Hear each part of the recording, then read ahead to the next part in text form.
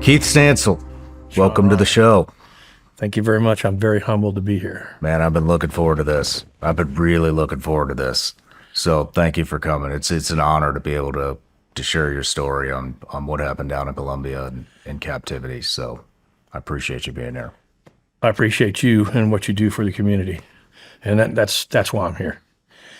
Not to see my face on a show anywhere or promote anything. It's what you do for the community. And I told you, some of my friends, and we brought you a couple little trinkets, right, that said, hey, and one of the text messages from a ranger to you, just say thanks for what you do. Just don't stop. And so, when I got the invite, any effort to support this, I'm all about it. That means a lot. Well deserved, sir. That means a hell of a lot. So everybody starts off with an introduction here. You ready? Yes, sir. Keith Stansell, former United States Marine and Northrop Grumman contractor who flew anti-drug surveillance missions in Colombia, is part of Plan Colombia to intercept FARC communications and support counter-narcotic efforts. Survivor of one of the longest hostage ordeals in modern history, enduring 1,967 days of captivity in the Colombian jungle after your plane crashed in FARC-controlled territory. Co-author of the book Out of Captivity, Surviving 1,967 Days in the Colombian Jungle. Two-time air crash survivor, received the Secretary of Defense Medal of Defense of Freedom in 2009. Dedicated husband to Rebecca, father to your daughter Lauren, son Kyle, and twin sons Keith Jr. and Nick, who were born after your capture and whom you first held upon your return home. And most importantly, you're a Christian. Thank you, sir. So, a couple of things to knock out here. Actually, real quick. So you had twins. Yes. How'd you decide which one's Keith Jr.? You know what? I didn't. Their mother named them while I was in captivity. They were born while I was in captivity. I didn't see them till they were 5 years old when I got rescued. So their mother being Latin, the joke was, I just saw, what are they going to be named? Then when I saw Nicholas and Keith, and it wasn't something, some crazy Wancho or something, it's a funny deal. And when I was in captivity, we heard on the radio what their names were. A Colombian major is a buddy of mine that spent 10 years in captivity. He goes, you got lucky. She named them Keith and Nick. Yeah. Damn. Well, we'll get into more of that. We'll definitely get into more of that. So a couple things to knock out real quick. I've got a Patreon account. It's a community that we've built since the beginning. They're the reason that I get to be here with you today. Right. And so one of the things that I offer them is they get the opportunity to ask each and every guest a question. This is a good one. It's from Jesse Martin. After years of freedom and time to heal emotionally and physically, if you could go back in time to any specific moment when you were in captivity to share a message with yourself, what moment would you go back to and what would your message be? Wow, that's a really good question. It is a good question. What would my message to myself be? If I knew that I was getting the message from the future, this too will pass. That would have been it. I learned one thing in captivity. We're bred, whether we like it or not, as human beings to survive. That's the way we were created. We don't have a choice. I think the survival instinct is stronger in some than others, but we don't have a choice. So one thing that the three of us always said to each other, my co-patriots there, Marc and Tom, that were captured with me, was, we're going home one day. And I used to tell Marc, I'd rather die on a tarmac, after a rescue in the United States than die here in this jungle. I just wanted to get back home one day. Obviously, you want to see your family, and that's what really gives you the strength to keep going, those ties and all. But for me, I wasn't dying on foreign soil. That was my biggest fear. Damn. It's a good answer. It's a damn good answer. And then to continue on, a lot lighter here. Everybody gets a gift. Uh-oh. Oh, wow. Those are sweet Vigilance League gummy bears, legal in all 50 states. It's just candy. Awesome. Just candy. At least they're legal right now. So they're not from Colorado? They're from Michigan. Fantastic. No, thank you very much. Thank you. But Keith, so I want to do a life story on you. I mean, obviously we're really going to focus in on Colombia and captivity and what you were doing down there, how you got captured, all that stuff. But I always like to start with, where did you grow up? I grew up in a place called Green Meadows, Florida, US 27 and Griffin Road in Broward County, right next to the Everglades. My father was a director of a vocational education center. My mother was a guidance counselor at school. And Green Meadows was one of those first developments where people had horses. So you had like an acre and a half or 2.5 acres and a middle-class ranch home. And my father made a good living, my mom, but we were kind of upper middle class. We weren't well-to-do, but spent a lot of time, when I say traveling, we had a camper. So my parents would always take a couple trips to camp somewhere, summertime, do those things. So really up until I was 14, it was Mayberry for me. I was a nerd, big buck teeth, wasn't very athletic, got picked on a lot, but had good friends. But liked to fish and camp out around my house all the time. And it was just a great place to live. And I remember my mother had a dinner bell in front of the house. It was an old train station bell that my dad had put on a 4x4 post. Back then, obviously, nobody had, social media and you weren't stuck inside. There was 3 channels on the TV. You get home from school and you pop smoke and you're outside. So the rule was, we don't care where you're at, but you better be able to hear that bell. Because my mom would cook dinner and she'd go outside and ring the bell, right? And ding, ding, we get tuned in and we'd, haul ass back to the house. So it was fantastic. And the only thing that sucked is my friends on the weekend, if we're out somewhere they couldn't find me, they'd ring the damn bell. You come home back, like something, And so I have really fond memories. Everybody in their life has tragedies, right? So mine, the earliest on was at 14. My mother came down with lung cancer, and she was gone in 6 weeks. In 6 weeks? 6 weeks, yeah, in 6 weeks. So that started a period of instability in my life. Really, I was very angry at the world. And I had just started school at a military academy in Melbourne, Florida, called Florida Air Academy. I was going to go into their flight school program there with Embry-Riddle. And my plan was to go into the military as a pilot. But after her passing, I ended up in 5 high schools in 4 years. And it was a lot of, being unstable.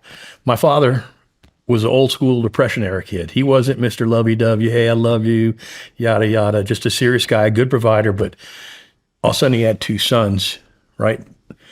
That wasn't really his groove. He was the provider and he taught us many things, but my mom was the caretaker of everything. So I moved around to a couple different high schools with family members, and, it really hurt my feelings leaving Florida Air Academy because I already had this plan mapped out. And it changed everything. And for my father, too. I remember my father, he picks me up one day from school, and my school principal had worked for my father. My dad hired him. And this was a few months after my mom had died, and my father was drunk. And my father was a normal cocktail in the afternoon, but I'd never seen him get in a car and drive drunk. And I remember we're listening to George Jones, and he's in the seat, and he's pointing at the radio, and she's gone. I was so brokenhearted for my father. It's the first time I'd ever seen him cry, the first time I'd ever seen him weak, And, we just drove home, and I remember he just went in, sat down in his recliner, and went to sleep. But I'd never seen any behavior, nor did I see it again. But I was worried.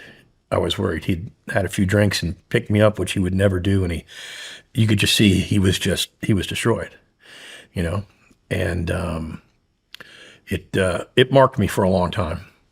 And we had our rough times too. You're a teenage boy, you're coming into puberty, I was never good with authority. The older I got, that didn't get any better. But that's the first tragic time in my life as a memory that I think would shape me the way I look at things forever. And so I would say from then on until maybe, in my 20s, even though I was in the military, I was bitter from that inside. I didn't realize it until really didn't realize how much it affected me until captivity. But my mom was the stabilizer in the family, right? And it put me on an unstable path. Now, I wasn't robbing banks or, in police cars or anything. I was just an angry kid. And I remember my dad's upset with me because I had been taken out of school and put in a place called Nova University, an adult college. I academically was very gifted. But I said, I just don't want to go to class or do anything anymore. And I think my salvation, and I hope he's still alive. One day I'm a senior at school, American Senior High School in Miami, Florida, and Sergeant Armando Yearwood walks into our classroom as a recruiter. And he started giving us some Marine Corps pitch. And I asked him, what are they going to do for me? He said, we're not doing shit for you. What are you going to do for me? Very straightforward guy. I was like, delayed enlistment right there. We got to go talk to my dad. I was 17. I signed a year delayed enlistment until I graduated high school. And that was one of the best decisions I made in my life. And I, by far, was no star Marine. Imagine you go in the Marine Corps and you don't like authority. It's just like, maybe not so well thought out. But the Marine Corps set me on a different path. And like someone who works for you, who went in the Marine Corps at 17 years old and then became an officer, enlisted guy first, I went in Parris Island at 17, and my drill instructors gave me a really nice birthday gift at 18 at Parris Island, which was about an hour workout on the quarterdeck till I puked. But even though I was not some star Marine, I was good at my job in the Marine Corps. It turned me to a path that would really help me in the long run and guide me. And everything I have today, surviving captivity, where I ended up, maybe working outside of my pay grade, is because I went to Parris Island at 17 years old. I got the Marine Corps to thank for everything on that. What did you do in the Marine Corps? So I was an avionics guy, aircraft electrician, aircraft avionics.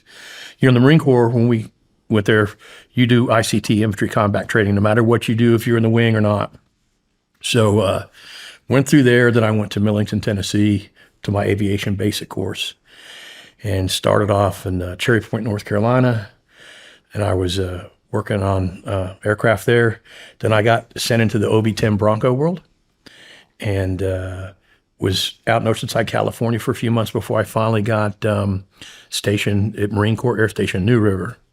So I was at VMO-1, Marine Observation Squadron 1. And the OB-10, for the people that don't know, is just a twin-engine forward air-controlled bird. The rear seater is usually a lieutenant out of the grunts, an infantry officer, and the front seater, not even a pilot, and the front seater is a naval aviator up front.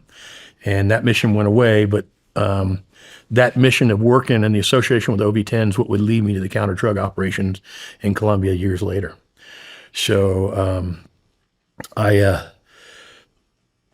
got out after 4 years, and a little bitter again because I was going to re-enlist. And we had a thing called MECEP, Marine Commissioning Enlisted Program. Basically, you apply to MECEP if you can get, approved. You'll get tuition, you go to school, you can get your commission, and then you will own 6 years of your life afterwards. But that was my plan. But then we had legislation that came down, Graham Rudman. There was no promotion, no bonus, no anything. And I was like, well, why am I staying here? Right? It wasn't the Marine Corps' fault. It was, DC legislation at the time. But one thing that marked me was one day I was in the hangar and I was just coming in from the flight line. And there's this lieutenant standing there that had gone to Florida Air Academy with me. And he sees me, and his call sign was Bones, but that was his nickname in school, tall and thin. He said, he goes, Stansell, what are you doing? I said, hey, sir. He goes, what's up with this sir shit? I just have my T-shirt on. I go, what are you doing? He was there. He was, I think he was flying Harriers. And he goes, you flying Broncos? I'm like, no, Bones, I'm not. I'm a Lance Corporal. This is about getting busted back to PFC if I don't get my shit squared away. But it really stung me that time of instability after my mom's death, what I had not taken advantage of. Damn. Yeah. I wasn't embarrassed at all. Nothing like that. So when I got out of the Marine Corps, I ended up going into the Georgia National Guard full time for 9 years. And that was an experience. The Guard is an adventure, to say the least. But learned a lot there about a lot of stuff, in the sense that not necessarily military, but there's that transition in the Guard. It's all, very nepotistic. The full-time Guard is an interesting deal. It is, in the military, we get transferred out, right? Every 2-3 years, somewhere active duty, you're moving, a different change of people, change of command. Well, at a Guard facility there, it's nobody ever leaves. You're there full time. Yeah. So, and I was in a transition in the Guard time when it went from no real mission to all of a sudden active duty Army started tasking you with missions. And so you got your summer camp every year, and you bring in the part-timers and go out in the field and do all that stuff. But I'll never forget, I'm in the Guard just a few months. We go to Fort Stewart, get all the part-time people in there, and we got 2 weeks out in the field and everything. And my first sergeant said, "Hey, Stansell, do me a favor." He said, "Take this Jeep here." And remember the old Jeeps with little flat trailers, little small trailers? Yeah. He said, "Go to the PX and load this fucker with beer." I'm like, okay. So it was a bunch of rednecks flying CH-54 Sky Crane helicopters and doing a damn good job of it now, right? Moving stuff for the Army, but they're at Fort Stewart. And then there's a big tent, and we're watching movies and drinking beer, and all the movies were not exactly PG rated in the woods. So some of my buddies in the Marine Corps like, "What's the Guard like?" I said, "It's a little bit different." It's a little bit different. But that ended shortly because we ended up getting Chinooks, getting new aircraft, and then the standards, I would say, picked up. And there was a change from kind of the old Guard to the new Guard, a much higher level of professionalism and people coming off active duty, joining that were, kind of tier 1 folks. Yeah. So it was a totally different Guard, and I got to see the transition, but interesting. Did you, I mean, in your days in the military, did you ever, and being in captivity, did you ever go to SEER training by chance? So we had, the Guard had this thing I call SEER Light. The Army would send trainers around and give you your training, but nothing like going to brag and completing the course. I'd get a course later on in Colombia, but yeah. And it was, it was interesting to me that when I started working downrange, all this time in uniform, training, all the stuff that we did, and I was an aviation guy, right? But I would never see any hard stuff or hear gunshots until I was a civilian on the dark side. I always laughed at that, And what got me from the Guard to the State Department was when I was in the Marine Corps, there was a program called Nimbus. And it was a drug interdiction mission run out of Homestead Air Force Base when it was still Homestead Air Force Base. And they used our OB-10s to support U.S. Customs and DEA on takedowns. So I got sent down there. It was just a small debt to support stuff. And that's really where my counter-narcotics connection started. And the customs guys had a couple jets down there. They had no FLIR operator. So kind of undercover darkness, I'm flying, doing the FLIR with them, and then our OB-10s are down there. And, we were doing some cool stuff. And that later would later on lead me to getting recruited by the State Department on an OB-10 spray program. You got recruited?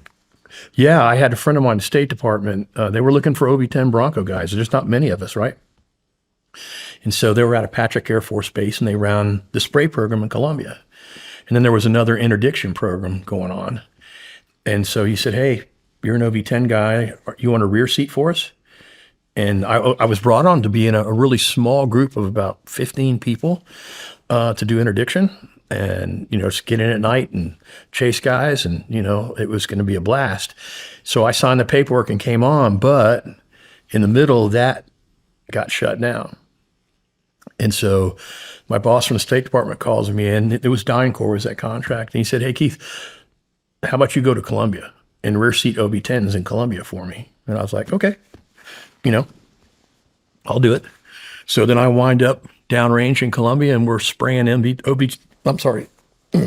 spraying coca with OB-10s that were, had spray booms on them and tanks inside. And I was running the SAR bird in the back, which was basically an OB-10 that had no spray equipment on it, but still had the FLIR system.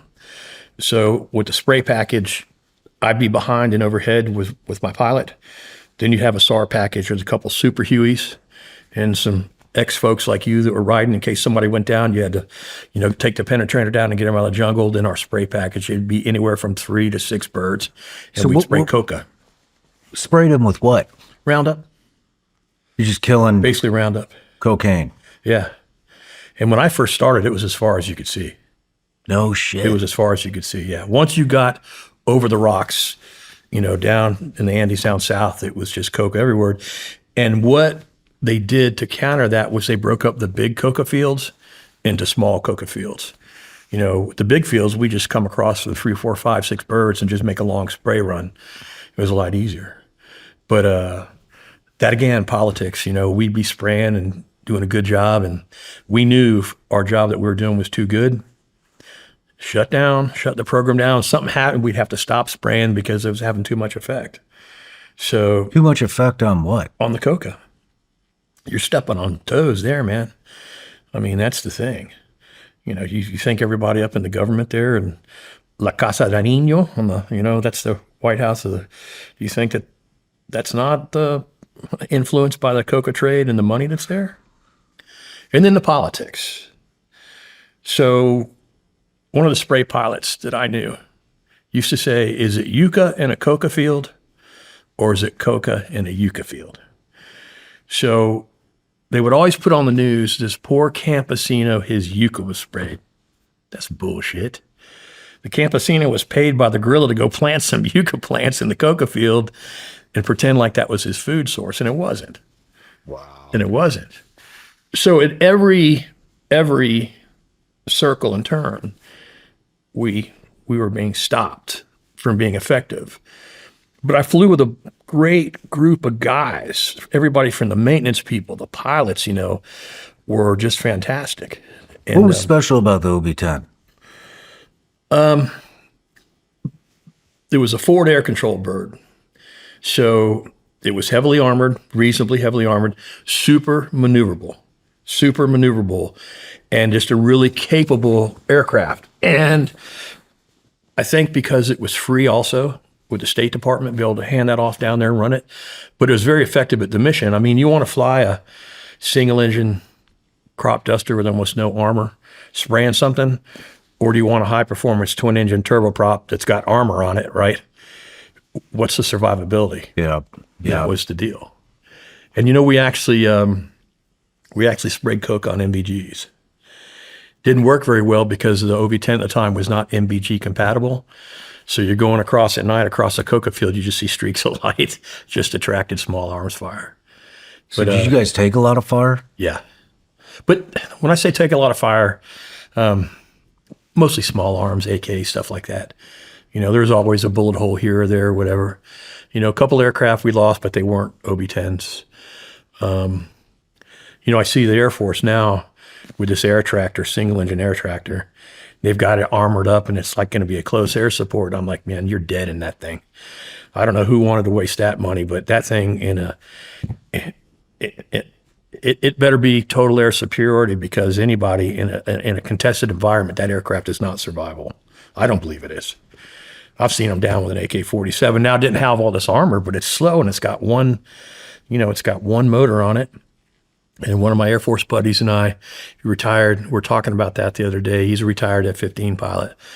And he's like, I wouldn't fly that thing in a contested environment anywhere, But OV-10 was a great bird. I really enjoyed it. A lot of fun. It was a lot of fun to be able to rear seat that aircraft. And it was a really good experience. What was the op tempo like down there? Depend upon the spraying. It would go through cycles. And so if we were on kind of a hard new spray time, just every day, the rotation down there, 2 to 3 weeks on, 10 days off, you're spraying every single day. But then politics would shut it down or speed it up. And, we did other things too. I got a mission one time. It was kind of interesting to support some Colombians. It was a lot of fun.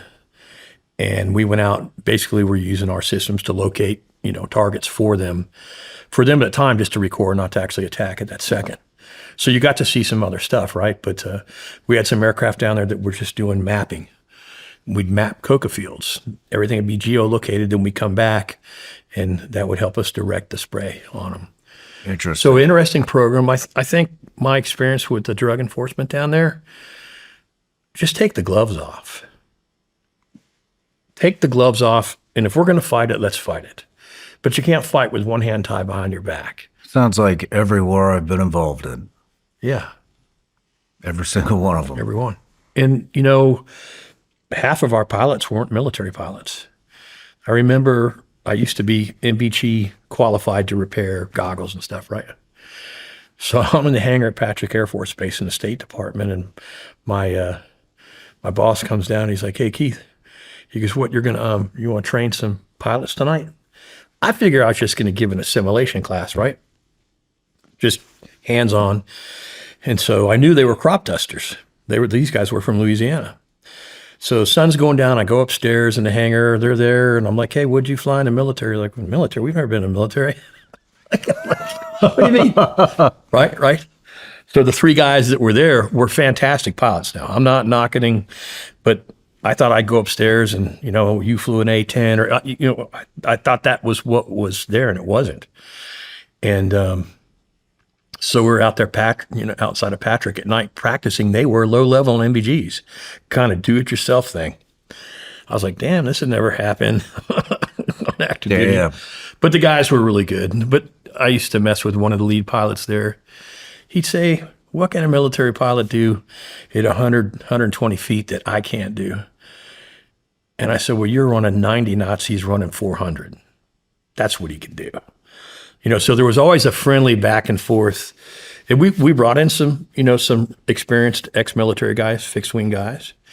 And it all worked out. It worked out.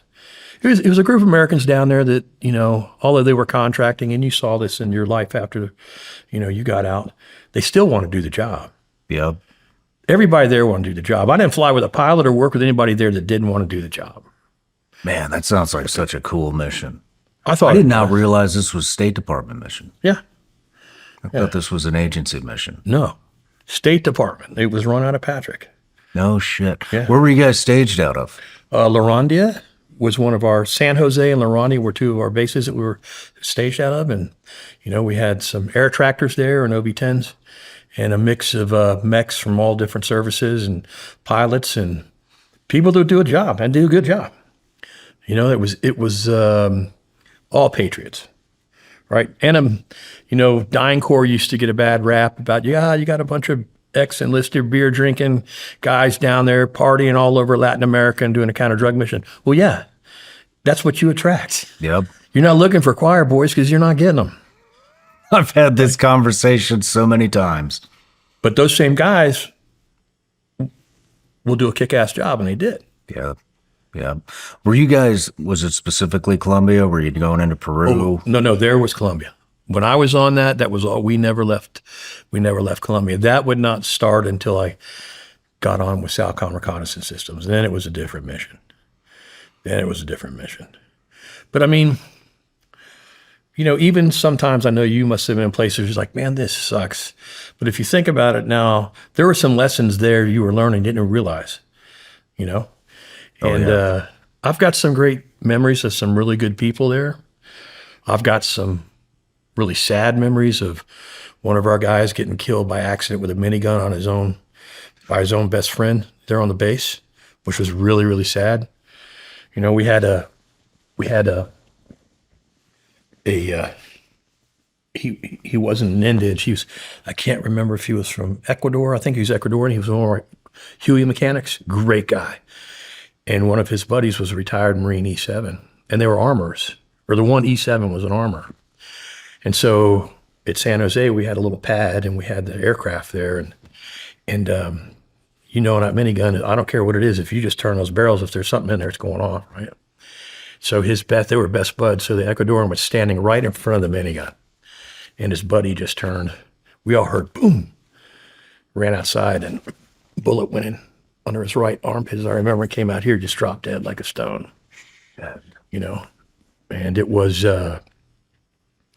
sad, really sad, because it was an accident, and it would become a whole legal thing afterwards.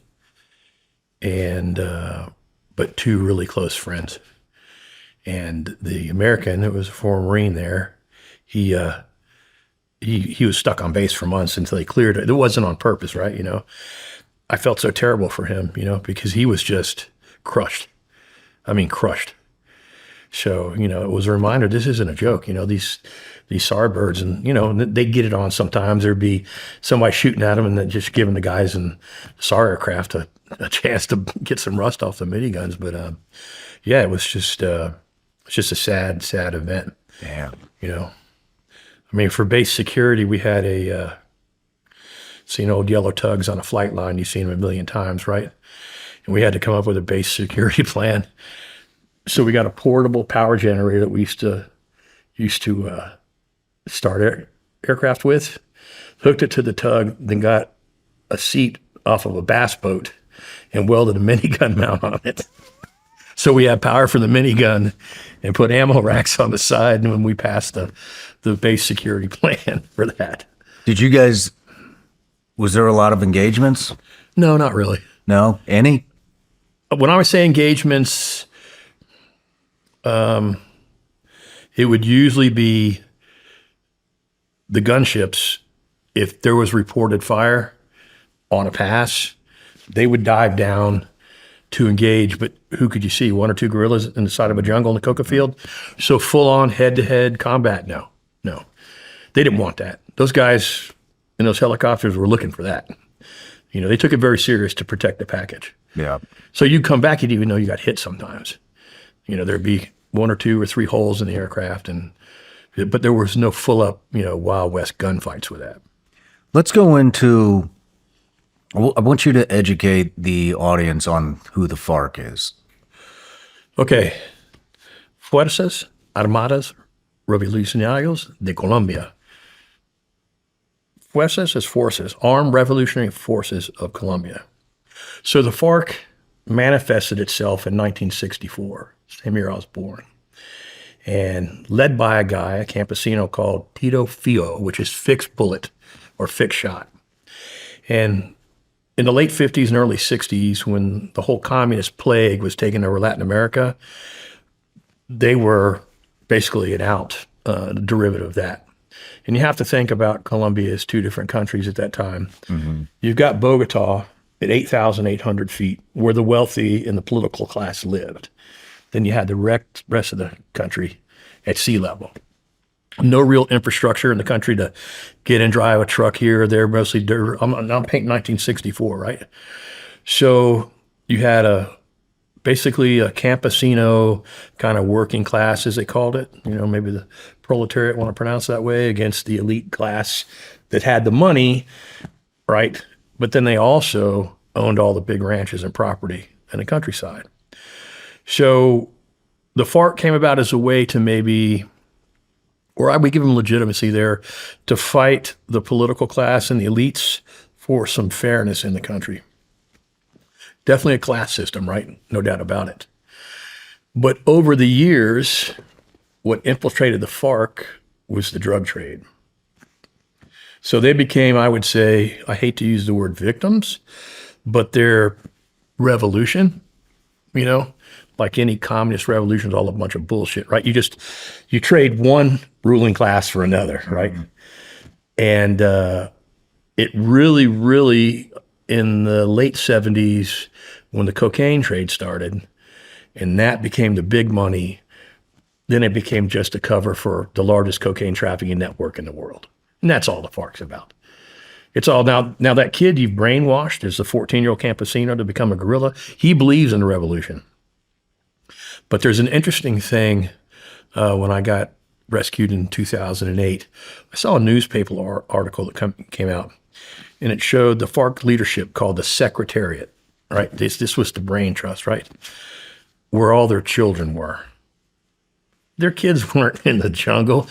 They were at universities in Europe and in Florida. I mean, and you've got these guys that are ultra wealthy and running this big cocaine trade. And so you had the secretariat, then you had the commandantes, and you have different fronts, right, around the country that were divvied up. And so it just manifested itself into a type of cancer, I think.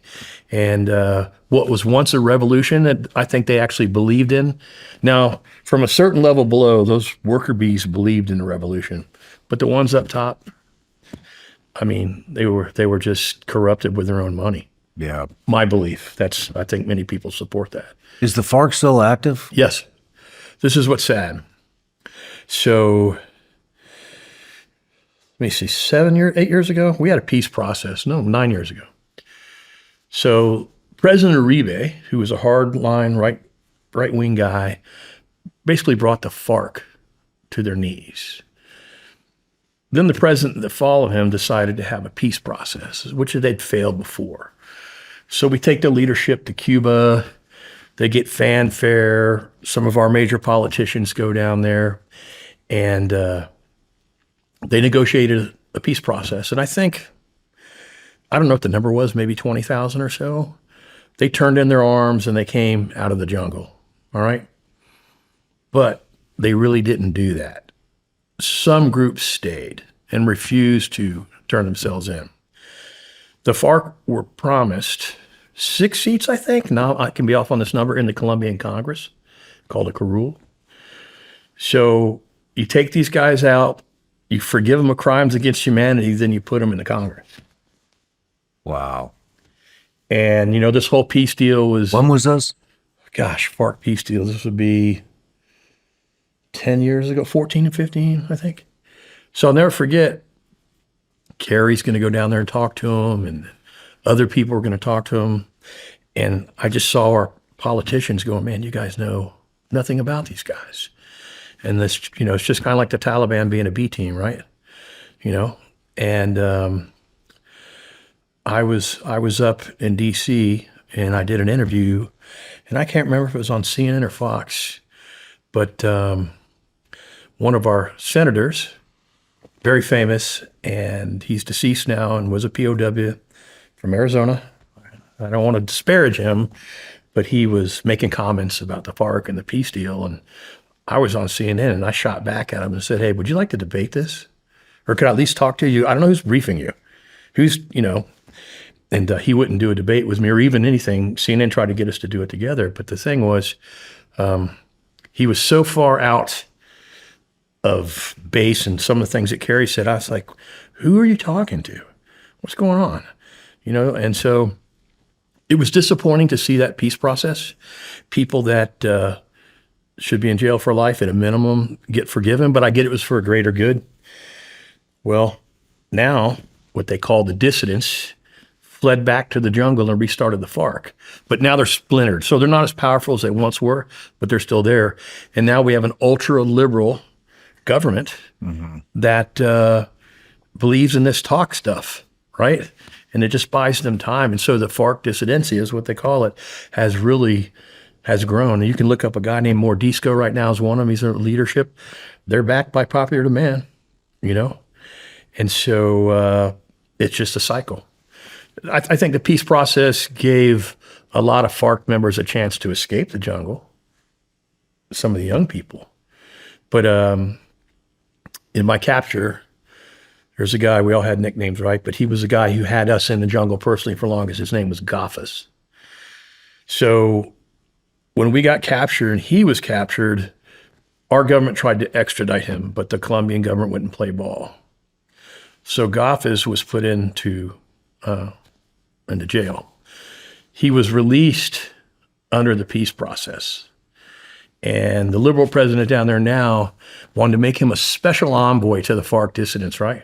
What did he do? He just went back and kidnapped a Colombian congresswoman. I just went back to his old tricks. He was just on the news a few months ago. And it was sickening to me to see this guy that was in handcuffs, right, next to the helicopter after our rescue, sitting up like this to a female congresswoman saying, don't come back here again. just released. And now he's, el secuestro. He's kidnapping people again. What he should have had was a fucking bullet between his eyes. This shit happens all the time. But look at all the people we've released from Gitmo. These are not good people. I worked at Northrop Grumman with an interesting character. Former 82nd Airborne, 1-star, Harry Axon. God rest his soul. He's buried in Arlington right now. And he made a comment because he was asking me about some of the leadership down there, and he was our corporate lead up there for SOCOM. And I had a picture of him when he went into Panama. He was sitting behind Noriega's desk holding his sword. And I said, Harry, like, what's your opinion? And he just looked at me and said, Keith, unfortunately, some people just need killing. And it wasn't animosity, it wasn't with anger, but he was just like, these people are just going to do what they're going to do, right? I mean, so what do we do? I mean, I guess on the right of being human and humane, you want to maybe give them the benefit of the doubt or whatever it is, right? But some people are just murderers, man. And that's just, they're never going to change. And we have this way of always hoping to negotiate with the unnegotiable. Yeah. Never seemed to learn a lesson. I don't understand it. How many people were involved in the FARC at the time? Do you have any idea? I don't know. We've heard different numbers, right? I think they were probably maybe more than 30,000 strong at the height. So there's a very famous takedown of a post called Me Too. So the Colombian police and soldiers that were in captivity with us, the majority of them were taken from Me Too.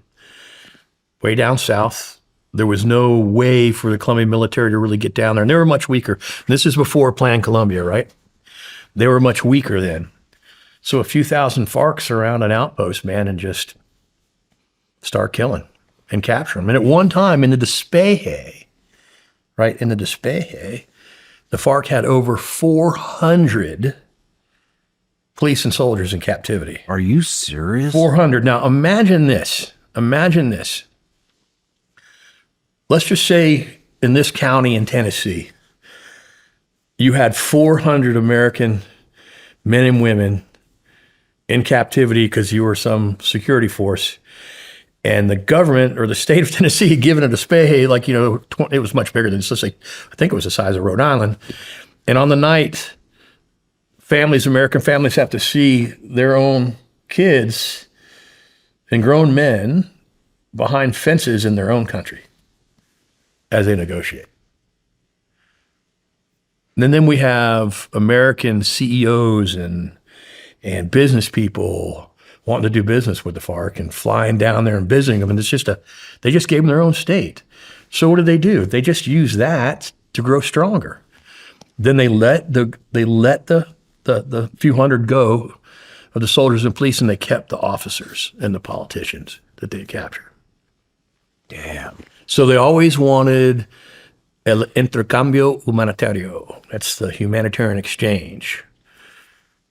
We want all the FARC you have in prisons for our people. And that's what, as Tom, we got captured, always said. So we're just hanging meat. And so they always wanted a Despeje to have another humanitarian exchange. But they were now a named terrorist organization. So what was the strategy? You got to declare us a legitimate military force. Then you have to openly negotiate with us and a Despeje, and then we'll exchange prisoners. They were never exchanging anybody. We were just political currency. Just political currency. And I remember Rumsfeld, I heard it on the radio. They were talking about the 3 American hostages. And it was a news thing, and it was a press conference. And Rumsfeld, our secretary at the time, was just holding it, right? And our subject came up. He goes, "We don't negotiate next." I was like, damn, today sucks, right? Did I want them to negotiate for us and trade us out? Yeah, of course I did. Who doesn't want to go home? But I knew that's a fantasy. And if you negotiate and you trade for me, then who's next after Keith or Tom or Marc? That's what's going to happen. If you can leverage them. And so, I always, all we wanted, and we stated in our first proof of life, we wanted to be rescued, but I wanted our guys coming to rescue us, not the Colombians. And I remember, because the whole plan was during a rescue op, the first time they hear the helos, there's a disembark, they did it. Yeah. In the first Colombian rescue operation, how sad is this? You had a group of political prisoners. I think there was 20 or so of them basically in a cage in the jungle, hidden in the jungle. So the Colombian military flies over the camp. You could see the boots hanging outside the Blackhawks. Then they fucking disembarked like a mile away in the jungle. What happens? They just walk in there and they kill every single one of them. Not only does the FARC execute them and haul ass, then they send a guy back to shoot everybody in the head again. One of those guys survived. He was you could call him like a state legislator, wasn't a national. And he survived by hiding under the dead bodies of his friends. Shit. And he told the story. What kind of... So do you want to rescue from that group? So you heard that while you were in captivity, that stuff? It happened, yeah. Shit. And what they were a group of municipal legislators. The FARC dressed up like police, drive into a little town, right? Run into the little courthouse where they're having them and say, hey, outside, you're at risk. Get them on a school bus, start driving on the countryside and say, oh, by the way, we're not police, we're FARC. How about that? Damn.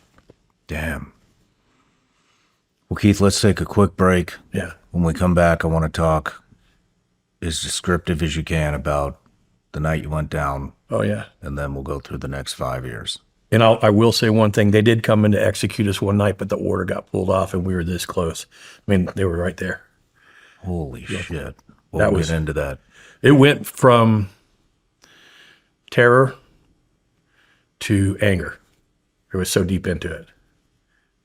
And, I mean, if you want me to say it now before we break real quick or not. Yeah, let's do it. So, being a crew chief for a long time, writing Chinooks and cranes, whatever, I could just feel a helicopter from a long way. You get used to it, right? Everybody's like that. So the biggest fear we had, and this would affect me in freedom afterwards, but the biggest fear we had was a disembark at night that wasn't done right. So Condoleezza Rice, when she was Secretary of State, was visiting Colombia.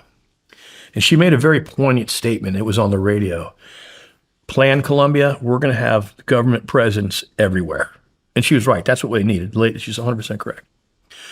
But while they were down there, we noticed a lot of air activity, but it'd be way off. So we just figured it was just more aircraft mobilizing people. So one night, we hear these two Blackhawks. Then it breaks into one, and it starts circling the camp. But a giant, giant circle. We did not know, would not find out until later, that they didn't have our camp spotted. So there's a couple hundred guerrillas guarding our camp because we had Colombian police and military on one side of the fence and then the politicians and us, the Colombian politicians and the three of us. So they come to the gate to kill us. And they bring the guards. Every guard has one person assigned they're responsible to kill. So there's just pandemonium in our compound. And Marc, actually, we had a little escape route plan. Marc was actually, he slipped out under the fence. And everybody's screaming. I sat down because we're in a box like this. And I said, man, they're just going to whack us. And there was a Colombian congressman with him. We had a nickname. We called him Big Cat, whatever. Anyway. So I was terrified. I'm like, they're just going to shoot the fuck out of us. And I heard the guards talking. Man, is this real? Is this real? The guards were nervous because they knew they were going to shoot us. And so I went from being terrified, but when I say terrified, I mean, I didn't crap in my pants when I was close, to I got angry. And I don't know why. It was not a macho decision, Shawn. I'm not saying I was a badass, nothing like that. I got fucking pissed because I felt like I was laying there like a rat. And I got up and I walked to the gate, and Fernay, who was the evil boss of the guards, I said, "You gonna fucking kill us? You gonna kill us?" I said, "Motherfucker, shoot me like a man." And the congressman, Big Cat, grabbed me. He said, "Keith, don't say that. Don't say that." I mean, it's total chaos. I said, "You shoot me like a fucking man." I don't know why I said it. It wasn't like I was being a badass, Shawn, or whatever, but I just went from terror, absolute terror, to just anger. If I could have got my hands on him, I mean, And then the radio goes off and they shut it down, and the Black Hawk went away. But we were this close. Wow. And Fernay had his radio on, and they're waiting. They're talking back and forth because the macho commandante, who is escaping right now, is talking to him on the radio whether or not to give him the order to kill all of us, because we were the HVT of hostages. I was terrified, man, terrified. And then I just got angry, and I don't know. I wish I could tell you why. There's no training, no macho, no thing. I was just furious that you were going to kill me. How long after you were in there did this happen? A year and a half. Yeah, a little over a year and a half. What happened to your buddy that slipped through the fence? His ass finally got back in under Marc. I said, "Man, you almost fucked up." Marc just hung by we didn't know what to do, right? And he slipped back in, tore his t-shirt, whatever. I was like, I talk about it now. Damn. Yeah. Keith, let's take a quick break. Yes, sir. The most important action you can take today is to help protect your family's future from cyber criminals and online predators. And Bunker, that's BUNKR, can help you do just that. Bunker was developed by experts with 25 years of experience catching criminals and fighting cybercrime. They created Bunker to help protect their own families, and now they're sharing it with you. Bunker even offers a family plan. With the family plan, you get a private messenger to share messages, photos, and files with your spouse and children, connecting only with people you approve. No spam, no surveillance, no imposters, ever. You also get a password manager to help safeguard your family's online accounts, including financial, shopping, streaming, and social media. You even get a vault to help securely store important documents like photos, IDs, birth certificates, and passports. Visit their website, bunker.life/SRS, and use code SRS for 25% off your family plan today. That's bunkr.life/SRS and use code SRS for 25% off your family plan today. That's bunkr.life/SRS and use code SRS for 25% off your family plan today. Here's the thing. The people who listen to this show are some of the hardest working in America, so you should never have to choose between comfort and durability when it comes to your work boots. That's why I'm so glad I found Brunt. Brunt sells tough boots that feel great from day one and are seriously comfortable right out of the box. No breaking them in, no sore feet, and they're built to perform. And Brunt believes in their products. You can wear them to work, and if they're not right for you, send them back. I love that they stand behind everything they make. Brunt was tired of the workwear brands out there cutting corners. You work too hard to be stuck in uncomfortable boots that don't hold up. So Brunt built something better. Boots that are insanely comfortable and built for any job site. For a limited time, our listeners get $10 off at Brunt when you use code SRS at checkout. Just head to bruntworkwear.com, use the code SRS, and you're good to go. And after you order, they'll ask where you heard about Brunt. Do us a favor and tell them it was from this show. All right, Keith, we're back from the break. We're getting ready to get into the night that you guys crashed and were held in captivity. But what was the name of the outfit you were running with? As far as, well, it's on your head. Southcom Reconnaissance Systems. Isn't that wild? Underplan Colombia. And when I saw your hat and it said SRS, at first, just for a second, I wasn't thinking Shawn Ryan show because I was thinking back to Southcom Reconnaissance Systems. I said SRS because that's what we were. We were SRS. And so for a second, I'm like, oh no, Shawn Ryan show. I wish I was that switched on, Keith. Otherwise, I would have said yes. Oh my God. And so when I saw it, how just, I don't know what you'd call it, right?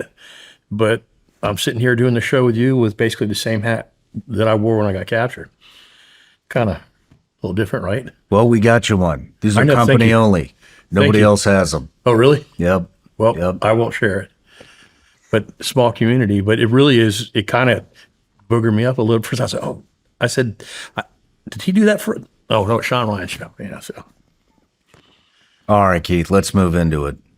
So what was happening that night that you got It was actually very early in the morning. It was, so we had, as a mission commander, I'd get an intel box from the embassy for my mission of targets. We'd all meet at the airport, usually an hour and a half before we'd take off, and confer with the pilots. And, Marc, who was new, we had brought Marc into the picture to streamline our collection, right? He was an analyst in the Air Force, an intel analyst, and he also worked with our stuff in the embassy. So he was hired to help us, make a better product, essentially. So he was training to be a mission commander, because the funny thing about our bird was it's a Cessna Caravan. Everybody knows, 10-place bird or whatever, but we had one Colombian that's a host nation rider that always flew with us to see what we're doing. And people think, the Americans running a Colombia doing what they want. No, we had somebody on board that knew what we were doing, was working with us, and we didn't just go somewhere without permission and collect on targets. Up front, and breaks my heart, but CW5 retired Tommy Janis. We're here because of Tommy, 30 years, retired Delta. Guy was in unit forever. Right seat was Tom House, who had never been a military pilot, but he'd done a lot of work in Latin America in these type of missions. And so Marc was next to me to the left, number one side of the bird, I was on the right. And the sad thing was Sergeant Alcedes Cruz was up front on his very first mission. That was his first mission. Young guy, wife, kids. And what's a bigger heartbreaker is he came with his buddy that morning. They thought they both were going to fly. And I said, I can't take two of you. I've only got space for one. He was super excited, his first mission, right? And he'd never come back. Damn. And so it breaks my heart remembering moments after the crash, the conversation. It was really bad. But to start off the mission, we get in there, show the target to the chief pilot and left seater, and then we go over what we're going to do. Take off out of Bogota, across the rocks, it's a little bit high, and then we get down the flat land and go do our mission. So we were going into a fixed base to get fuel. And right before the runway there, some rocks about, we call them small hills, about 3,500, 4,000 feet. So we had a combination, I call it shoot down engine failure. We were coming down out of 15,000 feet, we're on oxygen. And we're in a place where I used to look down and go, if we ever go down here, we're dead. We crossed it every day, but it was just mountainous stuff in no man's land. And I remember Tommy saying, 12,000. I had altimeter in the back, but I knew, so we all took our oxygen off. And I hear the birds, doo, no motor. So I said, Tommy, what was that? He goes, that's an engine failure, sir. Cool, calm, collected, like nothing's going on. So they start trying to do a restart on the motor. And I hear Tommy tell Tom in the right seat, run the numbers. He wanted to know if there'd have been no hills in front of us, no small mountains, we could have glided in. It would have been a non-event. Tommy had already suffered a similar event off the coast of Colombia a year before and brought the aircraft back like it was nothing and landed at an airport on the coast. So I tell Marc, make the Mayday call. And I remember telling Tommy, I don't know why I did it, but just his comedy. I said, Tommy, do some of that pilot shit, please. Wait. So Tom in the right seat, the numbers were not adding up. And Tommy just said, fuck it, which he did the right thing. He looked and saw a valley next to us, and he just broke, and we started circling. And he was just burning off speed. And essentially what he did is he'd burn off airspeed until we actually crashed going uphill to slow the aircraft down. I cannot tell you, I mean, unbelievable piloting skills. And he was inducted last year. I come up here into the Army Aviation Hall of Fame. Well-deserved. I'm here only because of his piloting skills. We should be dead right there on that. Damn. So I tell Marc, I said, Marc, make the Mayday call. Marc steps on the foot mic and his voice cracks. I said, give me the mic. You get the target stuff. So Marc starts organizing what's on there. I start making the Mayday. So our boys in Key West and the boys in Embassy, I'm on the SATCOM. Everybody in the world's listening to us, right? And a friend of ours was in the office that morning in the Embassy, and he gets on and he's upset. All I'm doing is just giving grid coordinates as we go down so they can find us. I told them how many souls were on board, just the standard stuff that you train to do. Mm-hmm. And I don't think any of us, I know Tommy Janis was really scared when we were going down because we were just focused on securing stuff and Marc securing stuff in the aircraft so it just doesn't kill us when we crash in. But I remember Sergeant Cruz, he couldn't speak English. He's right in front of me. So I explained to him as best I could what was happening. I strapped him in the seat. He was upset. You could tell he was upset. What we did not know was that there was a column of guerrillas, and they were on the mountainside right under us. They were there waiting for aircraft on approach, trying to shoot them down. Shit. We didn't know. We did not know at that moment that our aircraft was getting filled with holes. Because the adrenaline's going right. We're just doing what we have to do. They're shooting the hell out of us right then. We didn't even know it.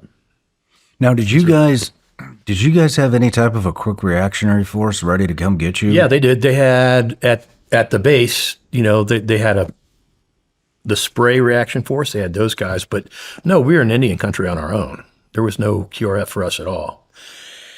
And I remember Tommy saying, as we're, now I'm looking at jungle side above us, but he's just burned off airspeed. And Tom he said, you better put it down because about 15 foot in front of the aircraft was about a 400-foot cliff. That's how close we came to the edge of the cliff. So Tommy goes, hey guys, this is going to hurt. Then we hit first, broke off a landing gear, then we dug in. What I remember most is the side of the aircraft just opened up like just a can opener. Debris and dirt and everything are coming in. And we come to a stop. Marc and I are yelling at Tom and Tommy up there. We didn't know they were unconscious. Sergeant Cruz was okay. So behind me is a cargo door. So I said, Marc, you get the gun bag, get the target deck, right? And I'll get the pilots. So Cruz and I jumped out to get to the pilots, and the first thing I saw on the right-hand side, and I thought Thomas House was dead. The whole flap of his forehead was cut open and covering his eye. And he was out of his straps and twisted up in the windshield of the aircraft. So I start pounding on the windscreen. He's not moving. I said, I thought his neck was broken. I said, he's dead. He's fucking dead. I see Tommy next door, right, start moving. So we run around to that side and get the door open. And Tommy, how do you describe Tommy Janis, man? 56, probably weighed a $160, $156, ran 6 to 10 miles a day, had a six-pack, as vain can be, man. Had his hair all blonde. I mean, Tommy was, but vain in a healthy way.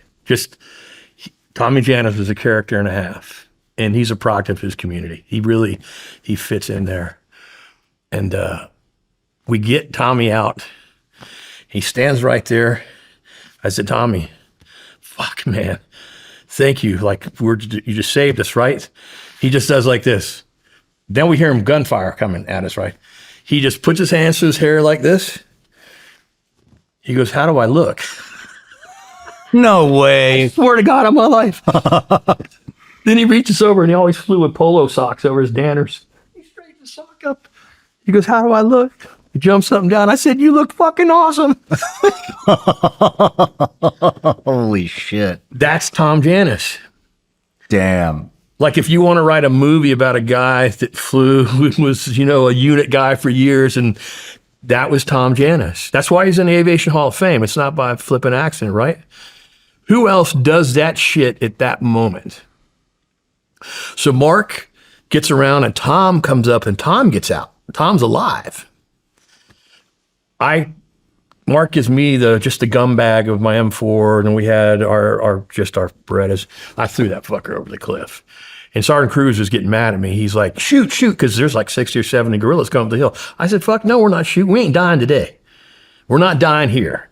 And we can't, we were uncovered ground. They were coming. There's nothing. It was over. Game was over. And Cruz is crying, but not out of like being, and I don't want to disrespect him, but he was crying out of frustration. He wanted to fight and he knew we couldn't.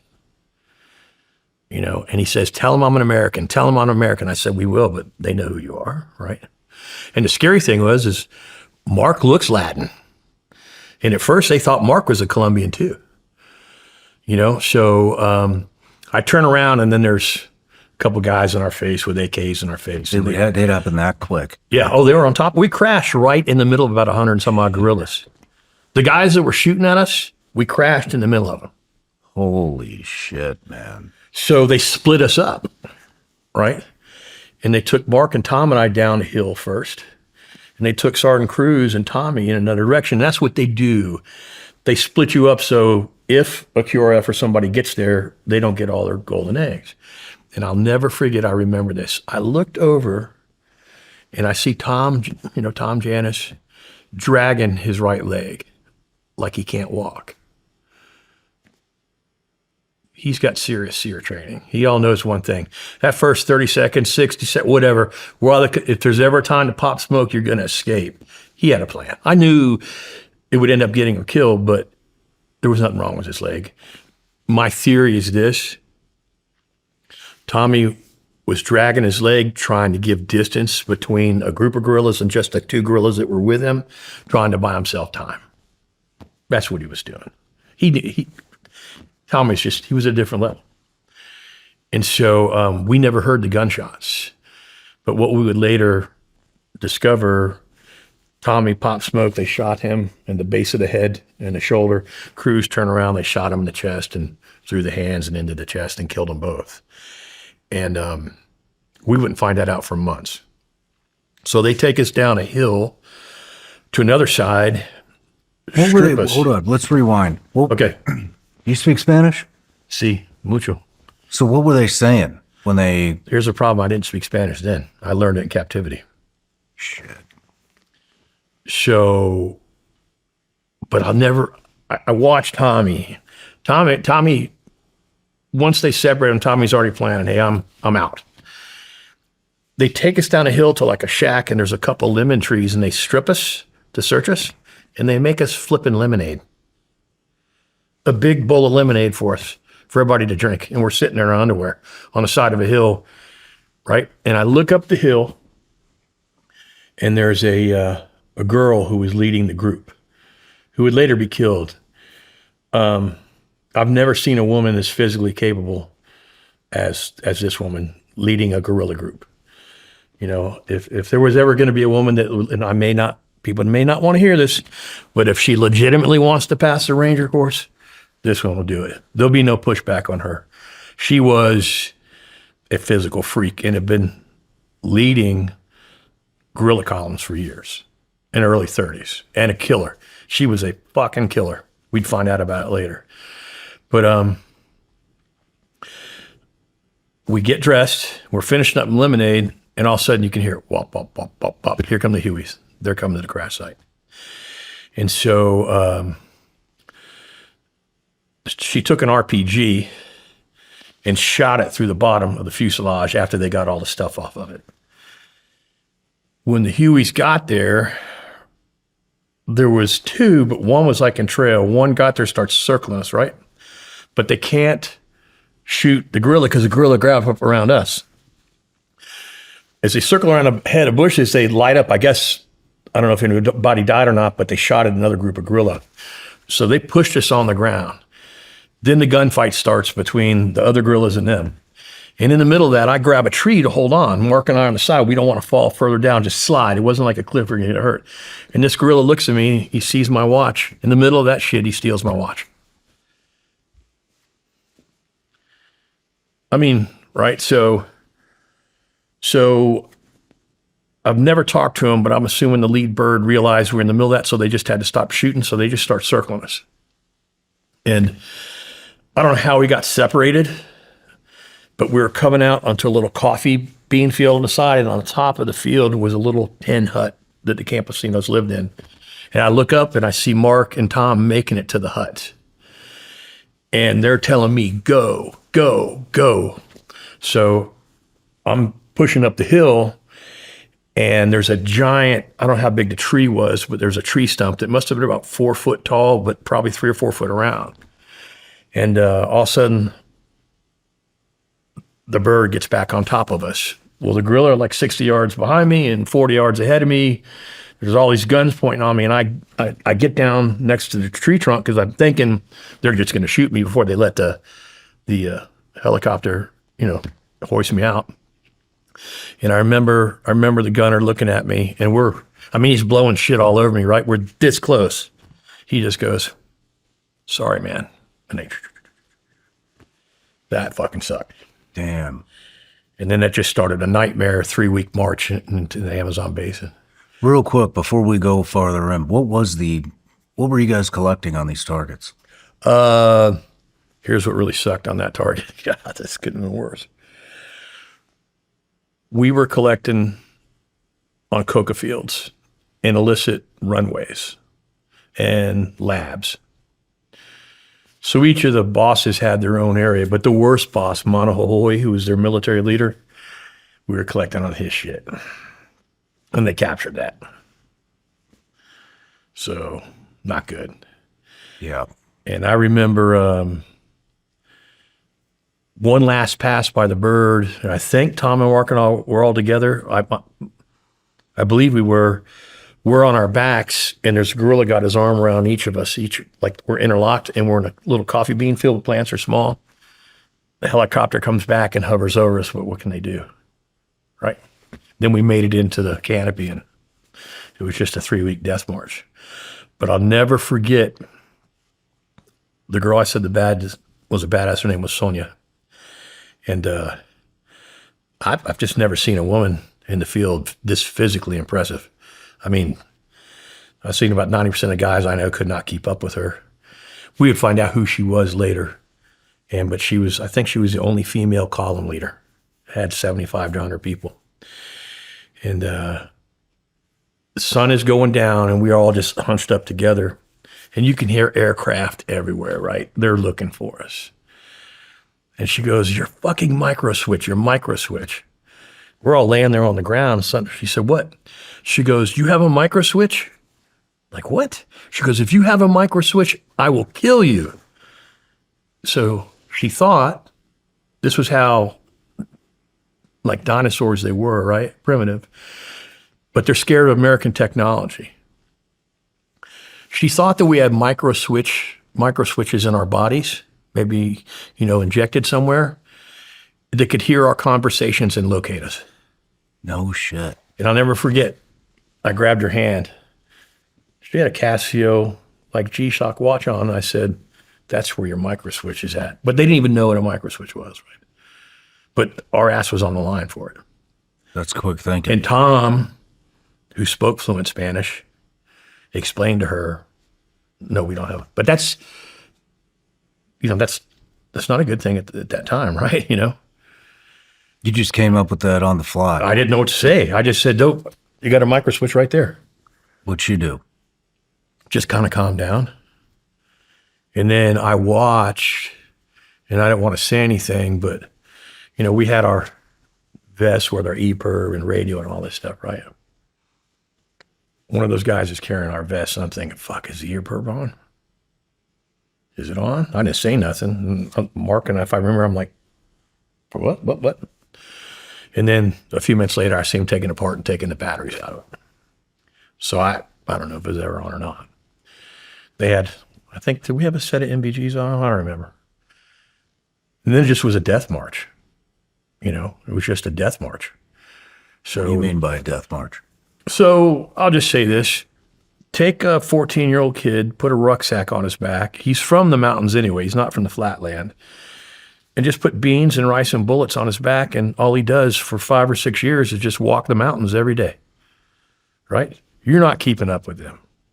I'm sorry. You're just strong, right? So it was almost 3 weeks where they took us to where some members of the Secretariat were to turn us over to them, where one fresh group would walk us for 8, 9, 10 hours. Then they just turn us over to another group, right? And we just keep daisy chaining like that. And we got separated in the march at times. But I remember it was a point where if we ever physically stopped, I just fall down on the ground and sleep. As I've never known exhaustion like that before.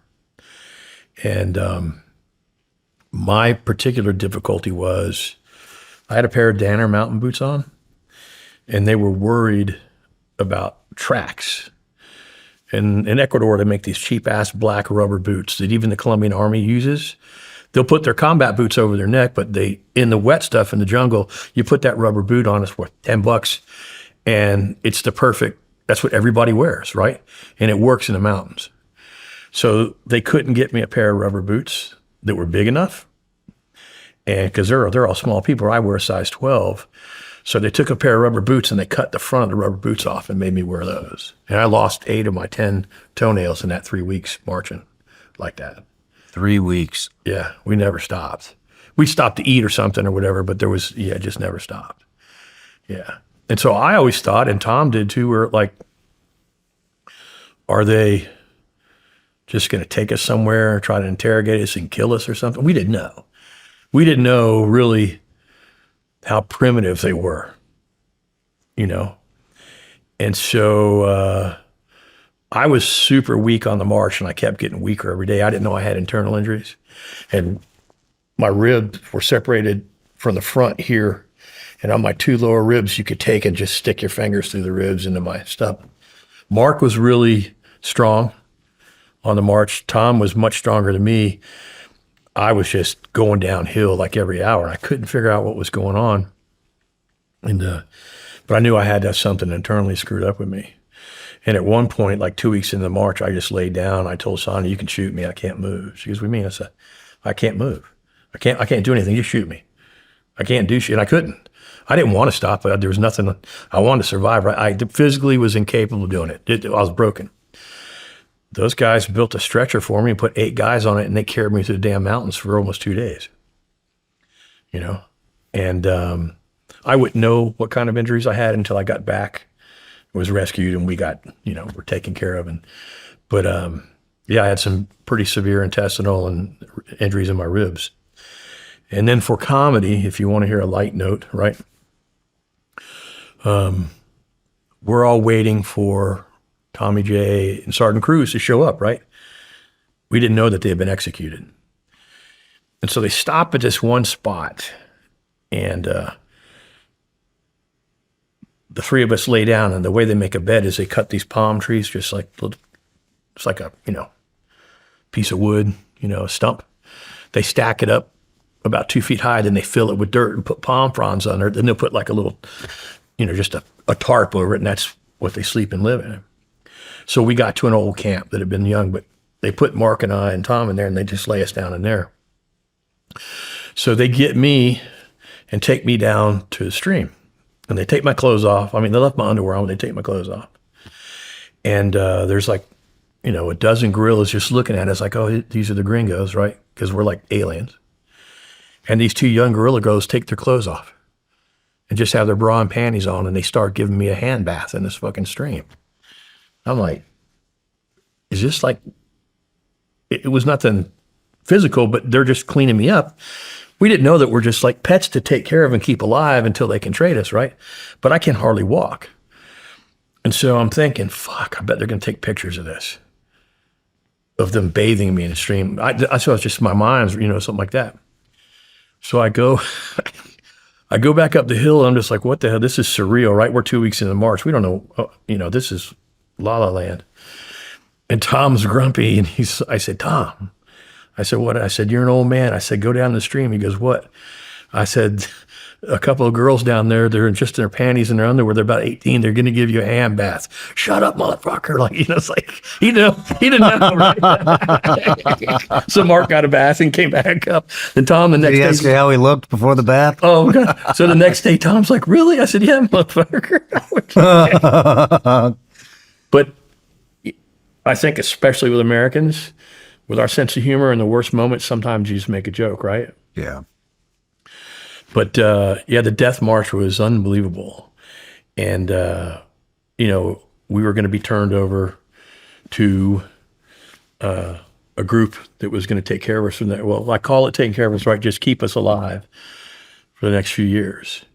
And, but that was physically the hardest thing that I ever put myself through ever. And it was, I remember one night we're in a river, it's just freezing, right? And, we're up in the mountains and they finally found a pair of sweatpants, put on me a t-shirt and these boots. And they put Marc and I on a rock in the middle of the river and it's freezing. And Marc and I are huddled together like this, just trying to stay warm all night, and survive. But it was shocking to me how freely they could move through the jungle without any, they knew where the military was and where it wasn't, and I was thinking, shit, these guys can go where they want to go to. And I'm not talking 8 or 10 of us, I'm talking 75 or 80. And it was eye-opening to see how much freedom, or not freedom, I guess, how much in control they were of where they were at, and there's no finding them. And the thing that was kind of disheartening, I can't speak for Tom or Marc, but I think the same. After a few days, the aircraft were going away. We knew we were getting deeper and deeper and we weren't being found. So we didn't know. I mean, were they just going to take it? We thought that they were going to take us somewhere and interrogate us, right? And then just get rid of us. We weren't sure what was going on. We didn't really understand that there were a group of other Colombians that had been ahead of us. At that point, they already had been in 5 years. They would be in 5.5 more. Damn. What was it like going through the jungle? I mean, were you guys on a fuck? I'd like bulldoze every square inch of jungle if I could. The jungle bites. It's not a friendly place. Every tree has a thorn. It's a difficult environment, and it's tough because it's like this where we were. We're in the mountains. We weren't down low. It's hot. It's sticky. It's a miserable place, and I'm sure, my wife and I just came back from a trip in Costa Rica and we rode ATVs up into some nice jungle for like a little lunch and all. And she says, how do you feel? I said, I'm okay. Now, that would have wigged me out a few years ago. But yeah, the jungle's tough, man.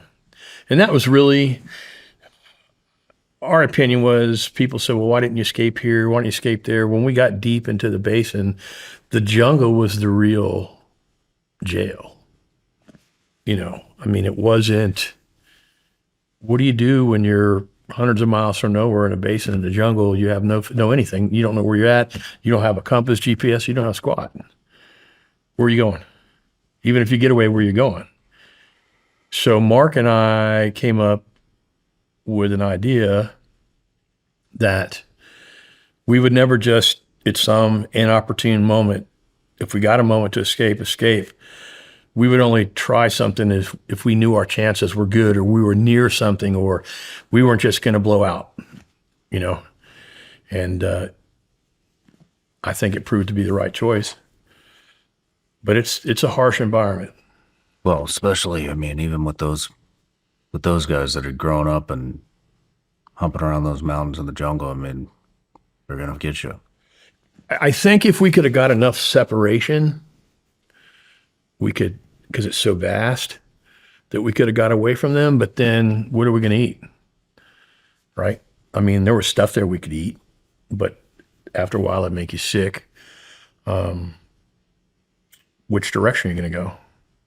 You know, I'd read stories, and there were a couple of stories of a couple of Colombian prisoners that had escaped and spent weeks and then finally came back because they couldn't find their way out, you know? And it's not like, you know, I used to teach land nav and NCODP and all that bullshit, right? Well, there's no reference. If it's overcast and cloudy, it's not like I can look across and find another mountain to hold a reference point and I could motor to that and then get on top of it and do another one. You can't see where you go. Yeah. You're going to walk, you know? And so it was, we knew we were up Schitt's Creek, that's for sure. Before this, had you ever thought about what you would do if something like this happened? In a casual manner. I never believed in the mountainous terrain that we'd survive a crash. And our program was in the midst of transitioning to twin engine aircraft just to make it safer. But what we were victims of at Southcom Reconnaissance Systems was our own success. We take this simple bird, and then we take two simple birds, caravans, and we're down there 24/7. So competing intel platforms that come down for 45 days, then come back a few months later, that was our backyard. And let's say some other platforms that we collected with, they'd pipe their data back to the States, get everything redacted, then send it back for us to analyze and to use. Well, we were only final secret. What we collected was you could disseminate it. So when we came back that afternoon, I had a target deck that was processed and ready to be used, right? It wasn't compartmentalized. It wasn't US eyes only, whatever. And so we were a very simple, basic platform that collected real-time intelligence. So our mission creep became mission creep. Damn. And we were also too aggressive. We pushed it. You know, we wanted to be that platform, and we were lobbying, and they were on the way for twin engine for King Airs to get there, but we pushed it too. You know, we had an issue that was a mechanical issue, and I was supervising an engine breakdown in the States at a little site we had, and it was not good. So I called Tommy on the phone. Tommy and I had brought the aircraft back, right? And Tommy had just faced an engine failure where he came back and we had to put him. I said, Tommy, what do we do? You're the chief pilot. He goes, man, what's sitting in the hangar next to you? I said, the replacement bird, and it's got 2 motors. He goes, let's keep it going. And what I wanted to do was shut down the bird that was downrange and do an inspection on the aircraft, which doesn't look good, you know, on the contract. You're supposed to produce for your customer, right? And everybody wanted to keep the program going. And hindsight's 20/20, right? But we should have never been doing what we were doing. You know, should have never been doing. But you got a bunch of guys that are like doing a mission, and I would have paid to do that job, right? I mean, one day we go to Cali, and I get a little target that's totally different, and there's a warehouse in a warehouse district, but it's not a warehouse, it's a house. And so a really nice house, hidden in a warehouse district. So our bird doesn't draw any attention. It's a hide in plain sight. And so we have this mission plan, and actually Tommy Janis flew it with me, and we circle. And then we get some really good measurements on this house. And the whole point of getting the measurements on the house was there room for a Black Hawk to set down on top of this? That was the whole purpose, right? Not an American in Colombia. So a week later, I'm in the embassy lunchroom, and my boss, Steve, walks up and he throws their version, Samana magazine, of Time. He said, good job. And there's our target deck, right? There's the house, and they're disembarking on top of that motherfucker. But then you want it sucked? On the bottom of the damn picture is all of our coordinates, all of our info that's not supposed to be let out public. Because when it went through the Colombian pipeline, someone in the Colombian intel side sold it to the magazine. You know, so stupid things you saw. One of the most heartbreaking things I ever saw was our drug enforcement folks and FBI had informants with inside the Colombia intel that would put themselves at risk. So again, outside of Cali, there was this neighborhood in the hills, and it was not nice. You know, it was what you expect of maybe an impoverished area of Latin America. But there was like a meeting group where what they called the urbanos, which were the urban guerrilla, they get together and play soccer and stuff. So we had a friend of mine that was, I won't say which agency he worked for, but he was handling this intel person. And we had to go out and find their missing person. Well, it ended up to be two of them. What had happened is they had given him a pickup truck and some intel, and he and his buddy had gone to a party where this stuff was going on. Man, it fucking sucks remembering this shit. He while he's at the party, some people go out to the truck, start searching the truck, and he left his fucking ID in the truck. So the house was on a hill. So they shot both of them in the head.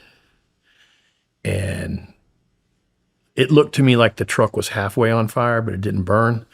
They flipped the truck at the beginning of the neighborhood on a hill upside down, and they hung him off the tire, if I remember. I'm trying to remember. I mean, this is 13, 14 years ago. And so we get there, and the first thing we pick up is 30 yards of blood just going down the hill and pulling up at the bottom of the road there in the neighborhood. And you're like, and his handler he was just sucked, right? You know? And then we didn't get that story. He didn't, once they did the investigation and find out, but we're just looking at this guy. So, I mean, there's a real price in the drug war. So this is not, you know, it may not be, hey, I'm a soft guy kicking doors and we're, you know, everything's thrown down, but there was a continuous price. And we might go on the North Coast and do operations or go to other places, but people got killed, you know, and it was the Colombians paying a price on the ground there, you know. So, but to see that guy, I just remember the blood just, I mean, it was like 20 yards maybe down this hill, and then it was pulled up, you know, and it was just, wow, you know. And so it makes an impact, right? And, you know, I think the thing I would take away from captivity is you see, and in your formal job, you saw it too, what people are really capable of. And it's really disgusting. You know, so when you see stuff like that, that just motivates you to work even harder, you know. But, you know, people pay a dear price on the front line of the drug war. And what bothers me personally, but it's, you know, I don't know who are the large groups in the U.S., right? We know who controls it down south. And people would always say, you know, X amount of cocaine gets to the States. X amount of cocaine goes here and goes there. And I'm like, yeah? Well, if we can't fucking stop it, how can we count it? That's a good point. If we can't stop it, how do we count it? And I've always wondered who's on the other side. Who are the big distributors, like especially in the coke side of the world. But then, this was a couple years after our captivity, if my memory serves me correct. Up on the north coast of Colombia, they took down one of the largest distribution networks of cocaine in history there. None of that shit went to the States. It went to fucking Europe. Then it got then back from Europe into the States. But I would always see these experts. This is where it's going on. I'm like, well, wait a minute. We're trying to stop it. We can't stop it. How can you count it? Were you pulling these numbers out of your ass to justify program needs or money? I get it. But how do you stop it? Semi-submersibles, right? When they first kind of came out, everybody goes, oh, there's one or two. It's a knockoff. No, there's fucking hundreds of them, right? Or we catch some bad guys from the sandbox that come in through Venezuela and they're tagged with the Mexican cartels. Well, why do they want to get into Texas? They don't want to get into Texas to sell drugs. They want to get into Texas to hurt people, right? You know, chemical weapons, stuff like that. That's my theory. They don't give a shit. They're not going to go into El Paso and start a war. But why are they embedded with the cartels? Why? I mean, it's pretty open knowledge. You look at Iran and its proxies, what they do over there on their doorstep. Well, look at their relationship with Venezuela. Really? You know? And I can't remember when it was, but I remember the women from Black Lives Matter.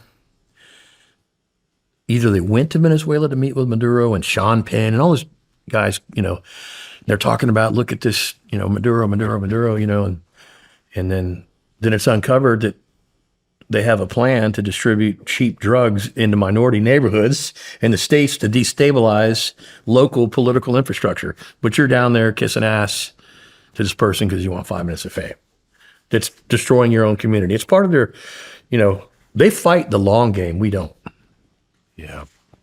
See it time and time again with all these terrorist organizations and the alliances that go on behind the scenes.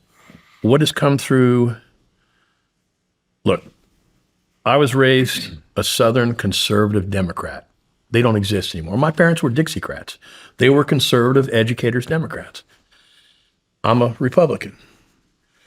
I don't see why we should be fighting over right or wrong, or if you shoot somebody and kill them, should you pay for it? This whole discussion and fight politically in our country right now about crime. But I can tell you now that border is where it starts. But nobody goes down to where I worked to see what's at the other end. Or when you're buying cocaine in the States, do you see the death and destruction that it causes in other countries?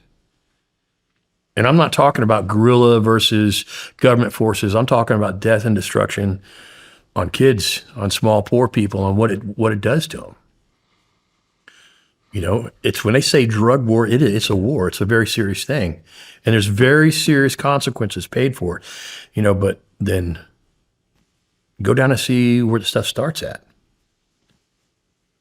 Just my observation doing the job, not trying to poke somebody in the eye and say, you should believe this way, you should believe this way. You know, if our border's open, let me ask you a question. Do you have a front door in your house? I mean, when your little kids are at home, do you lock your door at night, or do you, I mean, that whole thing for me is personal because I know what goes on the other side of that border, you know? And I don't know. And I'm not rooting for anybody to win political favor over border control. I'm just saying we need it. Yeah. Well, I think a lot of people share that sentiment. Yeah. Let's go back to the camp. Okay. So what was it like after the 3-week death march? They put us, we were fairly stable for the first year and a half. They put Marc and Tom and I into what was an old camp. What did it look like? Oh, man. So this old camp was just rotten. So think of like a little pole barn with an aluminum roof. And instead of walls, this is where we stayed. This was chain link fence everywhere. Okay. And it's probably 12 foot by 20 foot. What we did not understand, and there's 2 big poles going down at about 4 foot tall. That's where you tie your hammock. We didn't realize till we got locked up inside this cage that there had been 20 Colombian police and army hostages in there years before us. We saw the writing on the wall. We saw stuff that they scribbled, and behind one door, and I think this is what caused Marc his inspiration to carve the chess pieces, was a chess piece stuck in the door. So they take us to this camp. We meet Manahohoy, he was basically their bin Laden, right? One of the most wanted people in the world. He was the military leader of the FARC, an absolute assassin. And he's all polite to us, and they fix us empanadas, and they said, hey, we're going to open a camp just for you. And they point to Martin Sombra. You can look up Martin Sombra. He just died of natural causes here a few weeks ago in Colombia. He would be a cartoon character, terrifying, right? Nails about this long, whatever. So they load us in these pickups, Toyota Land Cruisers, and take us to this old camp. It's the middle of the day. We're just driving in a dirt road. I mean, there's no threat. I'm like, damn, these guys just moved where they got a giant camp with a couple hundred gorillas and cars and trucks. There are trucks everywhere. So we get there. Sombra's sitting on a beach chair, and he goes, we have opened all of this for you. We're here to take care of you. And I'm like, okay. And I said, well, who's in charge? Sombra goes, we're all equal here. Oh, bullshit, man. We just right. But we're destroyed. We just want to get some food and get some rest. So the first couple nights, they stick us in this big box. They build a bed off the ground, which when I say a bed was just palms cut like poles, like fence posts, put some palm trees on it, put a tarp over it, and a mosquito net, and you lay in there 24/7. So they took Marc and Tom out there and left me inside the big box until mine was just going to get finished last, right? We were not allowed to speak to each other. And it was months before we actually lost our voices because we couldn't talk. And so they throw in a couple magazines were printed by the FARC, when they were strong. And they're talking about the Conhe, the exchange, humanitarian exchange. So the FARC's big hope was, we've never touched Americans before. Now the government's going to negotiate, right? Which was, I don't think that, Rumsfeld and Bush are negotiating. That wasn't the guys you want to talk to, right? And then the most right-wing president in years with Uribe, they were like, fuck that. So we're trying to educate ourselves on what's going on, but it's like walking out to the grocery store. Somebody hits you in the head and you wake up and you're bound and you're blindfolded and they stake out the sticks and the world's cut off. And you're trying to figure out what's going on. So they come and they give us journals. This is a month into it, right? Because we're just sitting there. We're counting bugs. You come from a world that we live in and you're in that box and your mind is just speeding up. So I get sick and I'm shitting all over myself. I can't stop it. And I didn't know if I had malaria or not or what I had. So Tom and Marc are moved out and they put me back inside this box. It's just chain link around a wall, put me on a black piece of plastic and put a mosquito net over me. Well, they stop taking me to the bathroom every hour or so because they were tired of doing it. And you use the bathroom, what's called a chunto. They just dig a hole in the ground. It's lengthwise and you squat over it and kick the dirt in it and keep going. Well, I'm covered like from my belly button to my knees. I'm covered in my own feces. And it's not insanity, but when I say you start just figuring out shit to do. Well, I look over, I'm laying there, I look over and I see like half a dozen roaches just coming to me because they can smell me, right? So I just start killing cockroaches and stacking them up and counting them. I just wait for them to get there. It's all right, motherfucker. Here you go. And stack a cockroach. That's what I did probably for a week. And they finally came in and hung me upside down.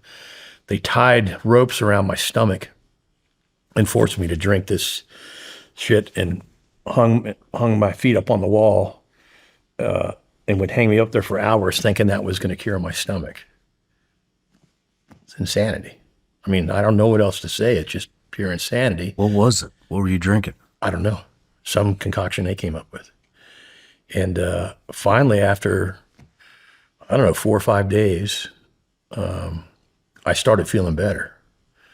But I'm laying there covered in my own feces, just counting roaches, trying to keep my mind busy. You know, and I'm thinking, what do you do?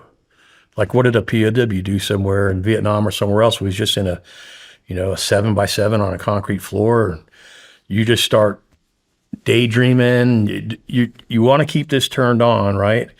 And just start to try and check out. I don't know how many businesses Marc and I came up with to run. We got back to the States. Your mind goes into this mode to where it's kind of taking you out. And we would just spend days in there daydreaming. And for some reason, and I don't know why, I had the ability to just sleep like a cat for hours.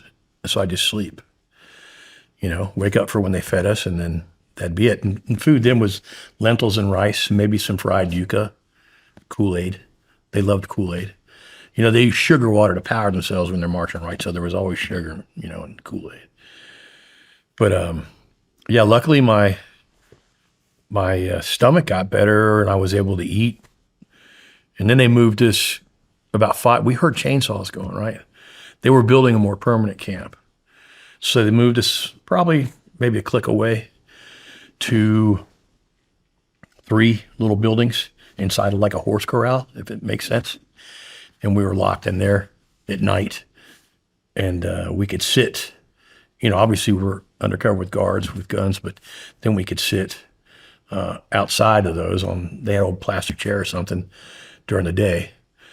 And it was just, we started to kind of get to know the guards, who was nasty, who wasn't so nasty, because we were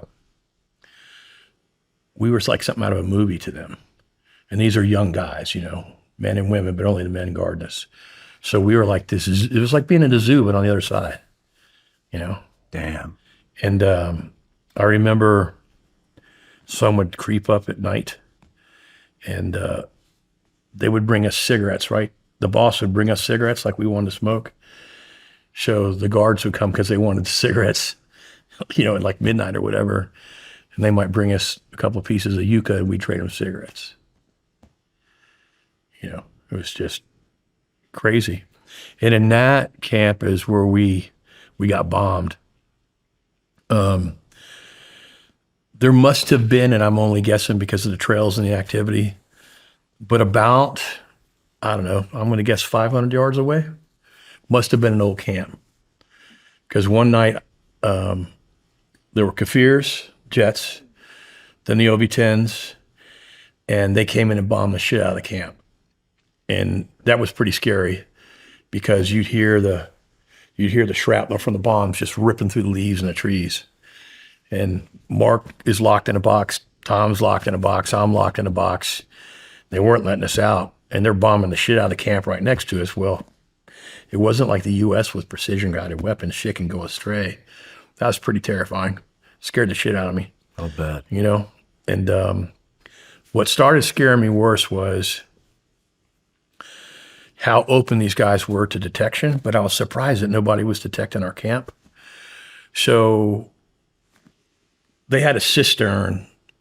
Anywhere in Latin America, you see black tanks, 250, 500 gallons, and people put them up on the roof or something, and they fill them with water, and that's how you water. So for us, inside this little corral, they built this platform, and the platform had a black cistern filled with water. They'd pump water, have a little generator, pump water out of the river to it, had a toilet up there on top of it. You're like 15 foot off the ground, or maybe 10 foot, and a toilet. So you do your business sitting on a toilet. Hey, Tom, hey, Marc, what are you doing here? Sitting there, but I'm like, I saw those from my aircraft all the time. I could tell you how much water's in it. It's just a heat signature, right? So if it's half full, you could tell, right? And it was out in the middle of nowhere, open. And a couple aircraft would be circling our camp. And I'm like, there's no way they can't see this. So what I was scared was they're going to see it and come back and bomb us. They didn't know if we're there or not, but they never did. They never did. And then after that, we were moved to a larger camp where we put in with the politicians and the Colombian military, and they were separated. It was a big fenced-in area where there was like 20 of them inside like a little cabin that was built. And then, the 7 Colombian politicians and the 3 of us on the other side. And as big as it was never found. I'm just dumbfounded, because I knew in our aircraft, if we got even anywhere in the vicinity of that, we'd have seen it. So I just didn't. What's going on? You know, I mean, something we skipped over is your wife is back home in the States pregnant with twins, correct? She wasn't my wife. She wasn't my wife. To be just open, honest here, she was a Colombian flight attendant that I met, and she ended up pregnant. And so, yeah, we weren't even married. And and my moral compass didn't look so good, because I had a girlfriend in the States too. You know, that wasn't, I was wrong what I was doing, but nonetheless, that's the truth. And so I'm thinking, oh, that's on my mind, right? What am I going to do? What am I going to do? And there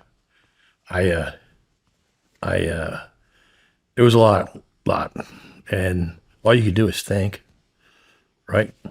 All you can do is think. And I remember one day, I was worried about the 3 of us, because I saw Marc and Tom in this little corral, and they had their plastic chair that we could sit on. Each got a plastic chair, and they got toothbrushes, and they're just cleaning their chair, because there's nothing.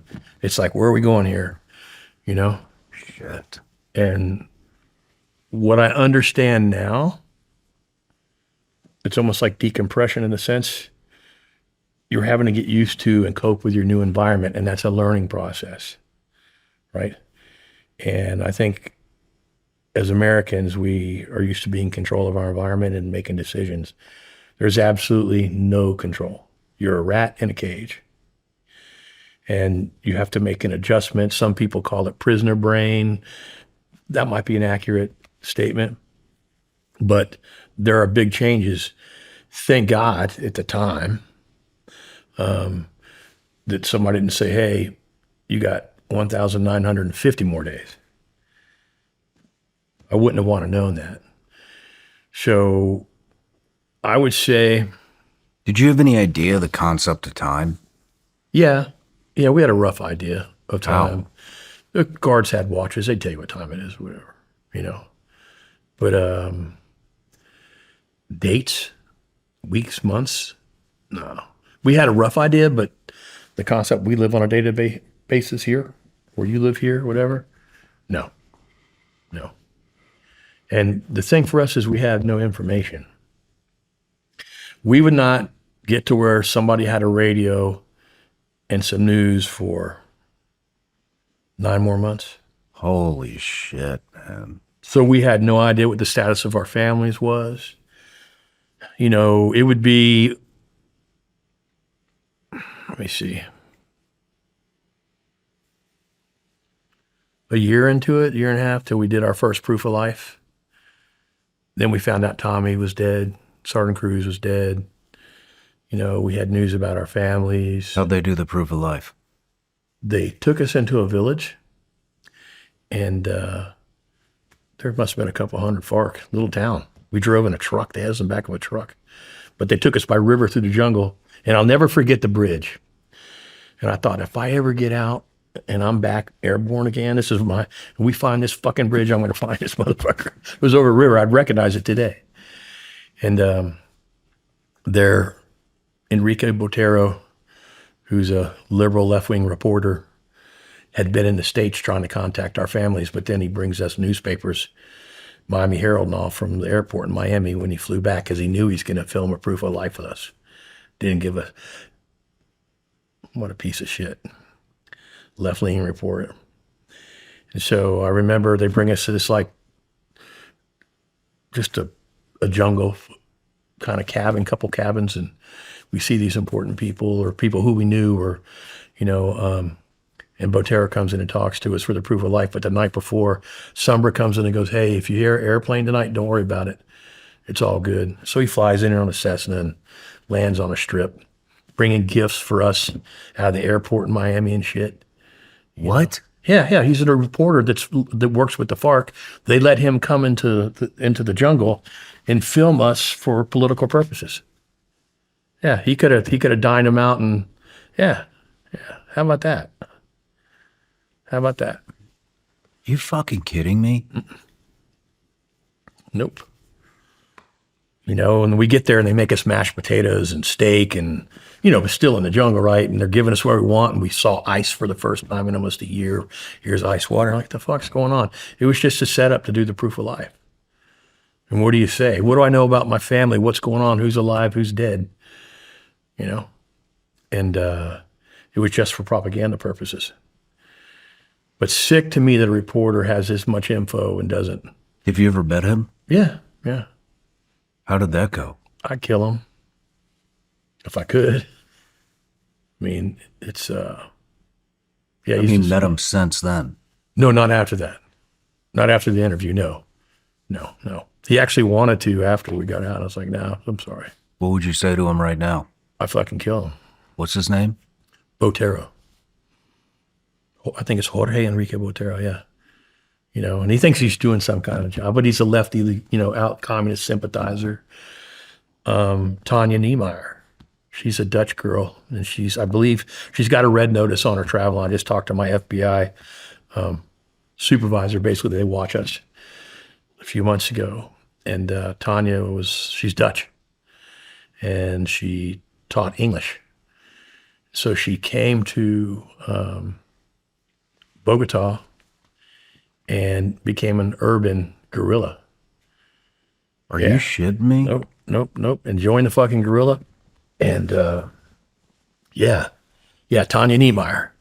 And so I don't know if she's been able to get out of Colombia or not, because the FBI, we've got a red notice on her. She can't not travel because she wants to go home, you know, I guess back to the Netherlands, but she's living in Colombia. Yeah, I'd hang her from a tree. And I remember when we met her at the Proof of Life, and here comes this woman all dressed clean in like new camo and got her sidearm on like she's a model or something. And her English was very, very good. Perfect. And so I said, what color is your passport?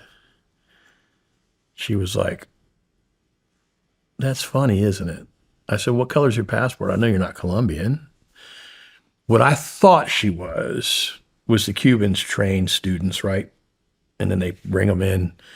So I thought she might have been one of the student communists out of Cuba that was brought in there, which turned out not to be true. She just got recruited in Colombia, was a left-wing sympathizer, and joined the guerrilla as she's teaching people English in Colombia. Nothing, you know, just out there gonna, you know. Shit. So she was there to interview us in English. She conducted the interview. And Monohohoy, and there's a great video of him getting bombed and killed. He reads a pronouncement to the United States of America, and the reason that they're keeping us hostage is we violated Colombian airspace. Yeah. What kind of questions did they ask you? Nothing. They set us up. They told us, Marc, they told us that Tom and they got us in a room, and there's other guerrillas behind us, right? And they purposely put a couple small female guerrillas armed behind us to make us look big, and them, you know, like to make them like we're weak Americans. And they put camo on us, which I didn't want to wear, but then everything else to wear. And they start filming, and she does the interview. And Botero said, "Oh, Marc, here's a message from your mom." You don't think Marc didn't break down? You know, and then, oh, here's a Miami Herald. Oh, you're fucking. What was the message from his mom? Just, I love, you know, just news, right? And I didn't have anything from my family or Tom's, and so they wanted us to give a message back to our families on camera. You know, they're just using our pain so we just said basic stuff. We love you. We didn't do anything more than that. That when Botero handed the fucking Miami Herald to us, I want to kill his ass. You know, he knows he's coming to see us. You're in the States trying to get info from our families, so you're facilitating our captivity by helping our captors. What would you do? You know, and I've always had a special kind of distaste for Niemeyer because she came to a country of her own free will, educated, and decided to become a terrorist, right? And when the peace talks were going on in Cuba, she was there and all this stuff, but she's had a falling out with the FARC ever since.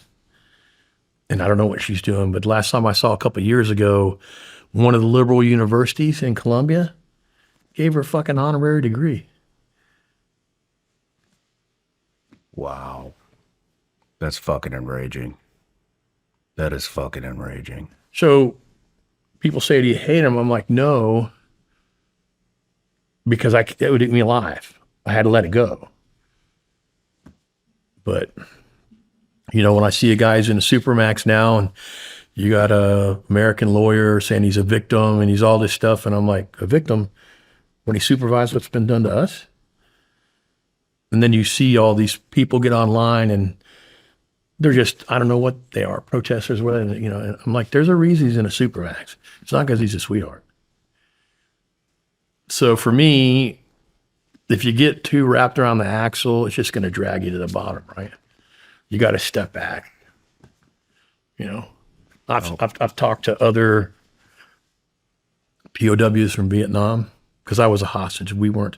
I always tell people at one point, we're the longest held hostages in the history of the United States. We're not the longest held POWs, and there's a difference. I don't want to take anything away from the POW community, right? You know, and so I have spoken with some folks who spent time in the Hanoi Hilton and stuff like that, you know. Funny how our minds kind of did the same thing just to survive.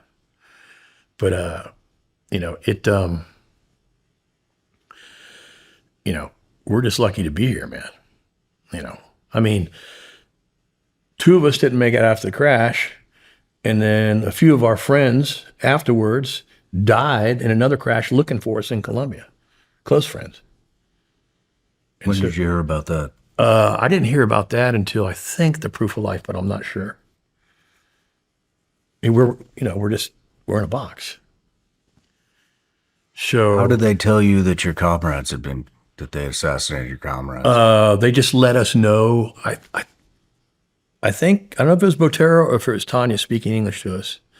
Let us know. Oh yeah, it was her. They let us know that they were dead. But then she also told something. She goes, you know, you guys are probably going to die.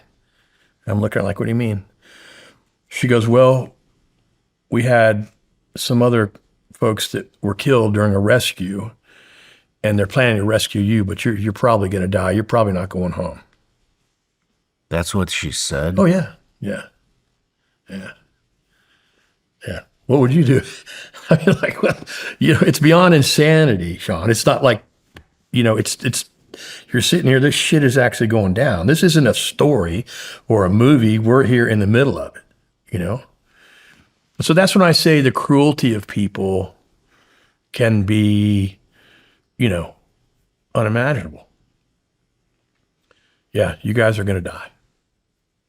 I was like, wow. Wow. And then, What did you think when she said that? I remember Tom leaning over me and telling me in my ear, he said, Keith, just remember they're filming us right now. I think they're filming us. So I said, yeah, okay, that's fine. I thought the odds are that we might die in a rescue if it wasn't done by the right people. But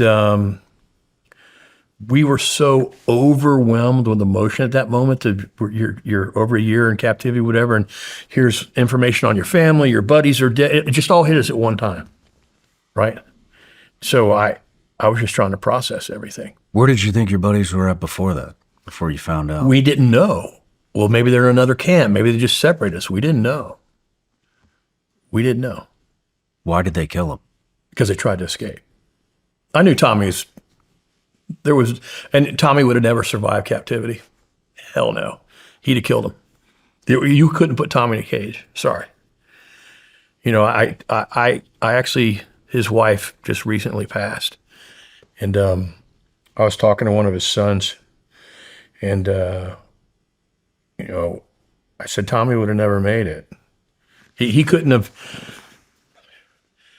he could have never been caged, my belief. Why do you say that? Just his personality. There was never a second. I know, and he was my mentor. He's the one that got me hired. I knew as soon as he walked away from that plane, I know Tommy. He was just looking at the right moment to pop smoke. That was his personality. And he would have never, let me put it this way. Tommy could do anything he wanted to do, but he would have never let himself choose to be a captive. You maintain your gear so it lasts, and your skin's no different. It's the first thing exposed to the elements every single day. Caldera Lab is built to help repair and protect your skin so you can look and feel your best every day. Caldera Lab creates high-performance skincare for men by combining cutting-edge science with powerful natural ingredients. It absorbs quickly, with no greasy mess. You guys know I'm a stickler for clean ingredients, and Caldera Lab really delivers on that. Each product is backed by science, built for impact, and thoughtfully formulated with safety and sustainability at the forefront. I know.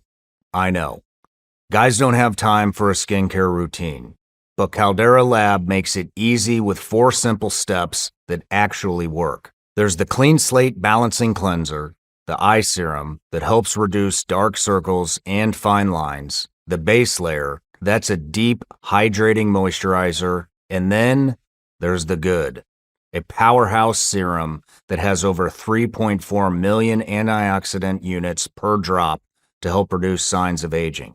Take care of your skin like you take care of your gear. Go to calderalab.com/SRS and use code SRS for 20% off your first order. That's calderalab.com/SRS. These statements and products have not been evaluated by the FDA. These products are not intended to diagnose, treat, cure, or prevent any disease or condition.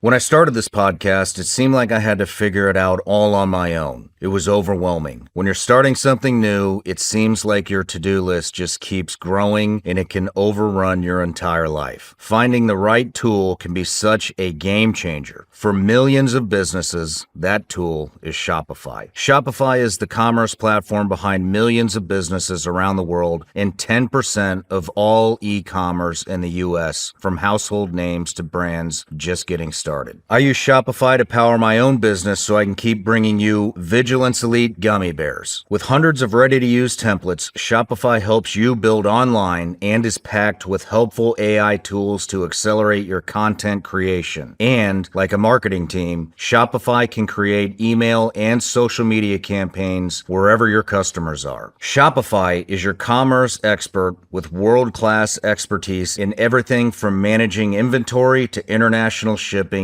and beyond. If you're ready to sell, you're ready for Shopify. Turn your big business idea into with Shopify on your side. Sign up for your 1-month, $1 per month trial period and start selling today at shopify.com/SRS. Go to shopify.com/SRS. Shopify.com/SRS.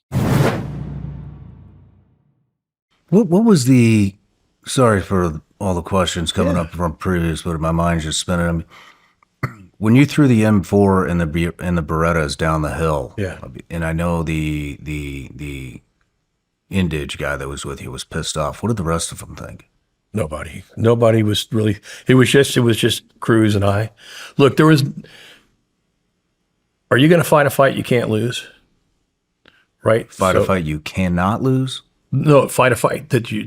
I'm sorry. That you know you can't win. That you can't win. Are you looking at surviving or just going out? And I wasn't looking at committing suicide.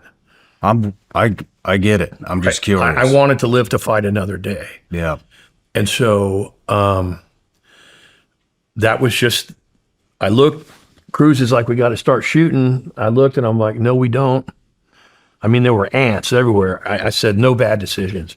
And I remember we're at the bottom when they gave us lemonade. And they took my wallet. And the only thing I had in there I wanted to keep was a picture of my little 10-year-old son, and they wouldn't. It still makes me cry now. I said, can I have the picture? No, it's all right. And Tommy looks at me and he goes, what do you think, Keith?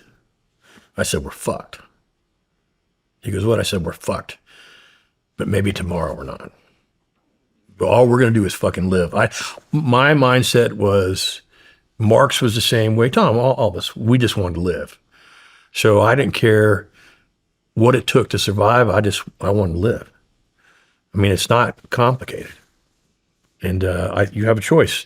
Step in a hole and just give up, or just keep rolling. And all three of us did that. You know, we have very distinct personalities, but, you know, we all did it in our own way, you know.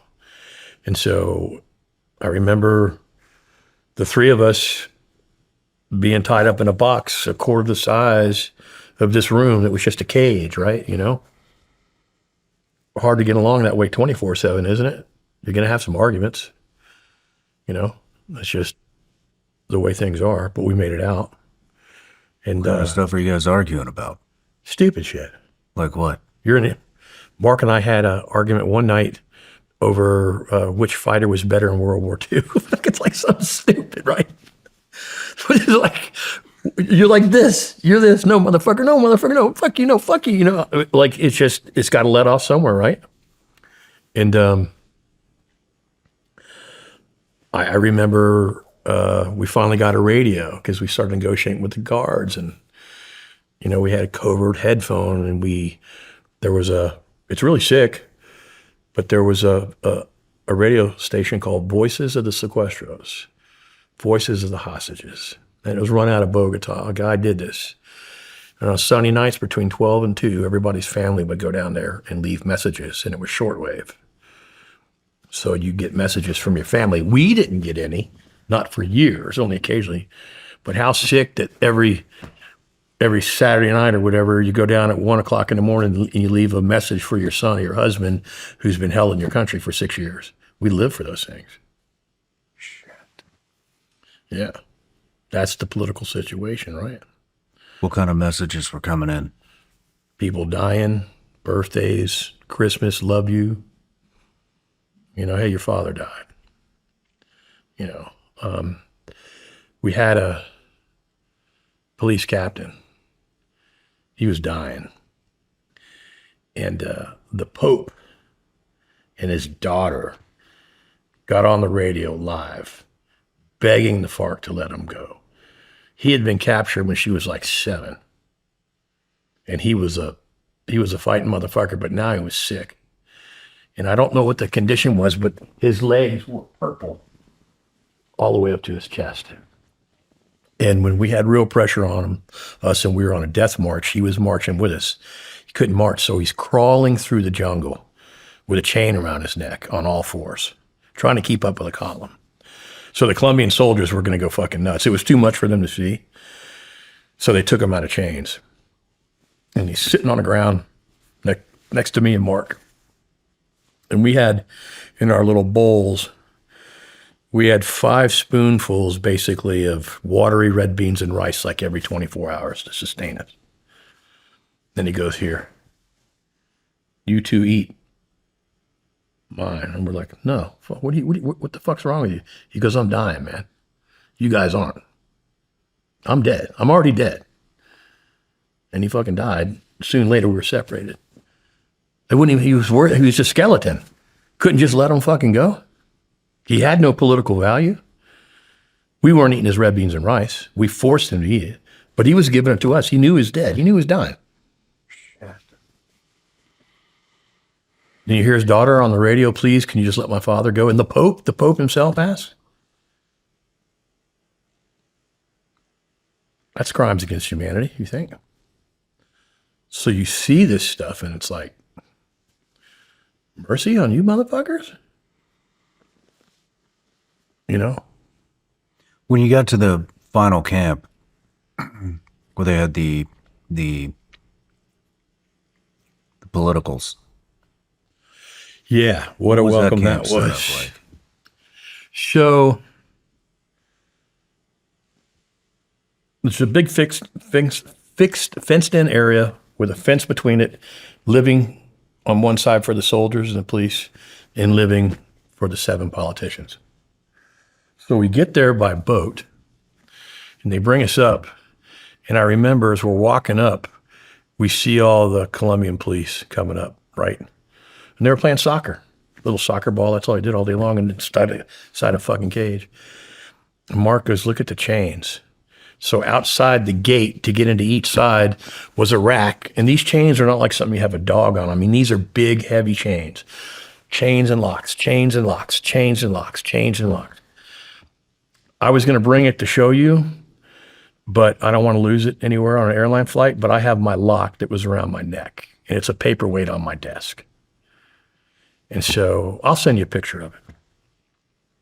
But I was like, fuck, chains. Marc spotted them first. He goes, those are for us, dude. I was like, fuck. So they tour us around the little walkway, and all the Colombian soldiers come running up to the gate, right? One guy in particular, his hair was all the way down to his calf. He had not cut his hair since he'd been captured. And he says to us in broken English, I'm glad you're here, but I'm not glad you're here. I said, why? He said, because Americans never leave their people behind. So if you're here, they're going to find us. Kind of poignant, wasn't it? It'd take a few years, but it happened. You know? So they did not want to be separated from us. I would have been the same way. You know, I'd have been the same way. But yeah, we were in that camp for, 9 months or so. I might be off by a month or two before we were moved and split up because the pressure from the military just got too much. What kind of pressure? Just presence on the ground, cutting off routes on, the rivers were like a road, right? So there's a video on YouTube of these 3 guerrillas in cayucas, which are their aluminum canoes with a 40-horse motor on the back. And they just turn, they got supplies they're bringing to a camp, and they run into Colombian army sitting on the river. And it was a massacre, man. It was a massacre. What started to happen was the Colombian military started doing more permanent operations. Usually they go into an area for 45 days or 90 days and they leave.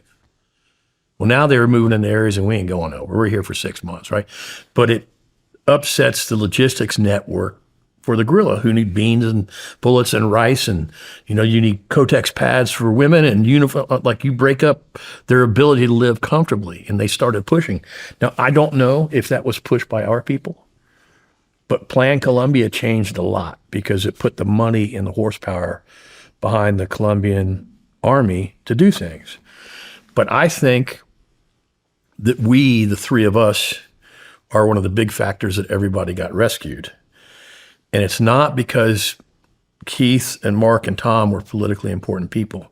The moment you took the 3 guerrillas, or you took the 3 Americans hostage, you opened up the U.S.'s ability to work against the guerrilla directly. Because under Plan Colombia, we couldn't, right? I saw guerrilla all the time. I couldn't do anything except report it when I got back. And I told the bosses, I said, you guys fucked up. I said, you gave your president that you hate so much, you gave him the biggest gift in the world. You captured us. Now we can help you guys freely. And that's what we did. That's what we did.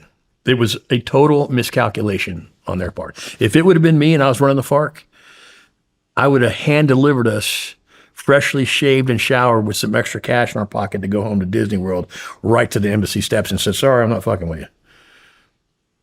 Intelligence side, militarily, it was the worst mistake they could have made. Because when you start flipping rocks looking for us, you find other things. And that's what happened. How many camps did you wind up in? Shit, I can't count them. Okay, I'll count the main camps. First one, second one, third one. There was another one, maybe 4 main camps. A camp after that was just a hammock, mosquito net, and a tarp over your head. We were just on the move. And how long was it before you guys could talk to each other? Oh, by the time we got to the politicians and all, we were talking then. How long had that been? 7 months, maybe 8 months. 7 months? 8 months, yeah. 7 months of no talking. Pretty much. Nothing. No I could be off. Marc's memory's way better than mine. He always goes, no, but yeah. We lost our voices, basically. And, you know, there were frustrating things too, like for poor Tom. Okay, this is what sucked. Tom spoke fluent Spanish. We didn't. So Tom was a translator. 24/7, we got to get him to ask for stupid shit for these guys, which put more stress on him, right? You know, it was pretty evil. And when we got to the camp with the politicians, that was even worse, because they thought one politician said, please don't let those nasty Americans in here. What, motherfucker? Oh, they sleep with whores. We sleep with whores. You're calling me a politician, you haven't slept with a whore? You know what goes on? It's like, but there was just this arrogance that no, we don't want them in here. They didn't want to share any space. They wanted us out in the mud instead of saying space inside there. Talk about a class system? That's the way they treat their own people. Well, they have it. And I remember Class system down there. I remember old Lucho, senator, right? You know, one day we're sitting there in the compound and there's a table. So Consuelo was a congressman, had to listen to her husband die on the radio. And Big Cat, we nicknamed him Big Cat. He's this big dude and he's heavy, but he moved like smoke. Just a joke. So we just named him Big Cat. So he's kind of trying to talk to me one day and he's feeling me out to see, like, you know, do I have any money or what's it like in the States? And he's like, do you have a boat? And I'm like, yeah, I got a boat. He said, can you draw me a picture of it? So I drew a picture of this fucking giant, like, you know, Viking sport fish. And I watched Consuelo. She knew I was sucking them down. Just, you know, the hook was going. And they care about platica, money, and what's your last name. And so Big Cat goes, holy shit. And he runs into the little hooch and he shows Lucho what's going on. And Lucho goes, Keith, you know, or what? He goes, what does an American contractor make? I said, a whole lot more than a Colombian senator. That's what motherfucker. You fuck stick, you know. But that's how they judge people, right? And some people did stuff in captivity and said, oh, I was in captivity, it caused me to do those things. Bullshit. You find out who you really are in captivity. It's like peeling that onion layer back. You find out who you are. And I remember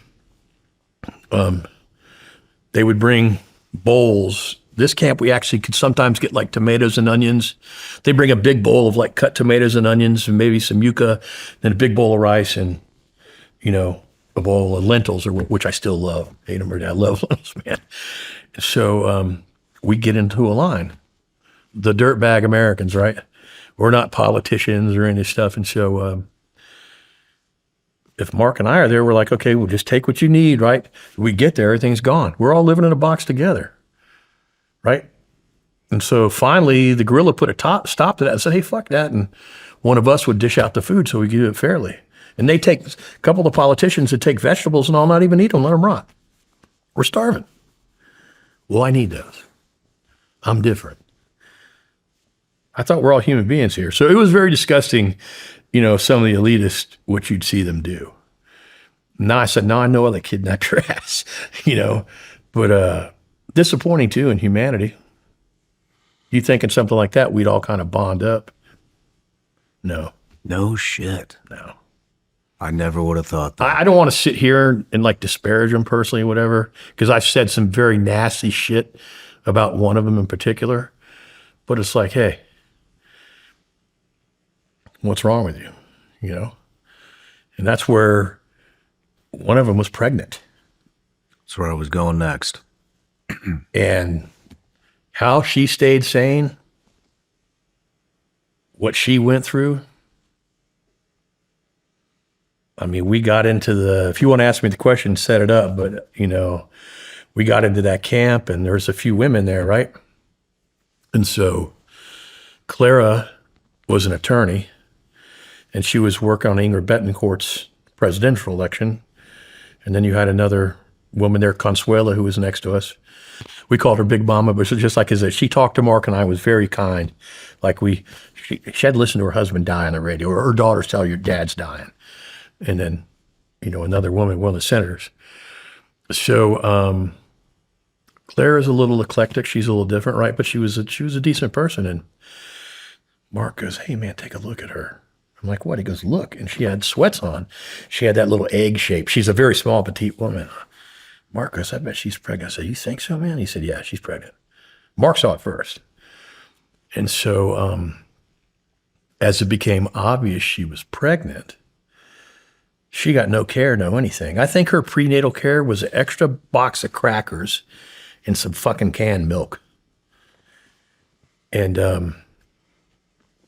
I remember, she was taken hostage with Ingrid Betancourt, right? And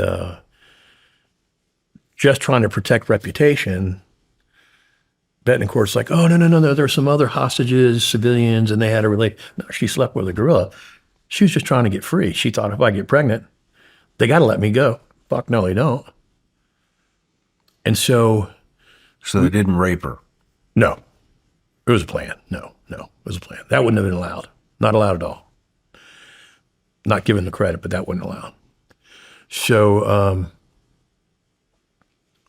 they take her out when she's about to deliver, but she's not delivering. And so one night we hear a baby screaming in the fucking camp.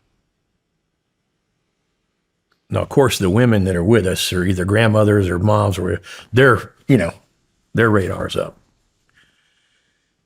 Like 3 days later, maybe I could be off 4 or 5 days, and we would hear the baby screaming.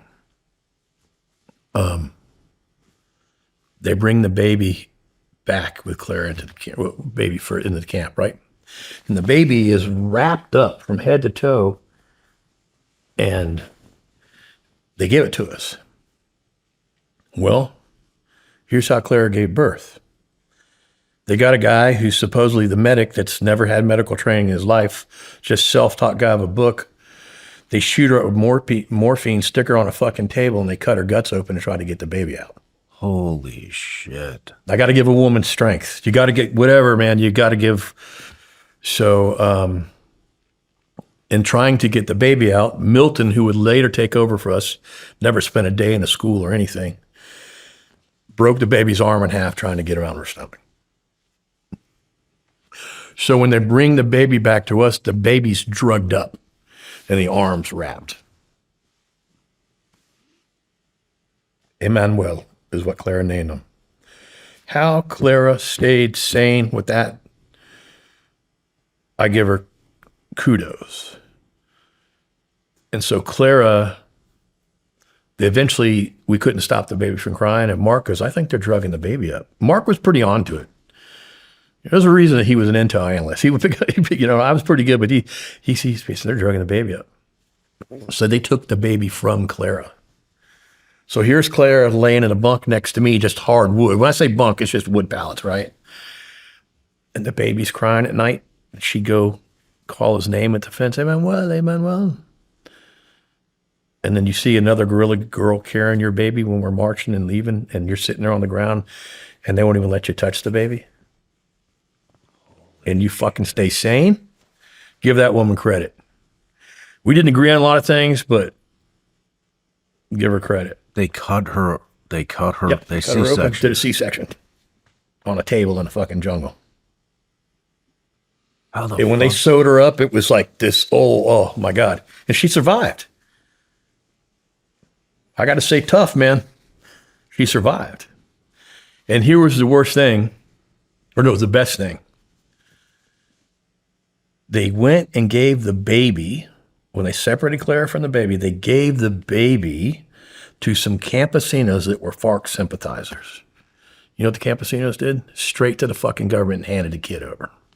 So the kid got care, got everything. And a little while later on the radio and all, the government's talking about, hey, Emmanuel, they don't even know that the government care. Here's what we did for the kid. He's in good shape. And the president comes out, yeah, he's in good shape. We've had him for a fucking year.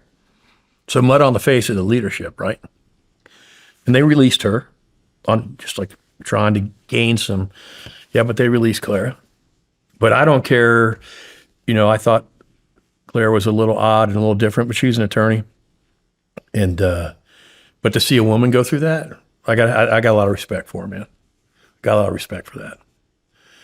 And How long was the baby in there before they gave it away? I think that once they separated the baby with Clara, I think maybe months until that couple got out and turned it into the government, which was the right, they did. They might have got a reward or I don't know. But Emmanuel, I haven't heard in a few years, but after we're freed, he's with his mom, he's healthy, they're living together, he's okay, right? Got fixed, so a happy ending. But that's what animals are, and they're animals, So for me, just sitting there watching that, the pain that person would go through was just unbelievable. More disgusting stuff that people are capable of. But how could you do that to a baby, right? So for us, another one of the Patreon folks had a question at the initial setup out there about what is captivity like in the jungle with the FARC. The best way I can say it is Groundhog Day for 5.5 years or 10 years, no matter how long you're there. It's all green. You're going to eat rice, lentils, rice, maybe some fish if they catch them in the river, hopefully a little fried yucca, okay? And you're just going to move from spot to spot to spot to spot, hiding. That's all you do. And you can never see more than 20 or 30 yards unless you're on the move and you see something. It's Groundhog Day. It's just what is going to come up next. What problem is going to come up next.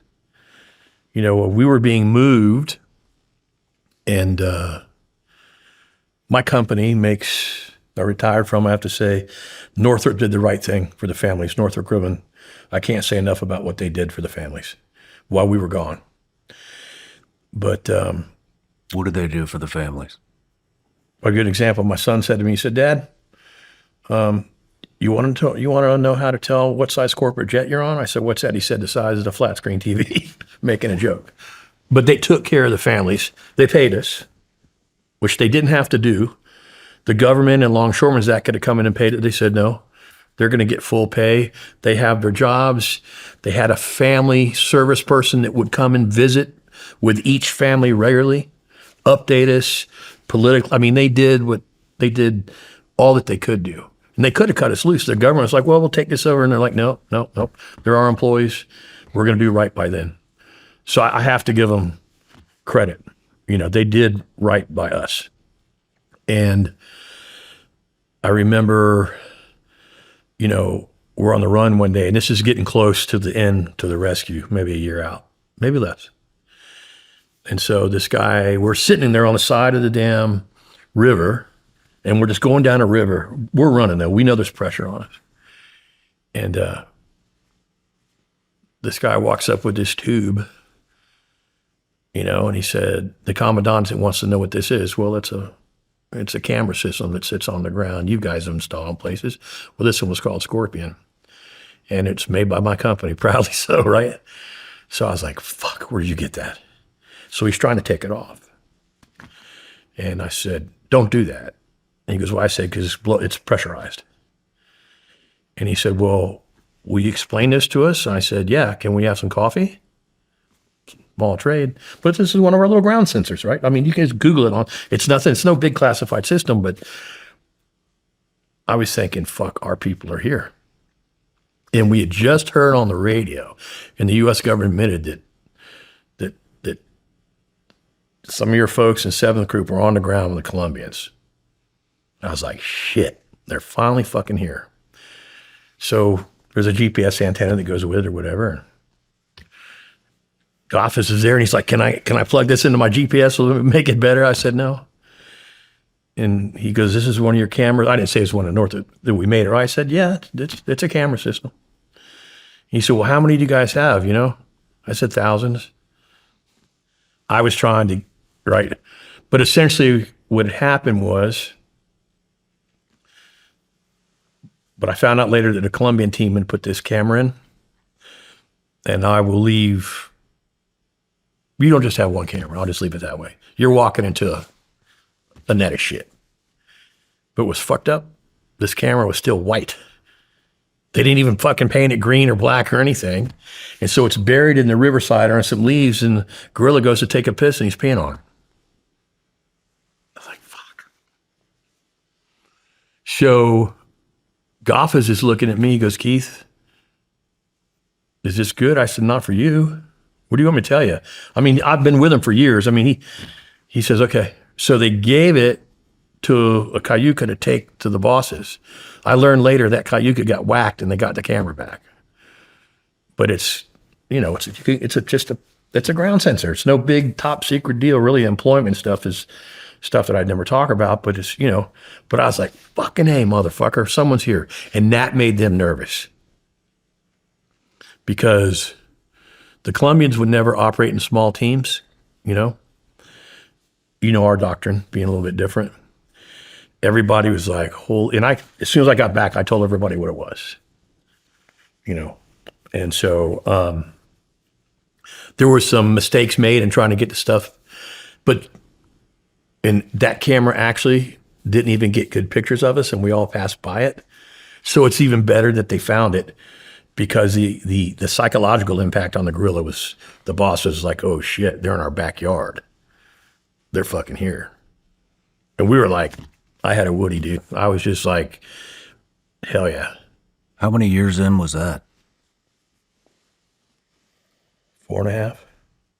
Over 4.5 years? Yeah. About a year before we got out, yeah. What kept you going? Just want to get home, man. All three of us, we just want to get home. Maybe for different reasons. I wasn't dying there. It's just that look, I love my family. I miss my family and things like that. And you would do whatever you can to get back for that. But me, my drive was, I felt defeated dying there. I don't know if that makes sense, but that's the only way I can, you know, put it. You know, obviously you want to see your kids, right? I didn't know if my dad and I had kind of a rough relationship and weren't on good speaking terms like we should be, just stupid arguments, right? It's like, is my dad still alive? You know, you don't know anything. I just wanted to get home, Shawn, you know, and everybody has their own personal drive. I think, you know, I just think we're different. Look around this room, this country. I just think we're different. I just want to get back to this. I didn't care. I didn't care if I was working somewhere hauling wood at a construction site, living in an old beat up trailer. I just want to get home and have some ice. It was just, I'm not fucking dying here. That's like to coach each other. Oh, we would both be up and down. Somebody's strong one day, somebody's weak the other day. Sometimes, you know, Marc's strong, I'm down. He's like, no, bro, Tom. We called him the curmudgeon. I said, Tom, you know, your jokes were so bad before he got captured. It took us 4 years in the jungle to start laughing at your dumbass jokes, you know. And then we figured out that Tom's really funny. And you've heard every story that you can tell when you're face to face locked up with somebody, right? So there's nothing new, you know. So, you know, everybody had a drive to get home. That was it.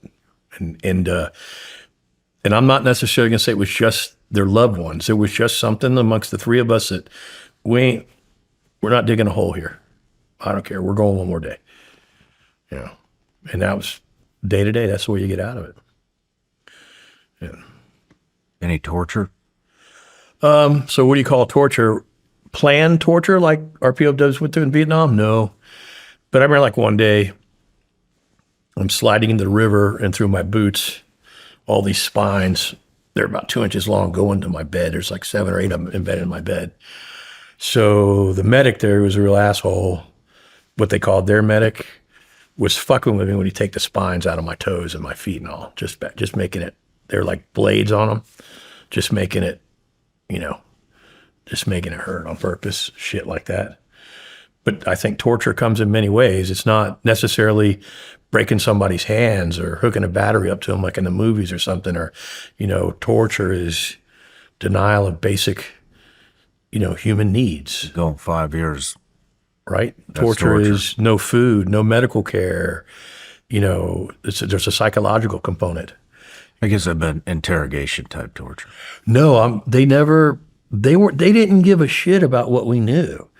We were just, and Tom said it. Tom said it perfectly. He said, we're just hanging meat. They don't want anything from us.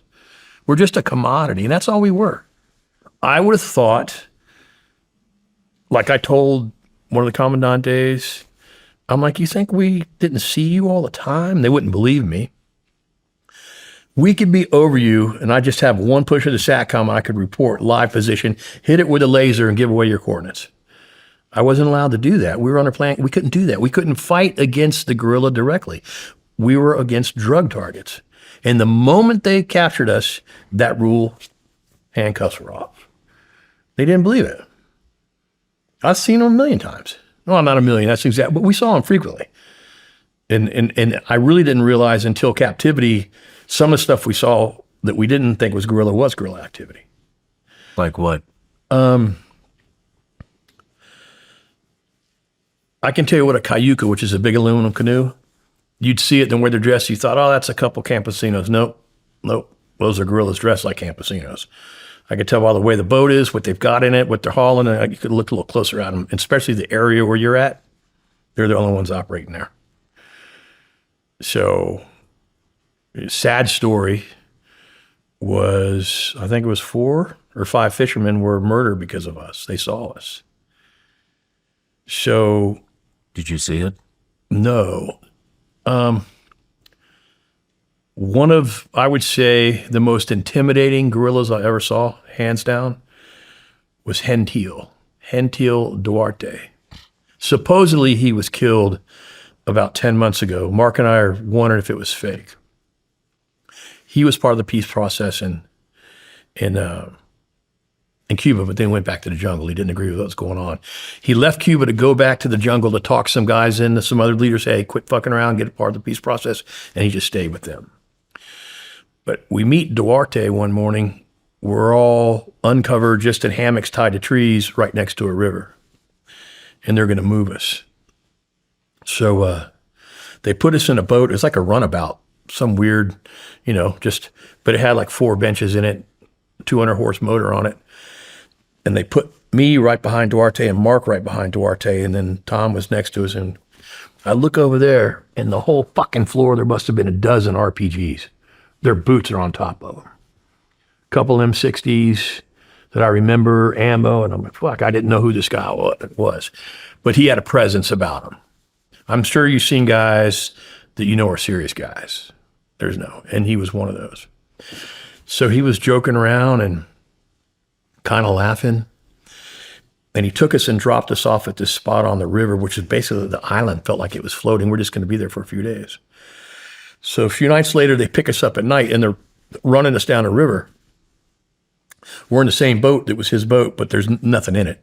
It's just some junior guys moving us. And they're just moving us to a more permanent camp.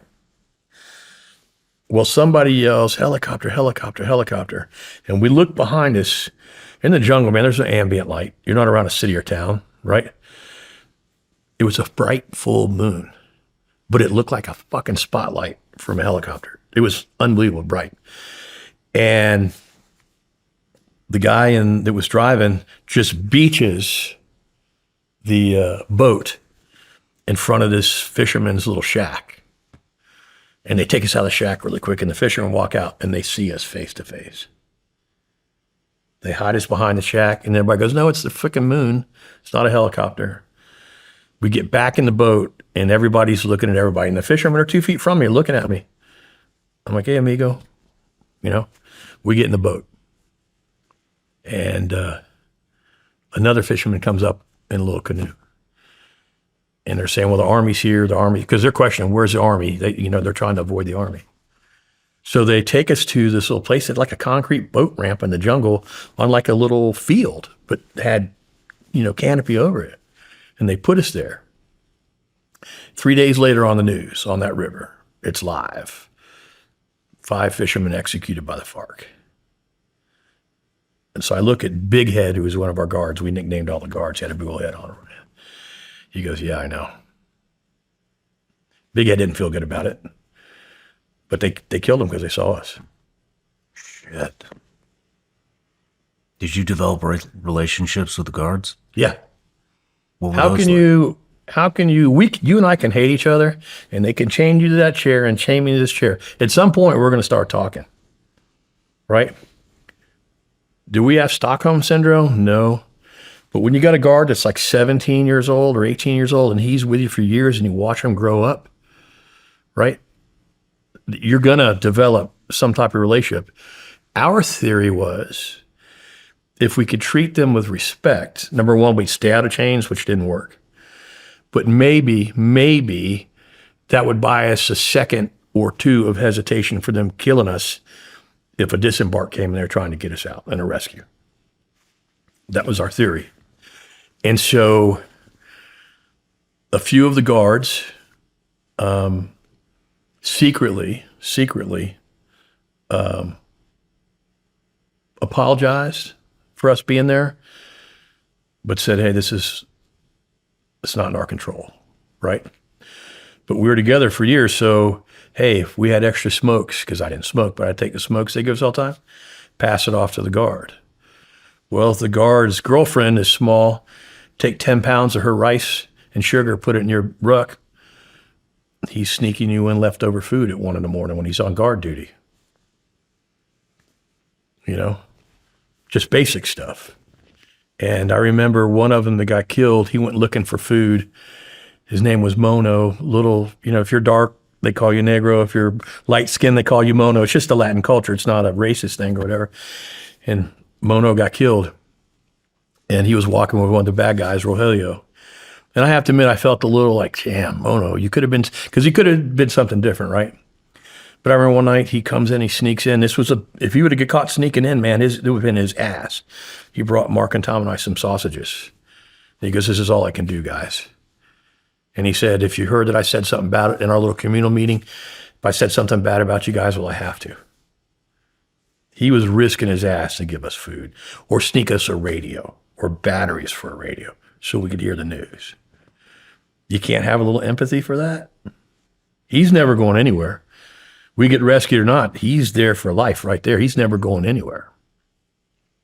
So, you know, they were very curious about the outside world. So we would tell them stories. They're like little kids. And I remember one of them was at Fort Campbell when the tornado came through and we lost like half a dozen Apaches or something. And so the guy goes, man, all your helicopters are gone. I said, we have more than 6 helicopters, right? But their concept was not, they just didn't understand no the outside idea. world. Tom came up with a fucking genius move. So there was a reward for us, each one of us, millions of dollars. So one night Big Head says to us, he goes, hey man, if I can get you out, would you manage my money for me? I don't know what $5 million looks like. But he was serious. He was like, could you help me with that? We're like, Big Head, if you get us out, yeah, we'll help you with the money.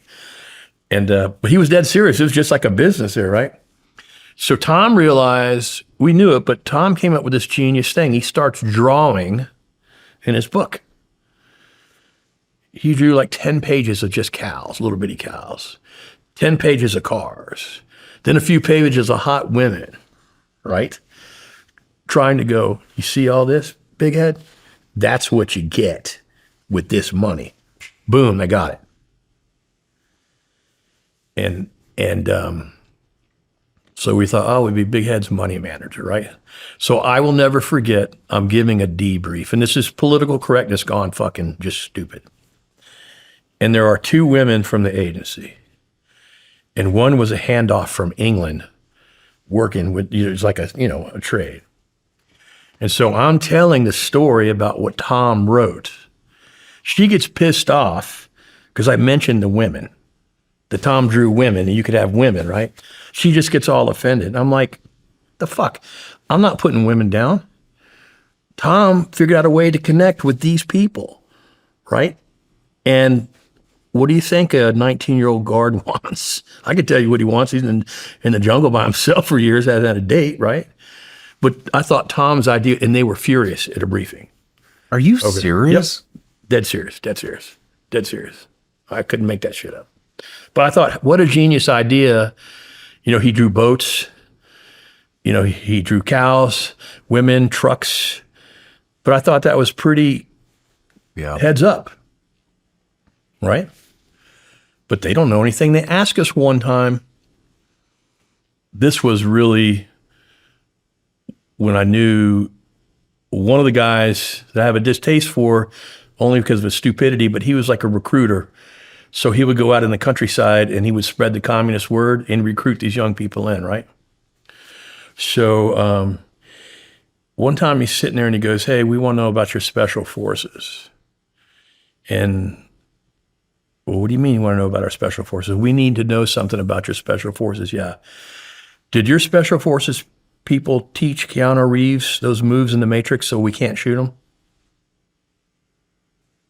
I taught Keanu Reeves. I know that.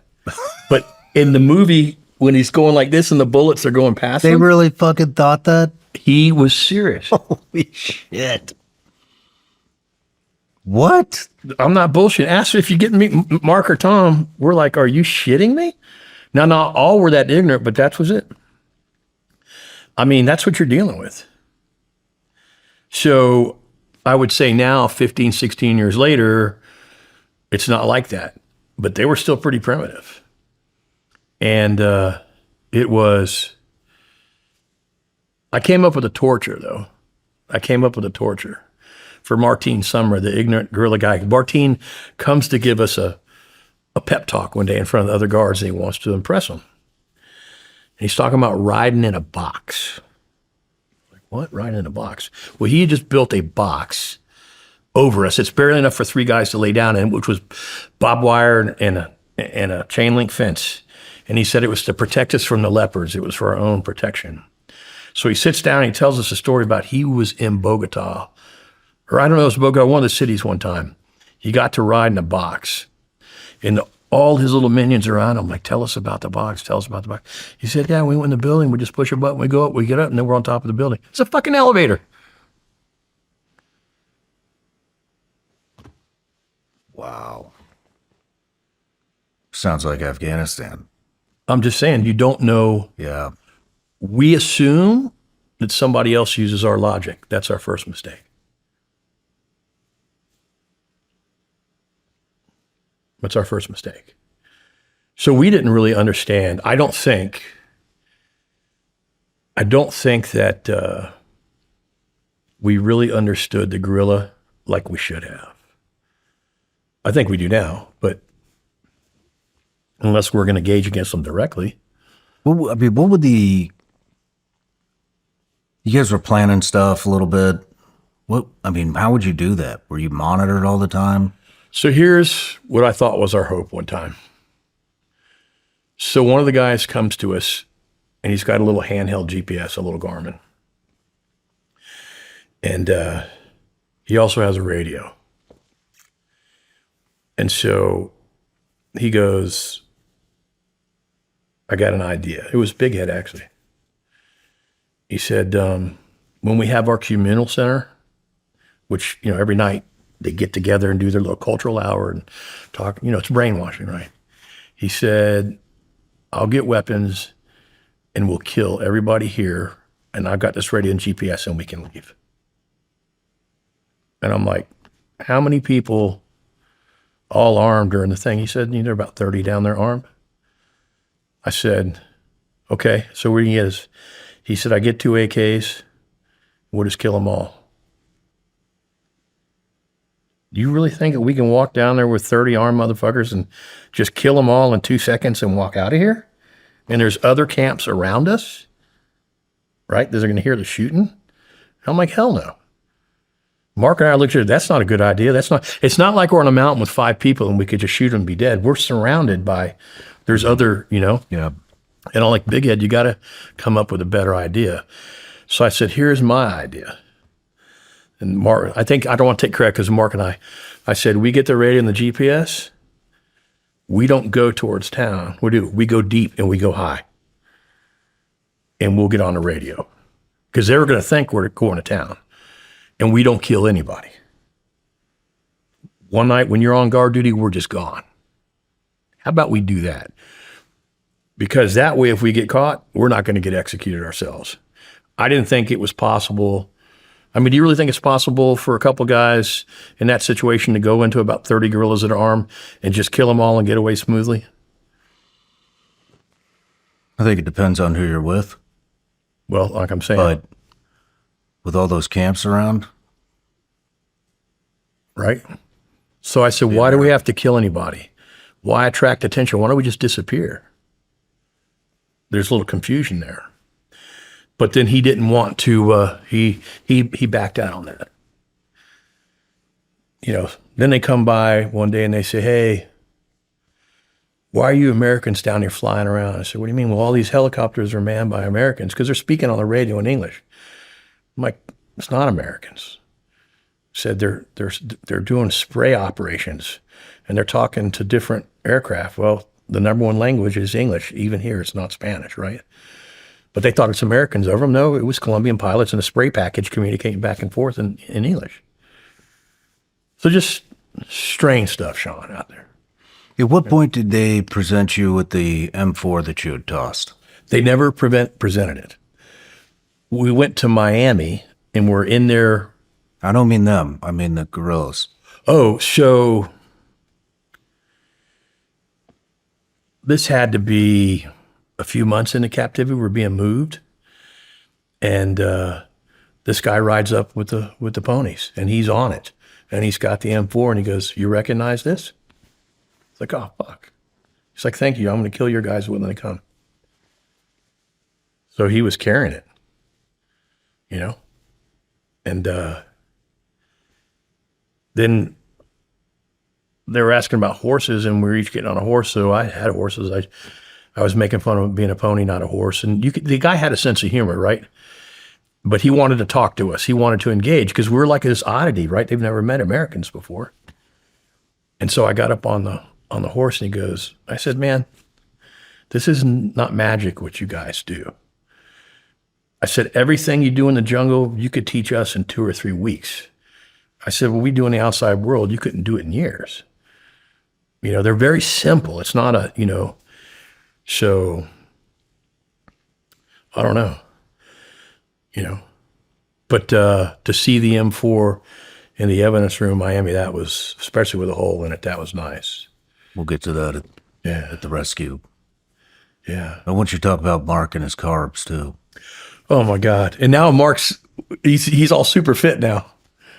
You want to do that now or later for Marc? Let's do it now. So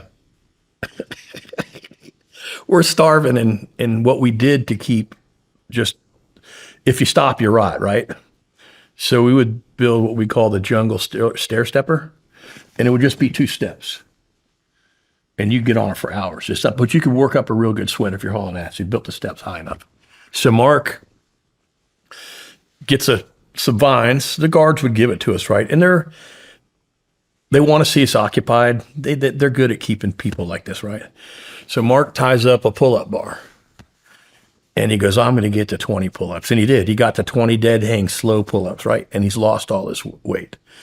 One day after he gets his pull-ups, he turns around and is like, fuck. I said, Marc, you got a 6-pack, right? And we get these little mirrors, you can't see anything, right? And he's like, holy shit, you know? So I don't know if it was that day or whatever, Marc's not eating his rice. Like, we're starving. He's like, we just got to cut on the carbs, man.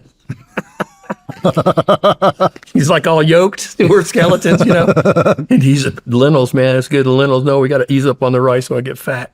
I was just, you know, we're insane at that point. But he was. He had his, you know, he did his 20, you know, pull-ups, and he had his 6-pack going, and he's like there in the camp like this. It's like we're on beach on vacation, you know. But we're there, you know. Damn. Yeah. I mean, you know, you're sitting there in your underwear with rubber boots on. And you're walking up and down like a homemade stair climber for hours, just trying to stay sane, you know. Is there anything else you guys would do? That was our main exercise thing. What about the chess pieces? I want to show you, there's a picture in this book. This is super impressive what Marc did. And the chest that's in here, I believe. I haven't opened this up for a while. If not, he just sent me a picture. Here it is. So he got a piece of a machete from a gorilla with permission. I don't know how long it took him. This took him, shit, a year, maybe less. And every time we'd stop, Marc would start carving chess pieces, right? And then we got all the chess pieces done. The gorilla gave us a piece of cardboard and tape, and Marc made the chess, the board. And the board would fold in half, and he had a little bag he put his chess pieces in and carried them everywhere. And then the gorilla wanted to play chess too, so they would borrow it during the day if we were in a fixed camp, and everybody would play chess. Is that amazing what he did? Yes. By hand. We'll put this up on screen. And the most impressive thing about those chess pieces, there was so much oil on them for people just playing them for years, they were smoothed out. Wow. I'm like, Marc, you're a woodworker, dude. He's got that at the house now. How amazing. You know? He'd get there, he'd just start carving. He'd just start carving. He'd just start carving. I'm like, man. And I will tell you what, we owe Marc, seriously, this thing's going to do here. Everybody there in the jungle, probably some of the gorilla too. You know, Marc should get billed as a doctor because the therapy that chess set brought to us was amazing. We would have chess tournaments that would last like days over a pack of crackers. You know, and Marc, be a smart ass, he'd start screwing me. We're playing chess and he'd save his coffee. We'd just play for hours and hours and hours and hours. We'd just sit there chained up in hours. Marc would take his leftover coffee and he'd set it out on my side of the chessboard and just leave it there and not say a word and keep playing, trying to do a little psychological work because he knew I wanted that fucking coffee. Right? But yeah, that's what he did. Amazing. It's I don't know, people are capable of a lot. What are those Bible verses? So one of the best things that we got to read in captivity was a Spanish to English New Testament. So we read it cover to cover, cover to cover. So Marc, I would say, was the most religious out of everybody in camp. Like he really kind of got deep into it. So we would just share the Bible back and forth, reading and studying it. And those are some verses that he wrote down just for inspiration for himself. And he, something interesting was, obviously the Bible wasn't written in English, it was written in Latin. So the understanding when you started translating stuff, when you read a verse in Spanish versus English, kind of came through a little bit clearer. And then I had a copy of Don Quixote, Latin, English. Then I taught myself to read Latin, which I can't read now while I was in captivity reading Don Quixote. So the windmills, motherfucker, yeah. So if you have time, you can do a lot. Did you guys pray? Yeah. Not as much as Marc. Tom, no. But I think my view on the Bible, right, especially the New Testament, changed when I started reading in Spanish versus English. And I look at it as a moral compass, not to say that I always followed that moral compass. I don't want to sit here and hold my hands up and look, man, you know, my closet's filled with skeletons. So I'm as imperfect as they get. But I think, and Marc and I would discuss this, especially the New Testament, if you take out what I call the fluff, maybe, and you go about how do you treat your friends? How do you treat your family? How do you live as a person? It talks about how you, if you look at it, how you pay your bills, what kind of neighbor you are, what kind of brother, what kind of caretaker. It's just a simple moral compass for life. If you get through some of the stuff that's a little more, I don't want to offend anybody here, that's a little more, I call it a sales pitch, maybe a little more, maybe we're not talking about somebody being in the belly of a whale, okay? Maybe we're not talking something that's on a threshold for somebody that's hard to captivate. But when it comes to the basics of how you should live and conduct yourself, that's what I think the strength is. And I would say Marc was a little more deeper into it than I was, for sure. But it gave us a, I don't want to use the word comfort, kind of a clarity about stuff, if that makes sense. Who gave it to you? I can't remember. Did the guerrilla give Marc the Bible first? I don't know if he got it from the guerrillas or I'm not sure. I can't remember. I mean, that's interesting. It's a guidebook, right? For what's interesting is, I mean, they're holding you in captivity. They're giving a woman a C-section in the jungle, and they're reading the Bible. It says, I don't think that many of the guerrillas were reading the Bible. I think some were, but they finally got it to Marc apparently, and I don't know where it came from. I can't remember, but Marc carried it, and it's his. You know, we shared it, but Marc carried it, and I don't know if did Consuelo, did she give it to Marc? One of the hostages? I can't remember where he came from, but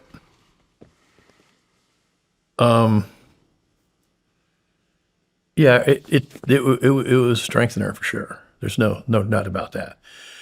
But it's interesting how people convince themselves that they're doing the right thing. But I remember when I lived in Medellin, went to this church that the sicarios, the assassins, would go pray at before they do a hit. I know. It's like, never occurred to you not to do the hit? I grew up in a Southern Baptist family. My grandmother was a fire and brimstone Southern Baptist. You were going to hell for anything, right? But I think that my father was a student of history, primarily really the Civil War, a little bit of world history and world religions. And he always would say, it's not, I'm trying to remember how to say it right. Basically, he didn't like how man distorted the word from the Bible. He wasn't a fan of organized religion. He thought, well, you see these mega churches now, how they really just, it's a money issue, right? It has nothing to do with what the scriptures really say, I think. You know, like what are the things about the big televangelists and their private jets? Can't fly them back with the heathens. Come on, man. You know, so just look at the Book of Eli, the movie, right? The bad guy knew that could be used to control everything. There is the Bible. So I think, like you're saying, it can be used in bad ways. It can be used in good ways. You know, I mean, I'm amazed, and my wife and I speak about this a lot, at the things that people are capable of doing. And they think they're okay. They're totally okay with it. You know, it's scary stuff, you know, and I don't know. I don't know, but you have to remember, I mean, Latin America it's a Catholic continent, right? So do those guerrillas that were probably brought up in very humble places and ingrained by their parents go into any little village, it's got a church, right? The church is a big part of it. Can they totally escape that upbringing? I don't know. You know? I mean, I never really thought about that in captivity because we didn't really have a time to really engage with them on that level. But I'm sure you just have to think, you know, that some portion of them can't escape that upbringing. Yeah. You know, but the communist salesman will try to erase it. Well, they get them young. It's an indoctrination, right? Well, you know, the little Communist Manifesto, it's only about that thick. I don't know if you've ever read it. And Milton handed me the manifesto one time, and he can't really read. And I said, plus value, Marx, Engels, He goes, you read that? I said, yeah, I did a book report on it. I was in junior high school, man. Yeah, I read this. They were like, oh, you've read it? Yeah, I read it. Well, what do you think of it? I said, it doesn't work. It's a pipe dream. And I started reading back to him, and he's like, you can read in Spanish? I'm like, yeah. I'm not a doctor, but I'm not, but the level of, people that are, I don't know if it's right to use the word ignorance. I don't think that's maybe the right word to use, but a person that's ignorant can really be taken advantage of pretty easily if you're smart enough to do it.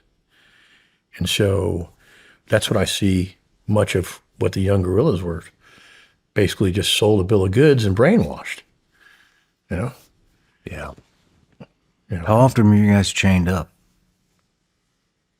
It was really not until the third year, I'd say 2.5 to third year, that we got into it, that they started chaining us regular. And before that, they put 550 cord around our necks, and they have this thing that goes on. It's a knot, just a harness that they make that goes underneath your arms and around your neck, and then there's just a hangman's knot on the back. So you're walking in front of your guard through the jungle, and if you try to run, he's got the 550 cord, he just pulls it, that chokes you out, you can't do anything. That was much more comfortable than the chains. The chains were when times were getting desperate, and Marc actually figured out how to break out of the locks with a fingernail clipper. The cheap Chinese locks were so terrible, you could just run the tumblers enough and they'd open up. So we'd open them at night and kind of undo a link so it was a little more comfortable to sleep. So it would be all the time. What's that? So you were chained all the time? At one point, yeah. Shit. Yeah. Just depended. I mean, they'd come and take the chains off or put the chains on, Yeah. I've got about 6 inches of my chain and the lock that I use for a paperweight on my desk. And there's some places I've gone to speak. I'd love to have brought it here or whatever. I don't want to risk losing that. I get it. I'll send you a picture of it when you get home. And the worst thing sucks, it's a Chinese lock, so it's big and heavy. It's not like a nice little master lock that's worth the shit. Damn. Yeah. What about holidays? I mean, what would Christmas be like? They celebrate it. But you got to remember, in Colombia, the big holiday is not Christmas, it's New Year's. And so they bring in candy, they bring in liquor, and I'm a drinker, but I wouldn't drink in captivity because I was scared about what I would do. And I remember one time getting liquored up on this cheap Chinese wine. He put an ass cussing on the commandant in that camp. We're like, you're going to get shot. He's just standing there just cussing his ass out, man. But he'd had just, like it was from China, and this stuff was just horrible. And then they have aguardiente in Colombia. Everybody drinks. I couldn't, worst stuff in the world. But they would, for New Year's or the holidays, they would bake breads and cookies if we were in a place you could do it, and kind of like throw us a little, give us some extra food and things. Really? Strange. Wow. Well, Keith, let's take a break. Yeah. When we come back, we'll get into the rescue mission. Super. What does feeling safe at home really mean to you? For a long time, I thought it was enough to have good locks and maybe an alarm that would make a lot of noise if someone actually broke in. But I've realized that true security takes more. A system that works to prevent that break-in from ever happening in the first place. That's why I trust Simply Safe to protect my home and family. It's about security that is proactive, not just reactive, and I've been using their system for years. Now, I feel confident knowing I'm protected with Simply Safe's new Active Guard outdoor protection that helps stop break-ins before they happen. Their AI-powered cameras and live monitoring agents can help detect suspicious activity around your property. And if someone's lurking, agents talk to them in real time, turn on spotlights, and can call the police proactively, deterring crime before it even starts. There's no contracts, no hidden fees, and a 60-day money-back guarantee. Visit simplysafe.com/SRS to claim 50% off a new system with a professional monitoring plan to get your first month free. That's simplysafe.com/SRS. There's no safe like Simply Safe. According to new reports, central banks around the world may be buying twice as much gold as official numbers suggest. You heard that right. Twice as much. And get this, some are bypassing the traditional markets and buying gold directly from miners in Africa, Asia, and Latin America. That means no US dollars, just straight physical gold. The shift isn't just symbolic, it could be strategic. They could be looking to bypass Western financial systems. So if central banks are scrambling to reduce their dollar exposure and hold more physical gold, should you do the same? That's where the award-winning precious metals company Goldco comes in. Right now, you can get a free 2025 gold and silver kit and learn more about how gold and silver can help you protect your savings.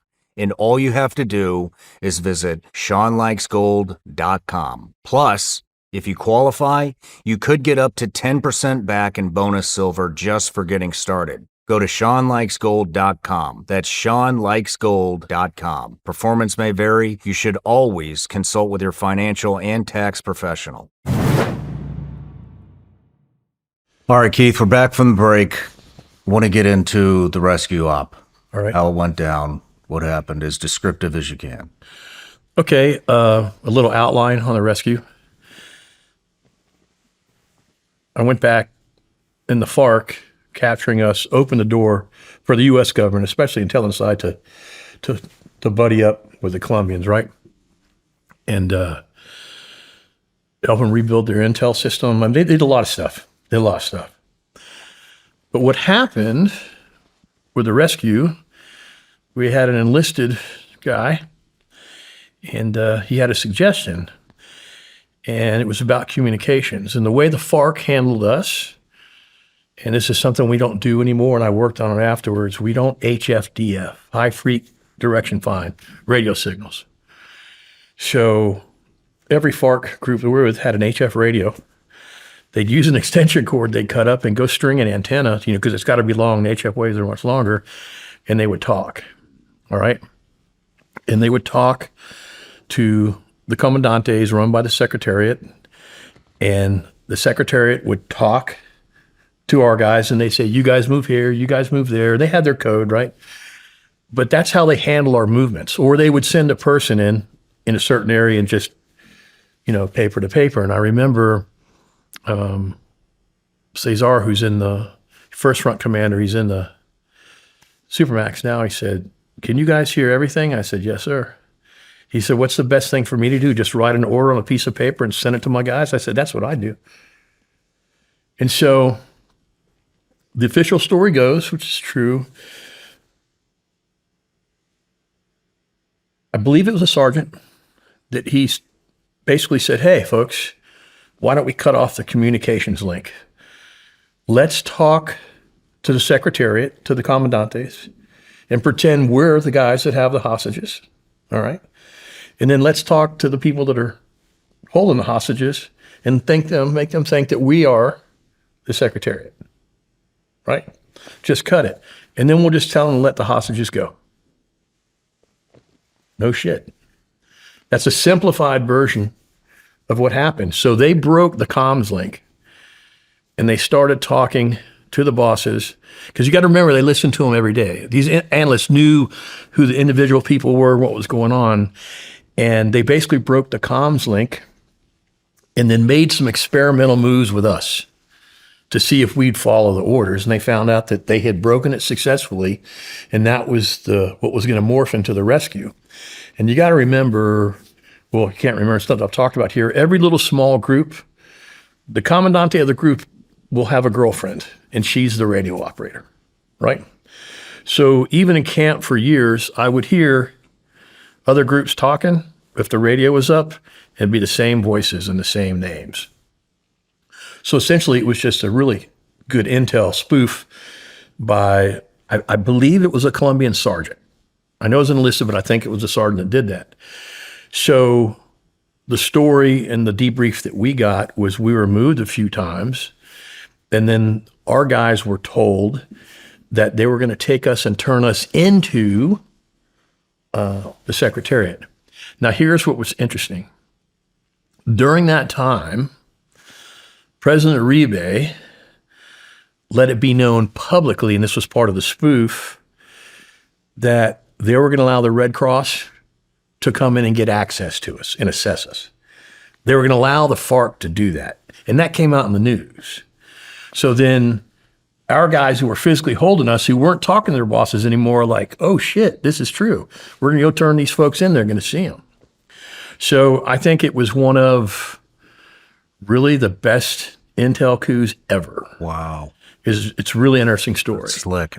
And then it... So they were basically playing HQ. Yep. That's what they were doing. And then in the international news, the president saying, hey, we're going to let an international commission come in and have access to the FARC and the hostages to check them out. So the FARC were going to get recognition also politically. It was brilliant. Where we were rescued at, it was kind of funny. It was basically a whorehouse. That's what it was. So you have what's called a rasputin, and they're the guys that pick the coca leaves, and the women, right? They go in and pick them. So we were being moved and hearing this news on a river. And all of a sudden, we're seeing other FARC members, which we were never exposed to anybody. It was a deep secret where we were and who we were. And next thing we know, we end up in a coca field, giving us Coca-Colas. They brought us blue jeans and shirts and stuff from a store, and they're like being happy with us, and the whole group is moving to the coca field. And next to the coca field was just basically two big cabins. One looked like a bar where there were some pool tables right there in the jungle, and another had all these beds in it. So Juancho, my buddy who's a major, had enough time to go from lieutenant to major and lieutenant colonel in captivity, 10 years. There's all of these mattresses in this jungle bordello, man, with plastic. And we're like, holy shit, we haven't laid on a mattress in years. Everybody gets, we're laying on a bed and we're like this. And Juancho goes, you know what we're laying on, don't you? He goes, no, this is a whorehouse. I said, are you kidding me? He goes, no, Keith, what they do is the Rasputinis come in here and they pay them to pick the leaves. Then they set up a cheap bar and they bring in these girls and basically they get their money back. They're paying it for them. So we were like, well, you know what? Cover the mattresses with plastic. We haven't been on a mattress in years. We're sleeping good. So everything gets lax all of a sudden. Guards are there, but like you guys want some soda? Like, when do we get a Coke or cookies or extra food and all this shit? And we're out in the sunshine. We're not undercover. And I was like, we're out. We're uncovered. And other FARC members were coming through and they were looking at us and we're like, something was going down, right? We didn't know. And we had staged on the river farther down about, I don't know how many miles, for like a week. They were bringing us blue jeans and tennis shoes and shirts and all this stuff. And I remember I told Marc, I'm not taking any of that stuff. But Tom took a nice shirt on a nice set of jeans because he goes, my wife hasn't seen me in years. I just want to look presentable to my wife. It makes me want to cry because he was like, I just want to, so everybody's, but we're like, want coffee? What do you want? So we're in this place for a couple of days. And I go out.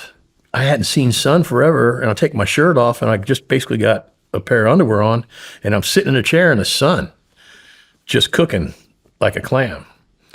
And we're all, what's going on here? And right across the river is another coca field where the helicopter set down with a little house. But we have not been out undercover for 5.5 years. We're not hidden. We're in the open. They're talking on the radio to each other, and I'm like, what's going on? We knew something was going on, but we didn't know. And we had heard news, us also, that we were going to be able to get seen by some people outside the guerrilla group to check on us, get messages to our family. So there's an air of expectation. And one thing that happens in captivity, any little bit of hope, man, is like filling your gas tank.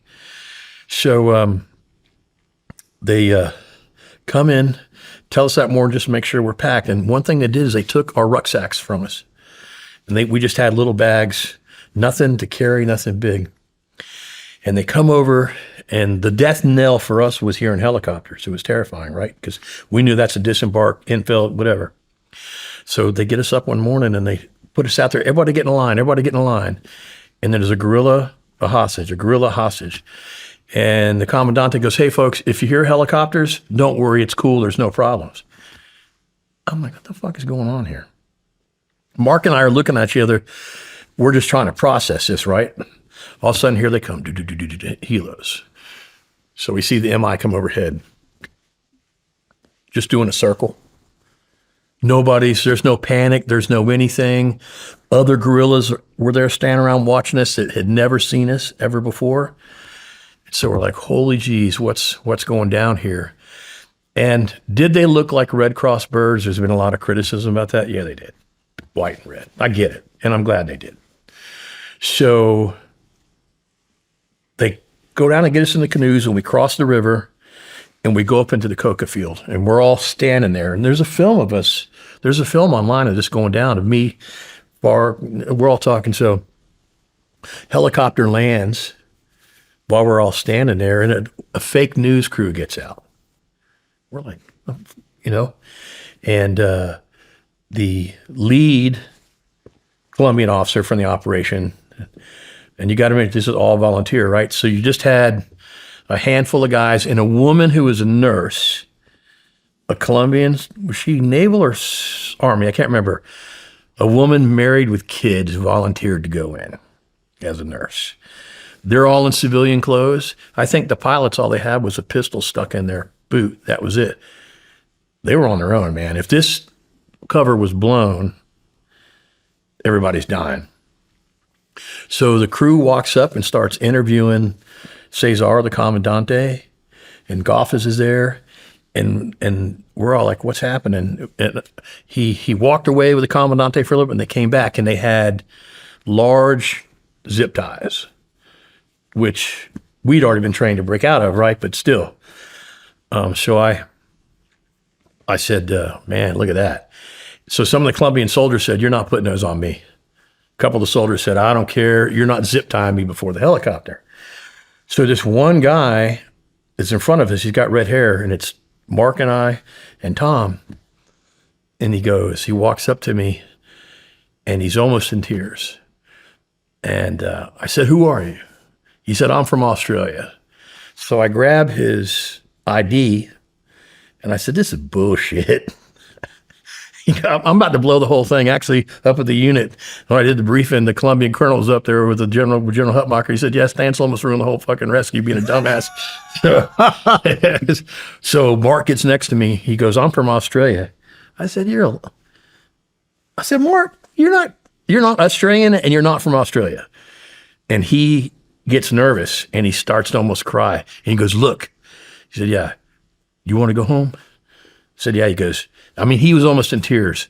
He goes, please come with us. We're taking you home. So I yelled, Marc, or to Tom, I said, Tom, put those fucking tie wraps on. And we, but we almost blew it right there, because Marc and I did not believe this guy, which we smell about in a second. And when we did the debrief and saw him again, and Carolina's like, man, you just terrified me. I didn't know what to say to you guys. But I said, put on the tie wraps. Once we put the tie wraps on, and you can see us, and it's on YouTube. The video's there. I just say, Keith Stansell, 5.5 years in the jungle. I didn't know who the fake news crew was, but they legitimately filmed. And we got on the bird. And so they're taking us to certain spots. So we were psychologically profiled, like who's going to be a troublemaker, who's not, who's going to be a troublemaker, who's not. I was in the troublemaker category. A couple other guys were. So I sit down for a second, and I start to stand up, and this Colombian soldier, who was basically dressed like a civilian, he just grabs me, slams me in the seat. He said, here next to me, man, next to me, bro. I said, all right. And so I broke out of my out of my wraps. And just the same trick we're taught, to do that. I still start yelling at Marc. Marc's like, what are you doing? You're going to get in trouble. I said, break out of the wraps, break out of the wraps. And then Goffas and Cesar were supposed to give up their pistols, but I can't remember if Goffas did, but Cesar kept his. And he's right behind us.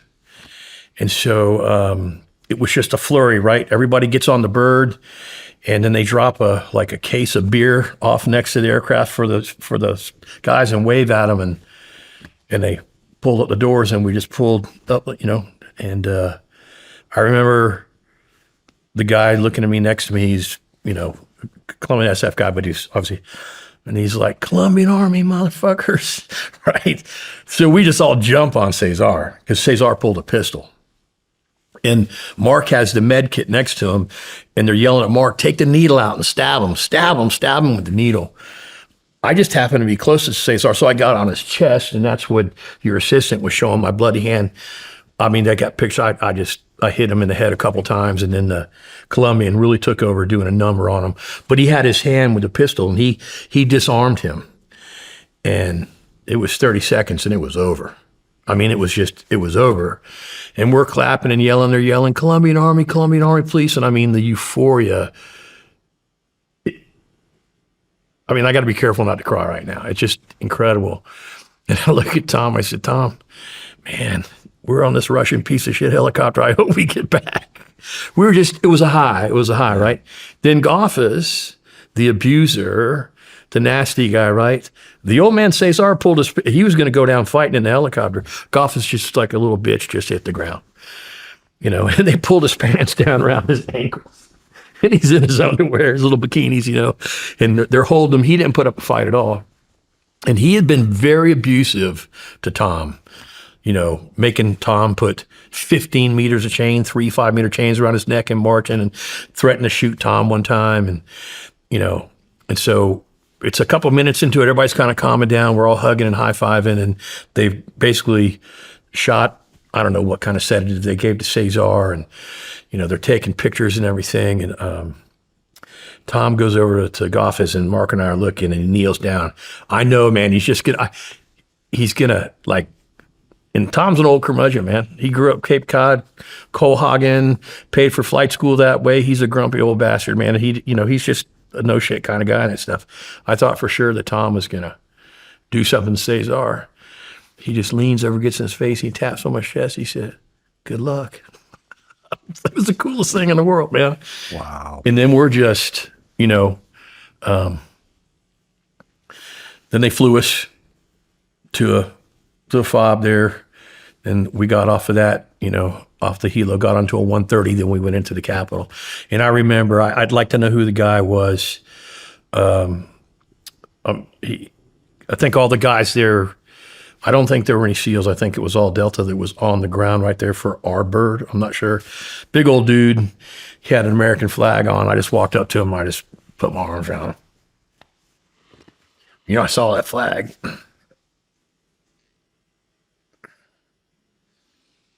And I was like, we made it. We made it. And, but when I saw him, it was one of our people. I wish I knew who he was. He was laughing at me. He's a big old jerk. I jumped on his ass and just hugged him. And we were going home. So we jumped on the 130, and, they got us to basically another base, and we jumped on Uribe's Air Force One, that flew us into Bogota. And we got off of that, and then we got on the C-17 and headed home. But it was it's still emotional. I think basically 4 of my friends died looking for me. Tommy didn't make it out. Sergeant Cruz didn't make it out, So there's a little bit of, it's apprehension, maybe a little guilt, in there that we made it and they didn't. But I remember getting off the MI, and they've got Goffas and Cesar in cuffs on the ground, and I was just like, wow. But as I'm getting off the helicopter, I looked down and there's a pile of chains and locks on the floor. And this is sick. I recognized my lock. I'd been wearing it for so many years. So I grabbed my lock and my chain, get down the helo. I said, this is coming with me. So they cut off the majority chain for me. I got on the bird. But how sick you recognize your own lock. Man. You know. And then it was off to the races, right? You know, it's like what you do here on your show, Shawn, is you give a voice to the community. That's why I came to do the show. Thank you. You know, where people can hear what's really going on. And we tried to give a voice, Marc and Tom and I, to the families of those that didn't make it out with us. And it's a perfect example, the Colombian hostages did not have the same kind of support that Marc and Tom and I did. You know, we get on the C-17, the ambassador's giving us a big hug. We got a medical team, FBI's there. Now we're civilians, and this is a new thing. We're kind of the guinea pigs, right? So, but we're doing basically a DOD mission. And some could disagree with that, but we know who directed things. And so there's my old neighbor on the bird I haven't seen in 20-something years, Doug Sanders, a former Ranger and Army helicopter pilot, and he's in charge, you know, there in San Antonio of the reintegration program for hostages. I'm like, holy shit. And he was having dinner with a friend of mine I hadn't seen in 20 years in Savannah when the call got. He even tell him that he was going to be bringing us home, right? They're waiting on the op to go down. And so it's a small community. And there's people are patting us on the back, and there's the Air Force crew, and it was fun. It was kind of funny. This Air Force, the flight engineer was on there, and I wear 44 long in a flight suit. And they gave me a brand new flight suit, and I'm like, I got to wash it like 10 times, man. This thing is too stiff. And the flight engineer, I said, I still got his name tag. I said, man, is your flight suit broken? And he said, hell yeah. I said, you want a new one? He said, shit, yeah, we changed right there on a bird. I put his on because it was broken in. And then they let us calm down on the C-17 for a little bit, but there was a lot of excitement on President Uribe's bird between the field and getting to Bogota and the capital. But when we came off the aircraft, we didn't want to do this and be like the political scene in Colombia. We were hustled off and we rolled. And we were taken care of. You know, and then you start catching up on the real news, right?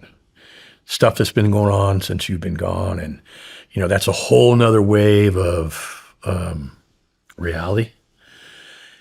But the rescue, I've looked in modern history, military rescues, I can't find one that matches it without a shot. Not to say that there hadn't been other stuff that's gone down. Not a shot fired. Total coup. That a young sergeant, it was his idea, and then obviously support behind it. And the thing that I remember, the Colombians were in the back of Uribe's jet, and they had us up front. And we had some people from our government, you know, up front. And I'm like, you got a map? And they're like, why? I said, we know where all the groups are here. And they had them surrounded. And the government said, you know what? We're going to give you a chance to turn yourselves in. We didn't go after them. They could have swooped in there after the rescue and taken out half of the first front, easy. Instead, they just let them roll. I understand it. Wow. We had them had them, a few hundred guerrillas right there. And they had the packages around. Ours, I don't think would have participated, but our folks were there, our intel folks were there, you know, and they walked. I don't understand that political decision there at all. We had them. And so the flight home was, you're just kind of opened up, the radar's on, and our two FBI agents I talk to occasionally every year or so, one Eddie, about once a year, they have a 6-pack of beer, cold beer. And here's the joke. We were each to have one cold beer. And then it disappeared. So I always say, hey, you guys stole this from us on the flight home, whatever. But we had to get a physical on the plane, check us out medically and bring us into San Antonio. And everybody's talking to you and they're giving you news, and it's just, but what they did have was pizza. And we ate pizza. And a wild ass story was Marc, and I'll let Marc correct me, I might mess this up. Marc made a comment in the morning of our rescue. He said, man, you know what I want? I said, what? He goes, I want some homemade chocolate chip cookies and I want pizza.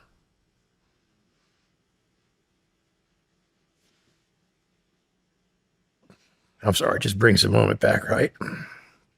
And so we get on the plane and we're like, fuck. I said, dude, you call this? We had fresh pizza on the plane. They come out of Bogota like Domino's Pizza, whatever.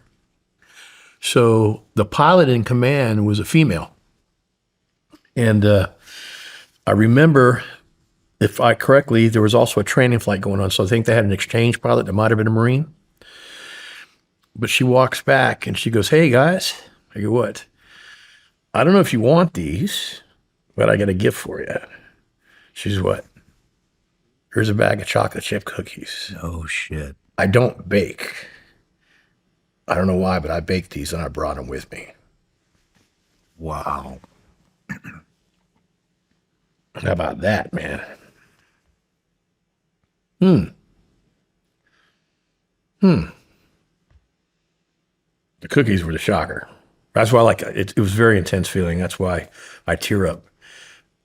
Here's your chocolate chip cookies. You like to bake? No, I just, for some reason, bake these. I think that was. Man, you better start thinking if I have to explain it to you. So. God patting you on the back. Can you imagine that, though?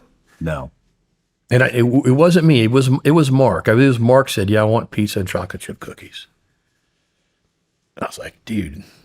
And then I remember an embarrassing thing.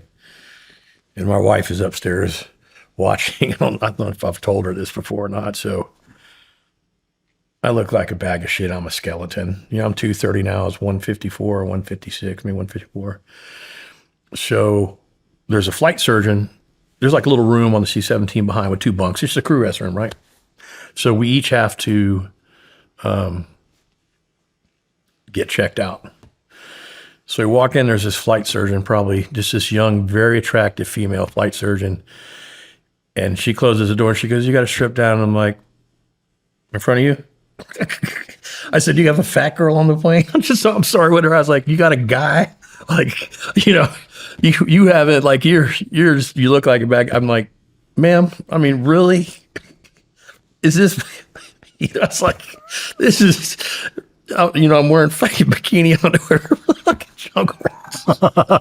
So I said, you guys have like an ugly doctor or something, So I was embarrassed, but I did it. I followed through, but it was funny. I'm like, fuck, I'm wearing bikinis, rubber boots. And that is, and I didn't say anything to Marc. I said, Marc, just go under flight surgeons in there. He's like, oh shit, but,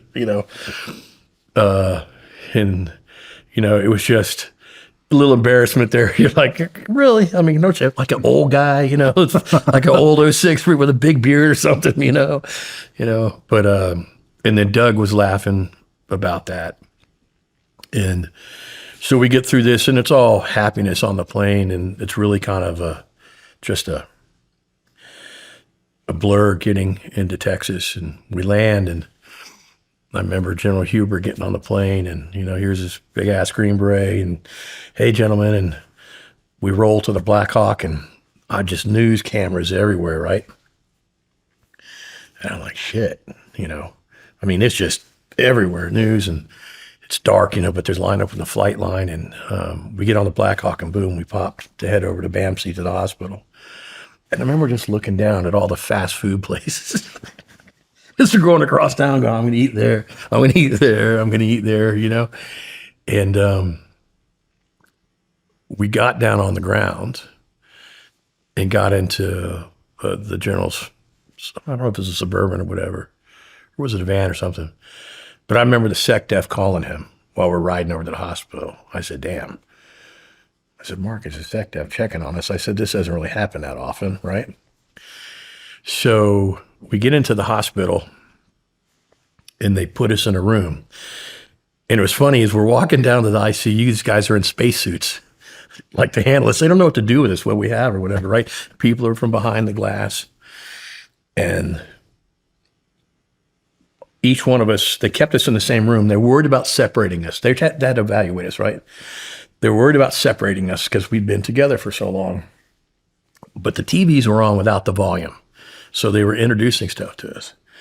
And I remember I look up on the TV and Marc's next to me, and there's A-Rod is dating Madonna, and then next to that headline is the 3 hostages are out. I said, man, we're famous. A-Rod, Madonna, they're headlining with us. It was funny as shit. You had to laugh at that, right? You had to laugh at that. But one thing that I was nervous about was you have a smell in the jungle, right? One of the first things is when the guerrilla captured us was their smell.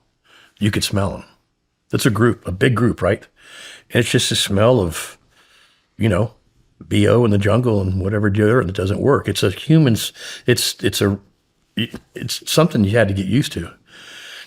And I worried, I said, man, am I going to smell like that when I see my family? I know it's a small thing, but in the back of my head, so we each get to take a shower. And you know, in the hospital, you got that green disinfectant soap.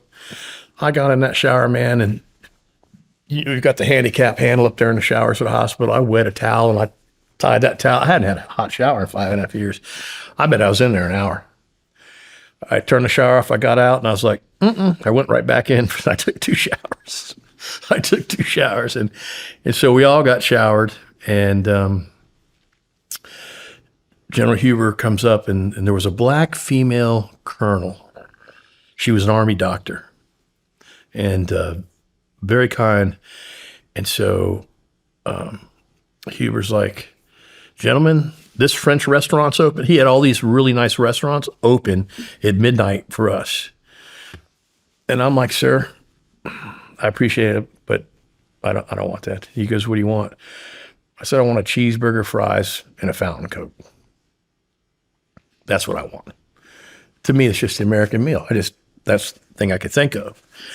And that female colonel, who was a doctor, she just leaned over it and she tapped me. She said, baby, I'll take care of you. Like it was like your big sister, the most kind thing in the world. And I said to General Huber, I said, you know, sir, this is pretty good. And he said, what do you mean? I said, I can't remember when I was a sergeant when a colonel and a general would cook me a damn cheeseburger at 1 o'clock in the morning, but I'll take it, you know? And they took unbelievable care of us, right? And so one of the guys that was a psychologist or a counselor, because each one, we've got one assigned, everybody's looking at us. He comes in, and I think it was Marc said, damn, that cologne smells good. And he said, you got any? You know, and he goes, I'll get you guys a bottle of cologne. So he came in later. We each had like a bottle of cologne, so we smelled decent, and got us some clothes. And that was the part where the reunification started. And there'd be a lot of debriefing and, you know, head to toe, taking care of us, even though we were civilian, we volunteered. And so DOD there in BAMSI took care of us. And then we really started catching up on the news over the next 48 hours, right? But everybody in the hospital knew where we were. There's news trucks surrounding the place out there, right? So it's kind of odd that everywhere you went, people are like, you couldn't, you know, that's why I say the 5 minutes of fame. I was so glad when that was over. And anonymity is a big thing, right? Yeah, I'm sure you're learning that. Mm-hmm. And unbelievable care for us. And took care of us, housed our families, you know, and we had to reintegrate with the families, which that was a big deal. And that brings out a lot there. I remember my father, you know, Korean War vet. He's standing there wobbling when I get to see him, you know.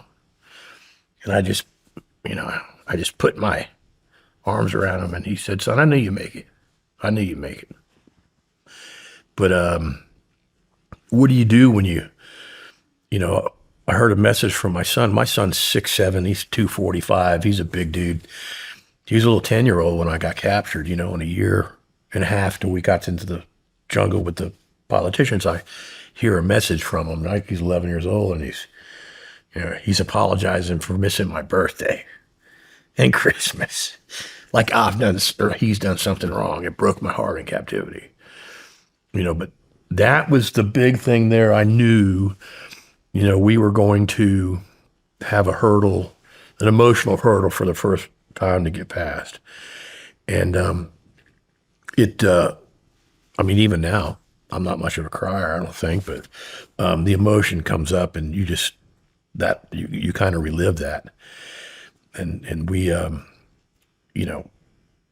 think all of us handle it in our own way, right? Like the funny thing is Marc's mom was the squeaky wheel, man. Every news show, every politician in Colombia flying back and forth, riding President Uribe's ass and all. So he gave her a special presentation later on in D.C. and gave her citizenship in Colombia for being such a pain in the ass trying to get her wife out. The president of Colombia, she actually broke his ass. That was good. And, a lot of good stuff to come after that. But 5.5 years, man. You're like, wow. And I remember my son, I had heard about iPods, little bitty ones, but I'd never seen one. And so he walks up to me and I said, what do you have?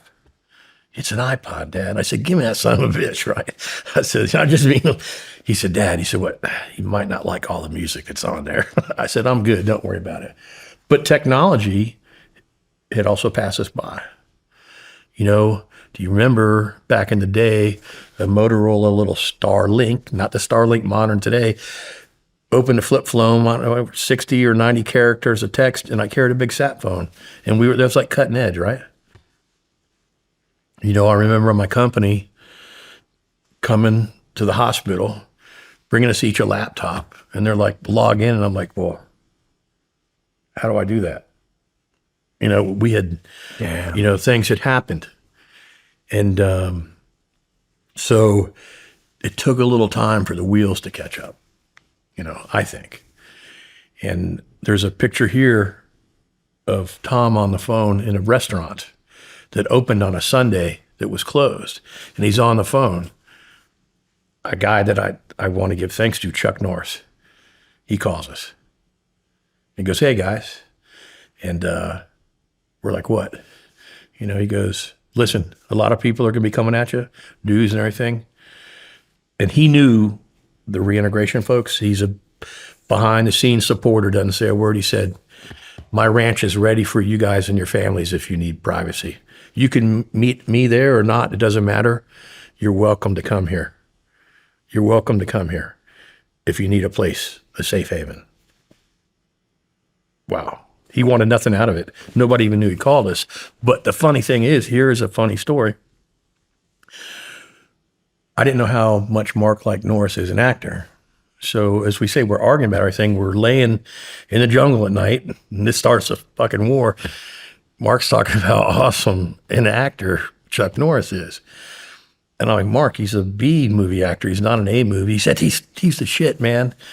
And Tom was just needling Marc, right? He goes, shit.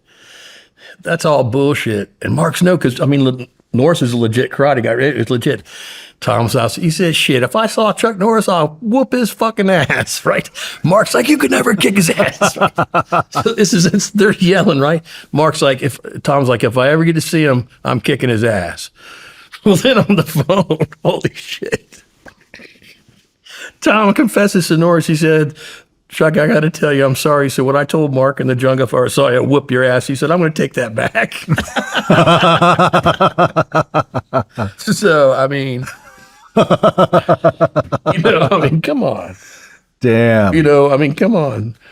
And then, the jungle, the whole time, it was like, Tom's like, I could take Chuck Norris. Just silly shit. This is triggering me remembering stuff here, But a lot of people that didn't want any credit, and Norris didn't want any. It was basically a secret call through actually Doug Sanders, who knew him, and he was just going to make that offer. And he said, we'll get you out here, get your family out here. If you guys need a piece, you got all the time you want. So I thought that was pretty, we didn't accept it because we didn't need it. But the fact the guy took his time out to make the offer, and I found out later he's done a bunch of stuff, doesn't say a word. You know, I mean, come on. You know, that was. And then afterwards, laughing at Tom about apologizing to Chuck Norris about wanting to kick his ass. That was funny. You know, obviously Chuck took it, was laughing, and that was a whole joke. I mean, I would imagine coming back's just a whole mix of feelings and maybe some new fears. I mean, did you have any fears about coming back, about maybe your family had moved on? I did not have any fears. Obviously, my significant other that I wasn't married to, she moved on and got married. That was okay. That captivity buried the hatchet with my father and I. So it repaired our relationship there. Some tragedies, you know, people dying. I had a first cousin who was like a big brother to me, really more an uncle. And I wanted to see him, and you know, my dad asked to pull me aside and said, no, he got killed, you know, in a car crash, but, you know, truck crash. And then some of your friends, you know, some trap people had passed. You're like, oh, shit, you know, they were young. And then the whole thing where you guys were at, the whole thing in the sandbox, I mean, we weren't there watching it on TV every night. So the whole escalation of the war in the Middle East for us was like, holy shit, you know, to really see it. Just like, I'll give you an example of the CEO at the time of Verizon. We made comments, something about cell phones or whatever, and just a knock at the door one day in this backpack with all the skiffs and the latest and greatest, which then they called it a smartphone, it wasn't compared to today, was from the CEO. And he's like, hey, welcome back, guys. Maybe this will help you a little bit. Some anonymous people did some things for us, not necessarily monetarily, right, but did some things. You're like, wow, somebody's really thinking. And, but just trying to adjust to life, and something that I was telling about Hilo was difficult for me. So my parents have a house rented for me, and it's a bigger, more beautiful home than I've ever lived in. And I roll in there, I'm like, can I afford this? And my dad's like, yeah, you can afford it. And, you know, I mean, the best savings program in the world is get 6 years of pay, right? So, you know, our company took care of us. The son of a bitch about that thing was the instrument holding pattern for rotor wing aircraft. So the airport was right over my flipping house. So I'm laying in bed the first night and I hear a helicopter, and I sat up like, holy shit. You know, but then it became a joke, right? It actually helped me. But, you know, the Army each had a psych force. Mine was a wonderful guy, and we had a wonderful chaplain that really helped us. And so we were followed and we were helped. The company gave us 6 or 8 months off, I think. And then they really took care of us. And we all had jobs. And so Marc basically retired almost immediately. He did some security work for the company, but Marc was ready to retire. Tom retired a little bit too. I was the only one that really stayed on. And but just getting your feet on the ground, just trying to, you know, get up and turn on a stove, just look at, oh my God, I can turn a stove on. Or, you know, we used to urinate in a plastic bottle. So if I sat up out of my hammock, I had to ask guard permission to urinate, and he'd put a flashlight on you. You pee in a bottle. It's like, well, I can get up and go to the bathroom on my own. I don't have to ask anybody. But this thing is ingrained in your head, right? So even though you know you can get up and go to the bathroom or go to the kitchen or do something, you're still kind of like psychologically, you're just decompressing. So there was a large adjustment on that. I can imagine. A large adjustment on that. And I just thank God for the help that the three of us had compared to other people, you know? And then we knew our future was going to change, right? For all of us. And I have not done, I can't remember the last time I did a television interview, but the first couple of years out, there was a lot of demand. And we wrote our book. We had to do like a book tour and stuff like that. And then, it was the 5 minutes of fame. And I will tell you this, when that was over, it was fine with me. I learned one thing, after you, especially up in New York City and you're doing these talk shows and all this stuff, right? There are some people who just eat that up and they want to just be in front of the camera. They just want to. I want to support our mission and what we were about and our book and all of that stuff. But I didn't really necessarily want to do that. And I'll never forget, I'm leaving New York City. I go to the airport and our book has just been launched. And they say #1 New York Times. No, it's #2. And the publishers are, going back and forth and arguing. So I walk into a bookstore in the airport and there's like 100 of our books stacked up in this big elaborate display. And there's a cardboard cut out of pictures of us. And I just stood there in front of it. Not a person recognized me. I'm on the news. We're on the news. We're doing that. I'm just standing there. I'm like, it's kind of funny. And I'm sitting there, people picking up the book and buying it and looking at it. And I'm really humbled. But I was like, wow. And I'll never forget, I walked into a Target. And I didn't know that Starbucks is in Target or whatever. And I got a cup of coffee. And this guy walks up behind me and he just whispers in my ear. He goes, "Hey, bro, I got the coffee. Welcome back." Wow. And walked away. Didn't want to do anything else, so I was like, wow. And then I got rolled up into the whole, basically, reintegration for other people and a guinea pig for the Bergdahl thing. And, there were other things that were happening. And then you're balancing your professional life. And my company gave me a lot of leeway, right? And a lot of support. And so it ended up working out. But I think just that transition back, and it was a few months into where, it was just a lot going on. I mean, you go to I was delivered to my parents' house first, right? We come off a private jet, and there's a security team, and there must be 50 news trucks out there, right? And so I asked everybody, I said, "Hey, I'll send my daughter, my son out to talk to you. I just need a little downtime. But you can talk to my kids." So they interviewed my children. And I went in with my old man. And I sat out back with him by the pool and just, he had that clarity of thought, kind of telling me what I needed to do. And looked outside a couple hours later, the new trucks were gone. So the security guy from our company actually drove us, I don't know what it was to get. I know what it was. Wendy's chili.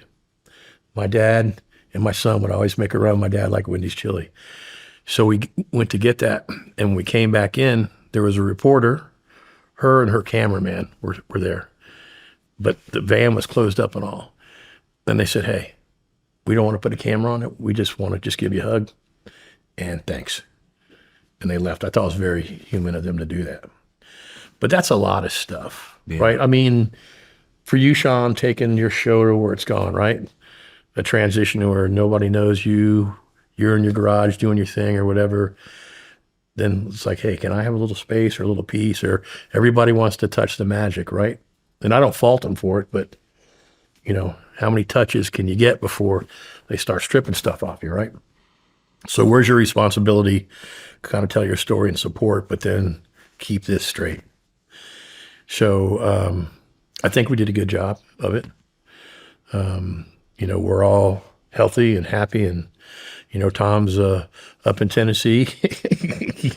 So he's got a little cattle farm. He's raising cows, and I think his son's up there with him. We don't talk to Tom as much.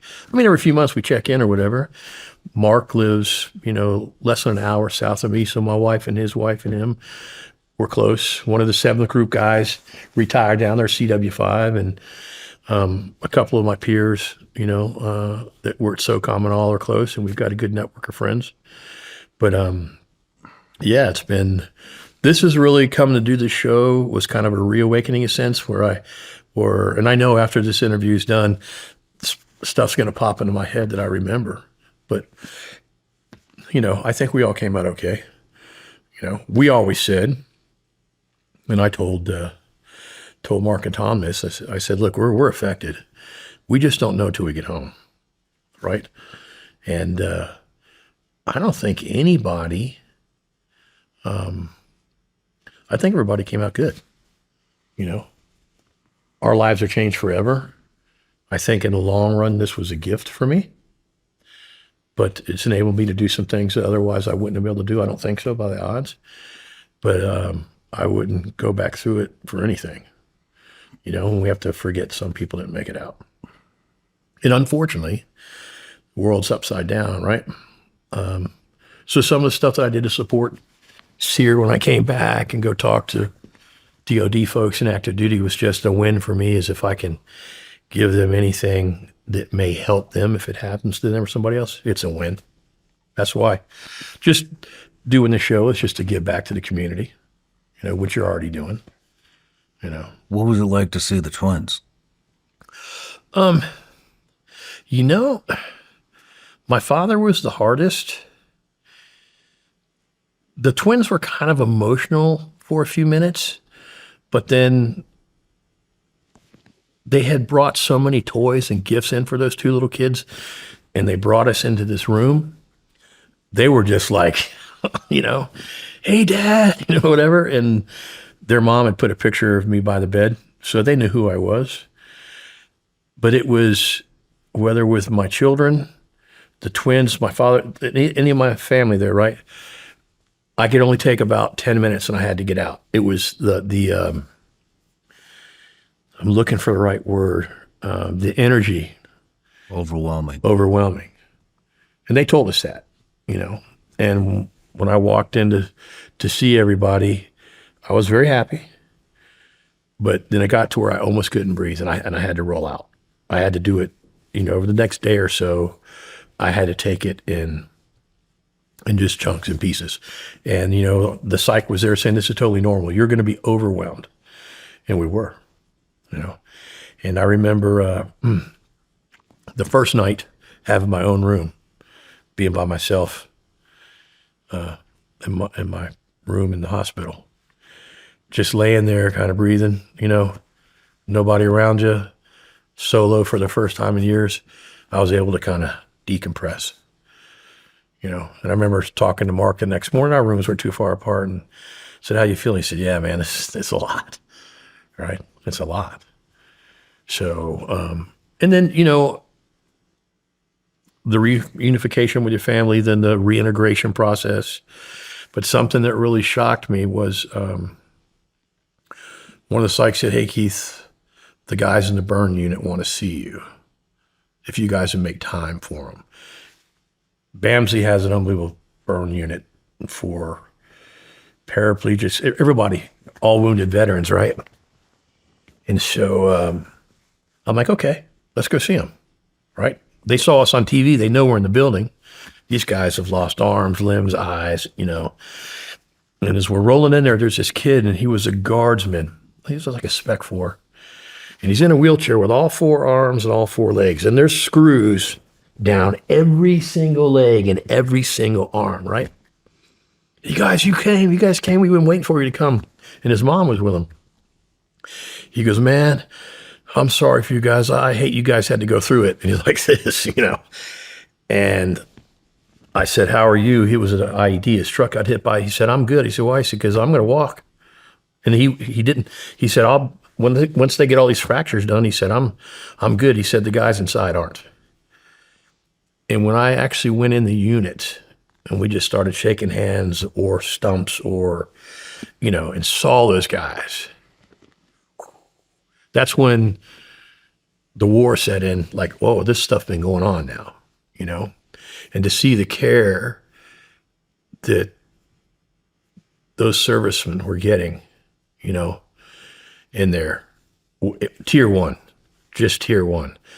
But to see, I remember the next day we had a tour of the facility, and they had a wave machine, right? And there was a sergeant in there, young black guy. I think he just had one arm.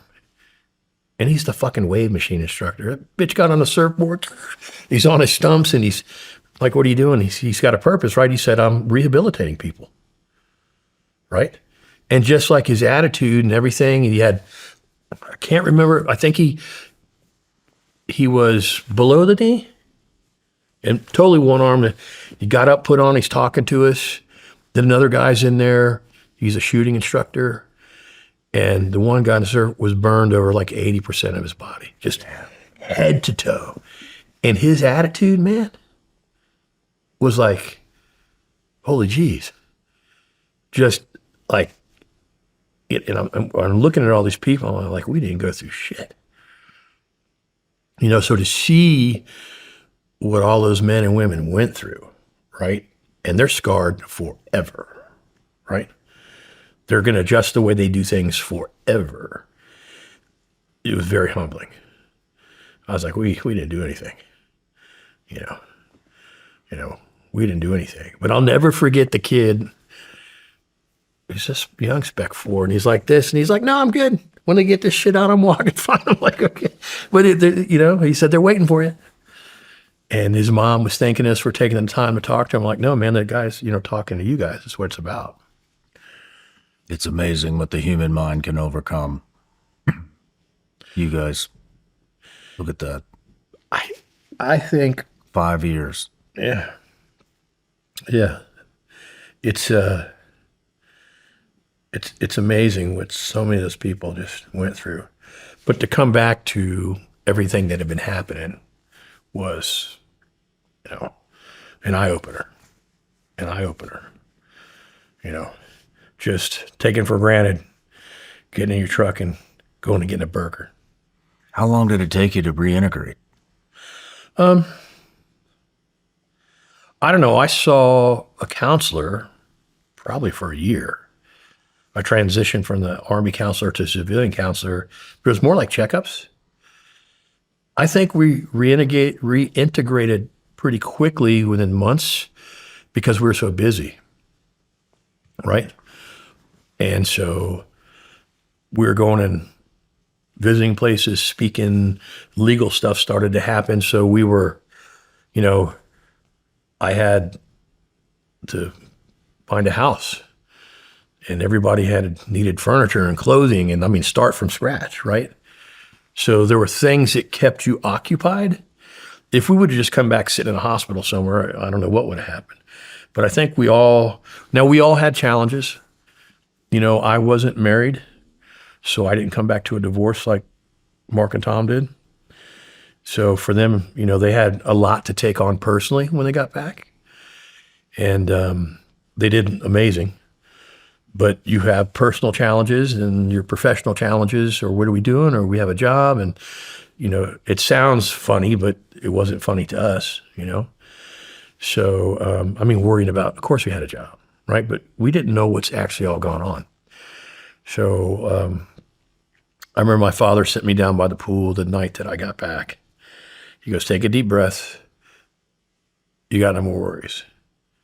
He said, just let it unfold. You're okay. Just let it unfold. And that my father saw from A to Z, man. He was like that. And it did. And it was bumpy. Some parts I'm not saying it was like all kumbaya, we're all dancing in a rose garden. But we had good support around us. And we had each other. And we had an amazing legal team. We've got 2 attorneys. One's never been in the military, and one is a 160th plank holder. So I told Marc and Tom, because I'd been through something with our attorneys before, with one in particular when, we saw the guy shot down there. He basically, I was telling a friend of mine is a retired 75th Regiment guy about this. And he said, oh, my brother is the attorney representing him down there. So I met him like a day later, and I was doing some other stuff he helped me with. And so when I was in captivity, I told Marc and Tom, I said, I don't care what anybody does, but this is the guy I'm going to. And I'm not going to mention him now, but people in the community know him, and he's a genius. And his other part that was civilian his whole life, brilliant too. So those two guys have taken care of all three of us. And you had somebody that had your back, but I told those guys, I said, I don't care if my family's done anything, this is who I have confidence in, it's who I'm going with. And they've made a difference in our lives. But they're patriots too. So, kind of funny in the community, your lead guy is a 160th plank holder. And then the other guy was a college swimmer, U of M, brilliant. And those two took care of us. But like I said, see, we had this team of people that just kind of fell in around us that were there to help us 24/7. Man, that's good. And it made a difference. What happened to the guy that took the M4 and said he was going to kill anybody that rescued you with it? So the last time I saw him, he had the M4 around his chest, and he's all proud. And he rides off with these ponies, right? Short guy, probably 5'9", but a big fat belly. And so we're with the FBI in their offices in Miami. And we had a wonderful female agent down there who sees family care. Like, that's what she does. She looks after victims, crime victims. Her name's Dahlia, a wonderful woman. And then Eddie, one of the guys that's on the plane, is down there, and he goes, let me show you something. He brings in the M4. There's a hole through the magazine well. And I'm like, that's my M4? Obviously, Mill Group. It was signed out for Mill Group. He goes, yep. And I said, well, where'd the hole come from? Your boy, when they went in to bump his camp, he said that's where he took him around. So for me to see the M4 there with a hole through the magazine well that the fat guy was carrying, I was like, I told him I wouldn't want to fight our people, And I told him, I said, I don't want to fight our guys. Why do you? It was bravo, right? And I asked him if I could keep the rifle, and obviously it's evidence, so I can't keep it. But I had to write a letter. I wish they could demill it or something, or let me have it. I mean, put it above the fireplace. But that's a heck of a story, Damn. But yeah, I guess he had it on him when he went down. Man. So And you went back to work. Yeah. You were on the Bergdahl mission. Yeah. So I was a guinea pig. So the reintegration folks, along with other government folks, were always training to bring him back, and others. I was used with reintegration guys as kind of a guinea pig, like, how would I react? If you and your buddies come in to get me, what do you think I'm going to do? So it was all a profile issue. And what I learned about what really happened with Bergdahl, it wasn't the story that the news was painting. Did he do something wrong? Yeah. I'm not agreeing with the way it went down. But real quick, why don't you paint the story of what the media was saying? Well, he basically deserted, right? Which he did. He rolled up and he rolled out. I did not learn until reintegration, and a few soft guys that were in reintegration that handled his reintegration, he had some legitimate concerns about what was going on. And I don't think that they were handled correctly. And Doug calls me one day from BAMC and said that Bo had handed out a few gifts to everybody. And I never met him face to face. I was just a guinea pig. I interfaced with his parents. And so he said he brought us all a compass to give us so we never lose our way, right? Some kind of, kind of deep stuff there. And those guys who are hardcore soft guys, their job was not to judge. Their job was to reintegrate. And I always told everybody the mission there, although difficult because the actions that were taken, you still got to stay mission focused, right? So I remember I was on CNN doing an interview, and Chris Cuomo asked me about Bergdahl and what he'd done. And I said, it doesn't matter. And they said, what? I said, our job, he's got a green ID card, is we bring him back. Then we judge him for right or wrong. Not the Taliban, not anybody else. But we judge him. And I saw my guys that had to actually, friends of mine, care for this guy. And they come from your community and all, but then they also know what went down. Tough mission for them. Because they took a lot of criticism, right, or a lot of heat. A lot of people did not care for what he did, understandably so. And I'm not justifying what he did, but imagine being in those shoes. But I believed in the reintegration mission that I don't care if you're a mass murderer or you're innocent. We judge you by our standards here, right? Guilty or not guilty. And so I thought that was an important mission to support. Now, I really didn't think it was going to take as long as it did to get him out. And I remember getting a call, and I have to be delicate on this, from the Green side. And, his father was kind of living vicariously through his captivity. And, they wanted me to do the first initial talk. And I had a phone call with his mother, his father, and their attorney. And it was interesting. It was interesting. And I don't want to criticize anybody here. I don't think it's necessary, But there was a reluctance on the active duty side to engage with them. And I understood why once I spoke with them. But I remember there was a funeral, and he was standing around a bunch of active duty guys who were at this funeral. Nobody even knew who he was. So I think that I've heard a lot in the community about how many people died looking for him. I think that's been exaggerated. And I'm not demeaning any of that, but that's the truth. If you want the truth, Shawn, that's the truth. I just remember we'd do a workup. I'd fly out. I was the guinea pig, and you had your HRT folks. You had your guys from the different places, and those guys, what's the plan? What do we do? We get them out. How do we do that? And the same with Levinson in Iran. We did the same thing with him. And I just thought it was very difficult to see two of my friends have to take on that mission, right? Because everybody's supposed to hate this guy, right? He's a deserter, we hate him, all this stuff, right? Well, their job was to look past that, get this finished, and then command can take over with what they're going to do. And it was tough. It was tough. And one, Doug Sanders, God rest his soul, he's deceased now, but he led that up with some other guys, and guys I have tremendous respect for. But to be put in that position, right? You're going to catch a lot of heat, but you still have to do your job. So, I don't agree with what happened at all. I don't support what he did at all, but I can understand the mindset. And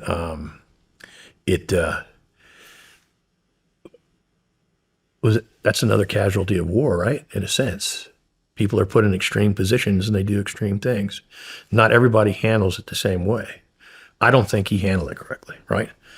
But you ask me, right, hey, are you willing to be a guinea pig? Would you come back? And well, of course, that's the mission.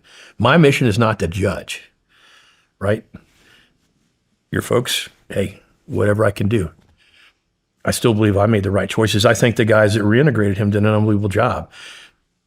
Would I have wanted to be in their shoes? No. I mean, would you? No. But given that mission, right? So that was pretty dicey. And, a lot of people paid a price with that. I do think it might have been exaggerated. Some of the stories I heard did not fit with what I saw, but why argue about it? And I was in no position of authority either. I was a supporter, right? Didn't make a didn't make a rat's ass what my opinion was. I wasn't a decision maker, right? But people who I greatly, greatly respect, you know, from the soft community, I would say, man, but they did their job. They did their job. And I respect them for it. But, you know, how hard was that? Because that was a bad deal. Yeah. You know? But, I mean, I don't know. I just said, you want me to go do this? I'll do this. You know? I never thought my position was to make a call. They needed somebody to do something for. And like I said, I was just a guinea pig. That's all I was. You know, and then a couple debriefings with some folks. How would I react? What would I do? What do you think? Well, all I can do is give you my opinion, right? Another person may do a totally different thing. You know, but the effort, and this is what I do respect, and this is what I think maybe is a better answer to your question. The effort that we put to get an American back, regardless of what he's done, is what makes us different. It can be distasteful, and I know it was for many, right? But that's what separates us. That's what makes that flag different than other flags. And so I always stood by that, you know, you got a green ID card, we'll bring you back. What happens after that, that's on you.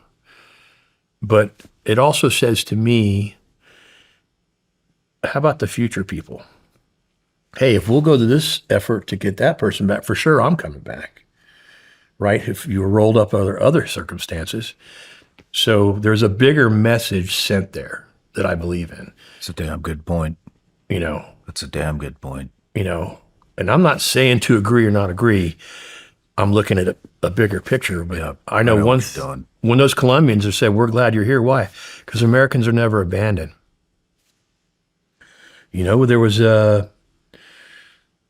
a year and a half ago? And I haven't followed the Africa thing too much, but didn't we rescue a female American missionary with was it some of your guys? Was it a group of SEALs or was it a unit? But in a British guy, right? And I don't know if you know the people that were in on that or whatever. But I saw the guy's interview, and he said, "You know what I was happy about?" He said, "What?" He said, "She was an American. Thank you, America. That was my biggest hope." I don't know if I have that story confused, but I was reading about it not too long ago. But I thought it was in Africa. Wasn't she a missionary or whatever? There's been a couple. Yeah. But his interview, all he did was thank the U.S. Armed Forces. That's all he did. He couldn't say enough about us. He goes, if it had just been me, shit, I'm still there. So that is, I think, the message that I would want to send, that no matter the what, we're going to bring you back, because that means others are going to believe in us and that we're coming to get them, right? You know? So I think that overrides what he did, because it's not about him, it's about us and what we do. And it's about sacrifice. It's a damn good message that I've never heard. I just happened to be around there, you know, watching the whole thing and played my little part. But I believe in that message more than, like, how do I get justice? How do Marc and Tom and I really get justice? How do the people that were looking for me that died get justice? I don't have the answer. I want to get healthy. I want to have happiness. What is justice? Like, if I killed every person that had me in captivity, is that justice? Would it make me feel any better? No. You know, surviving is my justice, but that's the definition for myself. So, unpleasant or not, I think we send a bigger message. Now, if I'm a family member that lost somebody that was doing an op, it's probably not acceptable for them. But I'd ask that same family member, what if you got somebody else and goes down, it's a family member, they know we're coming. There was no win in that either, I don't believe. How do you win in that, right? No matter what, you know, we're going after them, right? We don't know what the price is. We don't know who's going to pay, but we're going. And I think when you sign a dotted line, you accept that responsibility. Right and wrong? I mean, shit, Shawn, your show is all about what's right, what's wrong, right? How do you define it? So I don't know. But I think our message that we send is most important. And my heart goes out to anybody that made a sacrifice on that. I don't want to discount that at all. But I'm not making that judgment. Yeah. Does that make sense at all? Or is it, Perfect sense. you know? It's an aspect I've never thought of. It's a bigger message in that. I mean, and they're not all public. There was,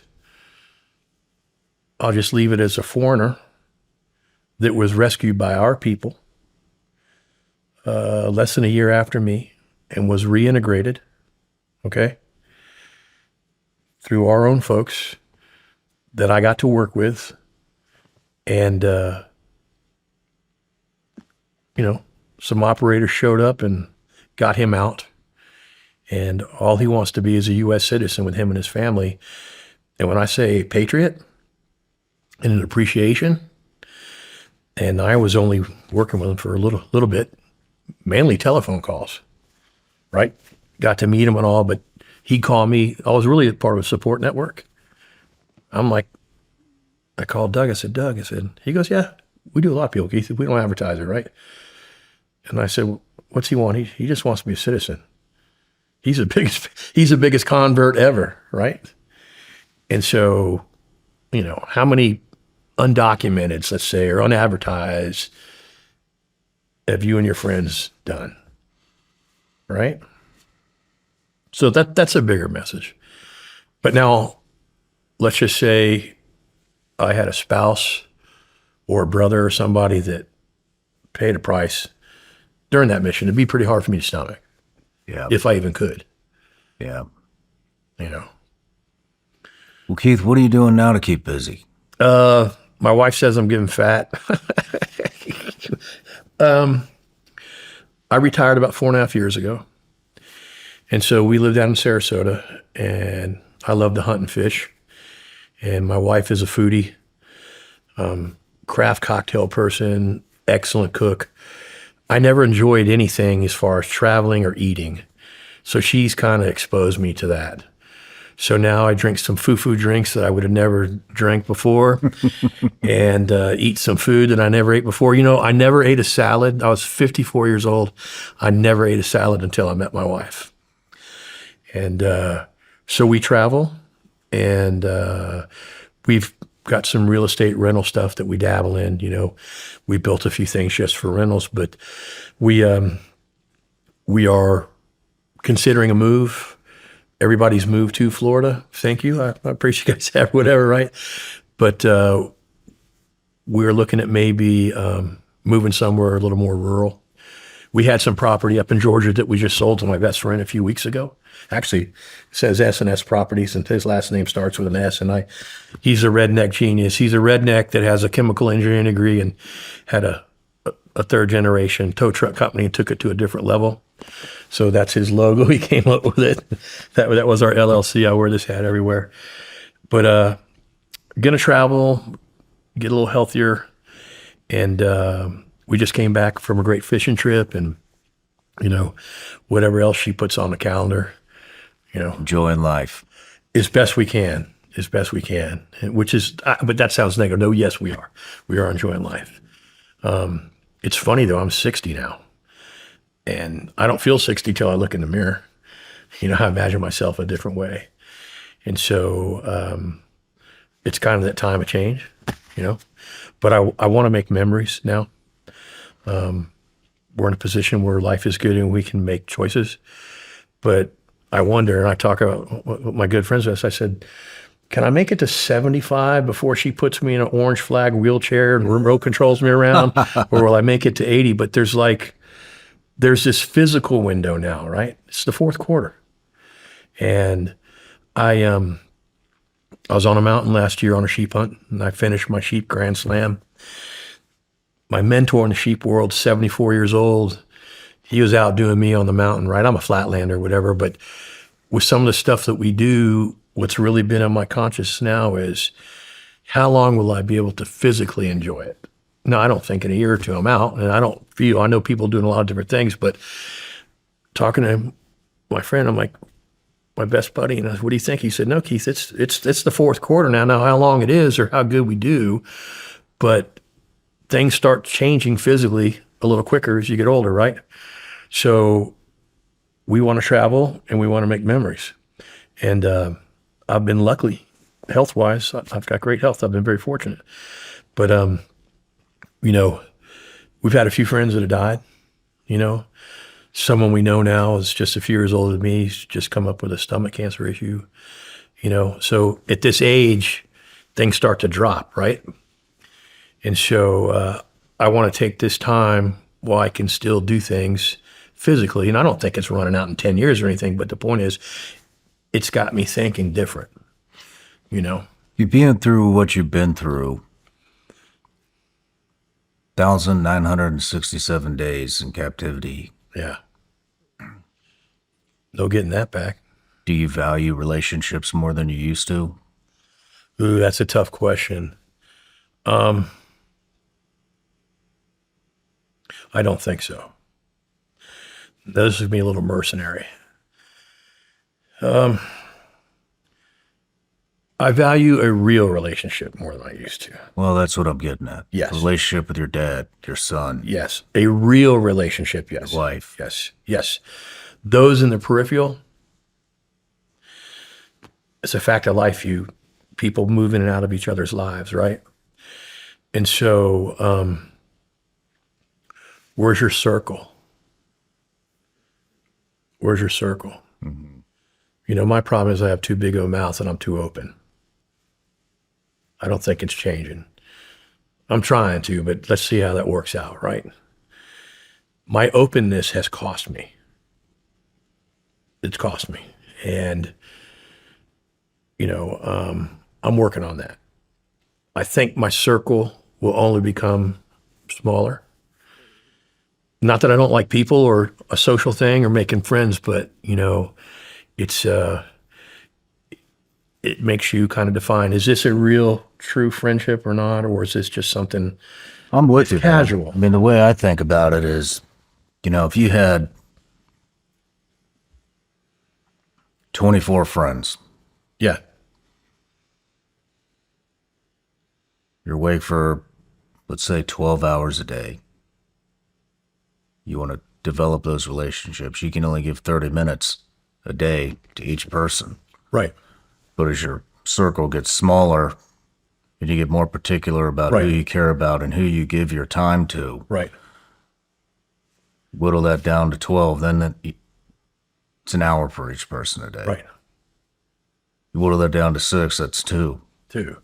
You know, and so, you know, what I've noticed through my journey is, yeah, everybody wants to be your friend. Everybody wants, you know, Yeah. and you got to be careful because the relationships that really do matter, they suffer because then you start divvying up time Right. and nothing really grows. Right. But when you do whittle it down to what really matters, family, close friends. Yeah. For me, my team here, we're like a family. I mean, when you can invest in the relationships that you truly value, then they'll flourish beyond what you ever would have thought. Yeah, I think that, look, we'll take your position. So you've earned a lot of respect in the community for what you've given back on your show. Probably some animosity, too, for your success. And you meet like-minded individuals all the time. That if it was just Shawn by himself, no family, no, you guys would hang out all the time. Hey, I'll go fish tomorrow, let's roll. Life, right, starts to take up time, which you're talking about, and effort. So where do you focus your effort? And it's just normal for people, right? To kind of want to be around certain things like we were talking about and, you know, be a part of something. But you got to whittle down where there's going to be real results, because I know, I've got some friends of mine. I would call them friends. We don't see each other very often, right? Not my close. I got 3 very, very, very close friends. Okay. But outside of that, there are people that I've met, especially through this captivity and everything, that are just awesome folks, man, men and women, that I have tremendous respect for. And if there was time to hang out with them or something, probably would. But I think maybe understanding, this is going to sound a little shallow, but I believe in it. Loving yourself first so you can love those around you. Understanding what what you can manage and not manage is part of defining that circle in those relationships. And let's face it, time becomes a commodity also. And when I turned 60 last year, my wife surprised me with a beautiful trip to Ireland. We were fly fishing for brown trout, which I wanted to do for years. And I'm looking around and my wife's with me and I'm here and just this gorgeous place. And I said, you'll never erase this from my head. This memory. You'll never erase it from my head. So I want to focus on those in this second half, right? And you can't always please everybody, even though you may want to. Then you get straggled out, and then those that you need to be, like you're saying, dividing up your time. And I think it's okay to be a little selfish. I didn't say be unappreciative or anything, but sometimes, I went through something here recently, and my friend said to me, my best friend goes, it's okay to be selfish. It's all right, And sometimes you got to, kick back and take care of yourself. And I mean, like, how many people in the best way, especially with what you do, hey, Shawn, come do this. With the best intentions, right? They really appreciate you and what you do. Come on, let's come do this. What kind of invites do you get? All that stuff, right? You can't always just go do it. And I would imagine for you, the demands on your time now must be astronomical. I guard it very carefully. But you're growing something, right? And so I say I value relationships, but also just because you're family doesn't mean you're more valuable than a friend who's a true friend. So sometimes family can disappoint you more than your friends, right? And that becomes a challenge also because there's a deeper, maybe love or connection there. And that hurts worse too, right? It hurts a little worse. So I don't know. I think about that now because in this time, in this quarter, where are you going to cut up your time to be? Every time you say yes to somebody, you say no to somebody else. So if you're saying yes to people that, not that they don't matter, but it's not going to go anywhere, it's a dead end, then you're saying no to somebody that you love. Right. And starving them of their time. And overcommitting yourself. Yep. That's what I'm in the past have been guilty of. And I'm trying to, maybe when I make a commitment to something, does it have real value? Instead of just being a nice guy, that could be noble or whatever, but does it have real value? And so my wife has helped me with that. Saying, hold on a second. Just, what are you doing? You got a good woman. She's got an instinct for that stuff. But, I mean, I can only imagine for you, you've become a known quantity now, right? What about those days when nobody knew who you were when you pulled out of your driveway? Oh, I think about that. But this will all end one day. No, I know. And the 5 Minutes of Fame was funny. It's not real. It's not real. I was on an interview, I think it was Good Morning America. And we were doing a few talk show things. And so I get in an elevator and I'm not going to throw rocks at anybody, but she's left the country and she's over where I was fishing. I know who you're talking about. Yeah. And she's standing there in front of me and she wasn't rude or anything, right? And then Rob Lowe's there. Right? He's just cracking me up and I just see this throng of women, man. Like there must have been 100 women outside the studio. Rob, Rob, Rob, you know. And I looked at him. I know he'll never probably remember me. I was on the show too. Whatever. I said, "Careful with that film." We got caught. You know. He goes, "Yeah." I was like, you know, but I was just watching him, and he was sincerely nice, right? But there was just this throng of all these women of all ages just wanted to get next to him and touch him, you know? And so you get to meet some celebrities, and I've met a bunch more or whatever, but man, imagine just going somewhere and being yourself, you know? Like, and I won't drop names here, but we're mentioning one of my best friends and who his best friend is, right? And I said, what's it like when you go somewhere with him, right? And he said, Keith, he's very humble, but like you can't move 10 steps without, and people don't mean anything bad. That's never going away, right? And now with social media and all this stuff, wow. Wow, but nothing's free, right? There's no free lunch. That's right. My father always said, if you said fair or free to my father, argument was over. Nope, done. We're finished. We're not going to talk about this. Well, Keith, we're wrapping up the interview, but so I got one more thing for you. Yeah. You know, you've seen the show. You see the majority of who I interview. Right. We talk a lot about reintegration after combat, after service. Right. What do you have? It's a big struggle throughout the veteran community. I mean, suicide's at an all-time high. Okay. So what I'm going to ask is, you know, I've never met anybody like you. You've been through it, 5 years, captivity. What advice do you have for people that are reintegrating? It's a network. It's a network around you. I was surrounded, so was Marc and Tom. We were surrounded by people that were there to support us legally, professionally, emotionally. Don't be the lone man on the hill by yourself, right?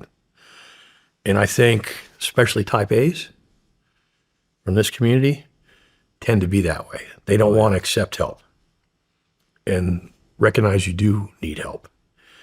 So it's a network is the biggest thing. And my fear, so I'm set and I could go be on my own, I'll be okay, right? You know, my wife and I can just go off into the distance there and we're fine. What about that vet who is not set, right? That every day for the rest of his or her life, they'll put on, you know, prosthetics. Yeah. Every day they'll have that physical challenge, right, of just getting through the basics in life. And what scares me is, as I called it, the sandbox, right? But as the war wound down, do the networks and the support for the vets start to wind down too? Because they're carrying it for the rest of their life. The rest of their life. Well, when it's not 24/7, all the new fights on YouTube or on the news or whatever, and it's not in the public's eyes, does the support, although not meant in a bad way, dwindle? So the recognition of what sacrifices these people have made, I think is important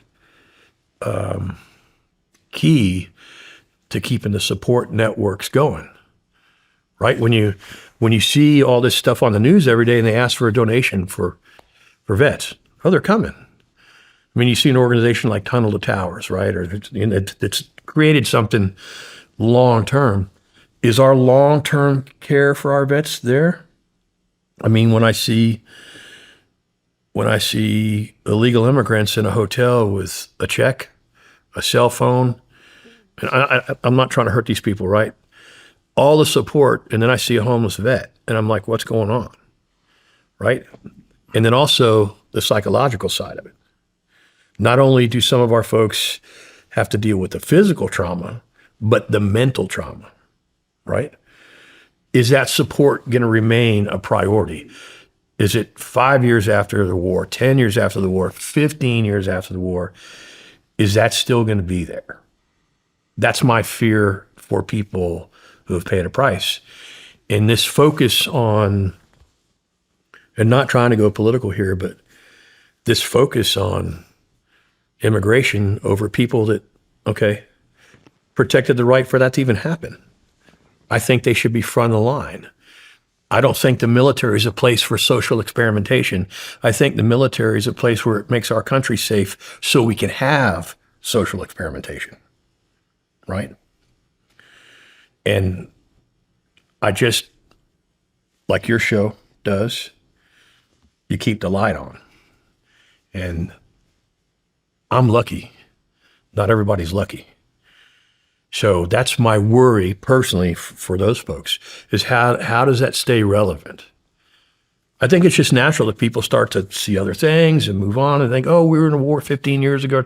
Well, that person still doesn't have any legs, right? They're still struggling with long-term health issues, physical. We don't even know about psychological. How can they make a living? What can they do? You know, so how strong is that compared to 5 years ago right now? I don't know. But I would say that's my fear, keeping the light on. And, you know, you see it, especially here with this, when it goes on. So I hope that we as a country can keep that going. But it scares me. It scares me that those people will be forgotten after time. But they're living with everything that they have until the end of their time. You know, so some of these big organizations that have become well organized, you know, I like that. But you know, I just don't know. You know, I just don't know. I mean, how do you feel about that? Do you think that the support is waning with time, or? I think that there are some great organizations out there that will continue to develop and do the right things. Unfortunately, I don't think that's the government. Right. But it's the, how do I say this? It's the giving back to the community that's going to keep it alive. Right. Taking care of each other. That's what's going to keep it going. Right. It's mentoring guys. You know, I got out. I quit contracting in 2015. That's 10 years ago. But I'm still giving back. I'm still coaching. I'm still bringing exposure to guys that have done amazing stuff like yourself that can transform their business. And there's a number of other organizations out there that do that. Right. And so, you know, if you're asking, you know, what my advice would be, it would be to seek those organizations out. Exactly what you said, a network. Build a circle that you can lean on. Yeah. Yeah. Lean on each other. Accept some help, man. Because nobody's going to take care of us except ourselves. Yeah, that's it. And, you know, and it's not just us, it's our families that suffer too. You know, I have a couple of relationships that were just damaged just by absence. And so, you know, do those ever get back? You don't know.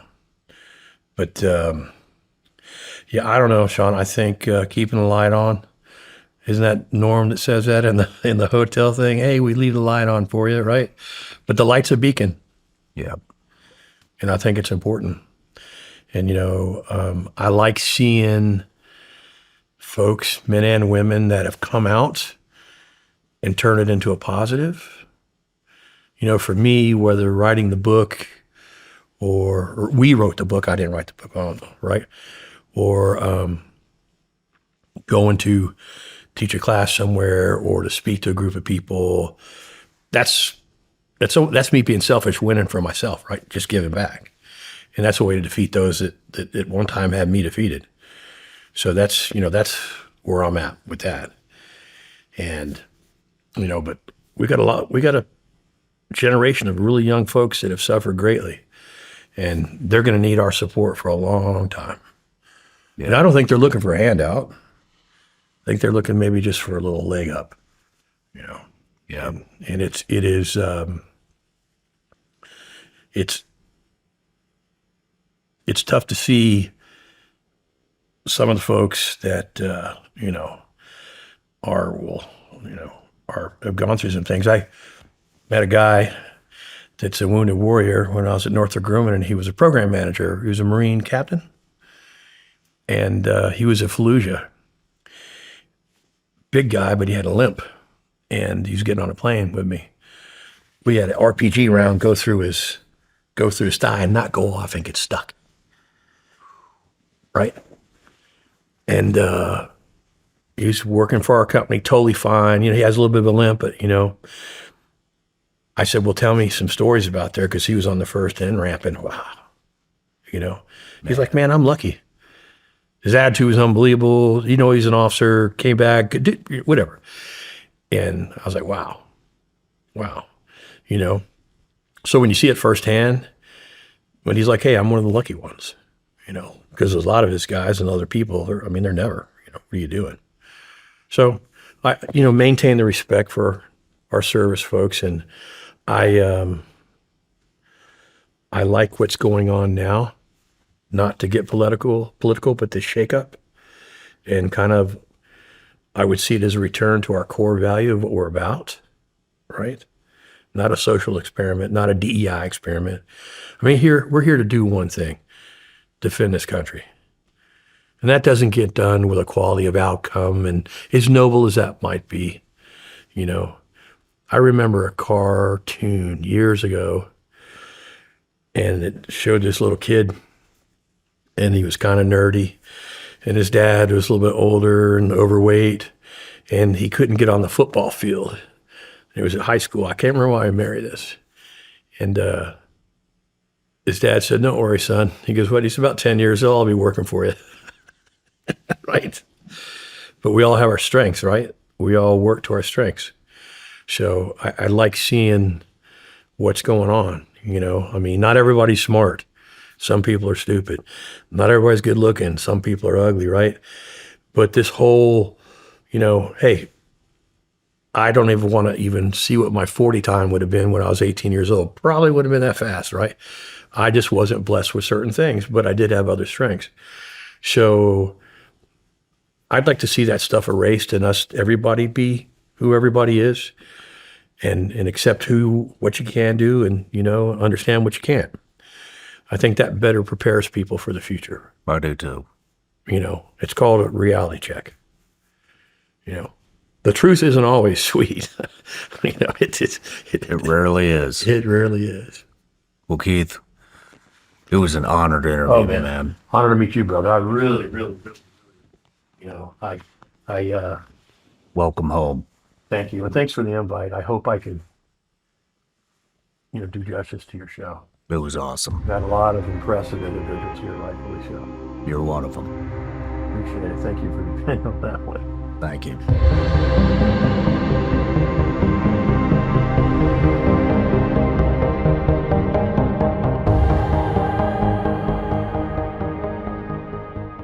No matter where you're watching Shawn Ryan Show from, if you get anything out of this, please like, comment, subscribe, and most importantly, share this everywhere you possibly can. And if you're feeling extra generous, please leave us a review on Apple and Spotify podcasts.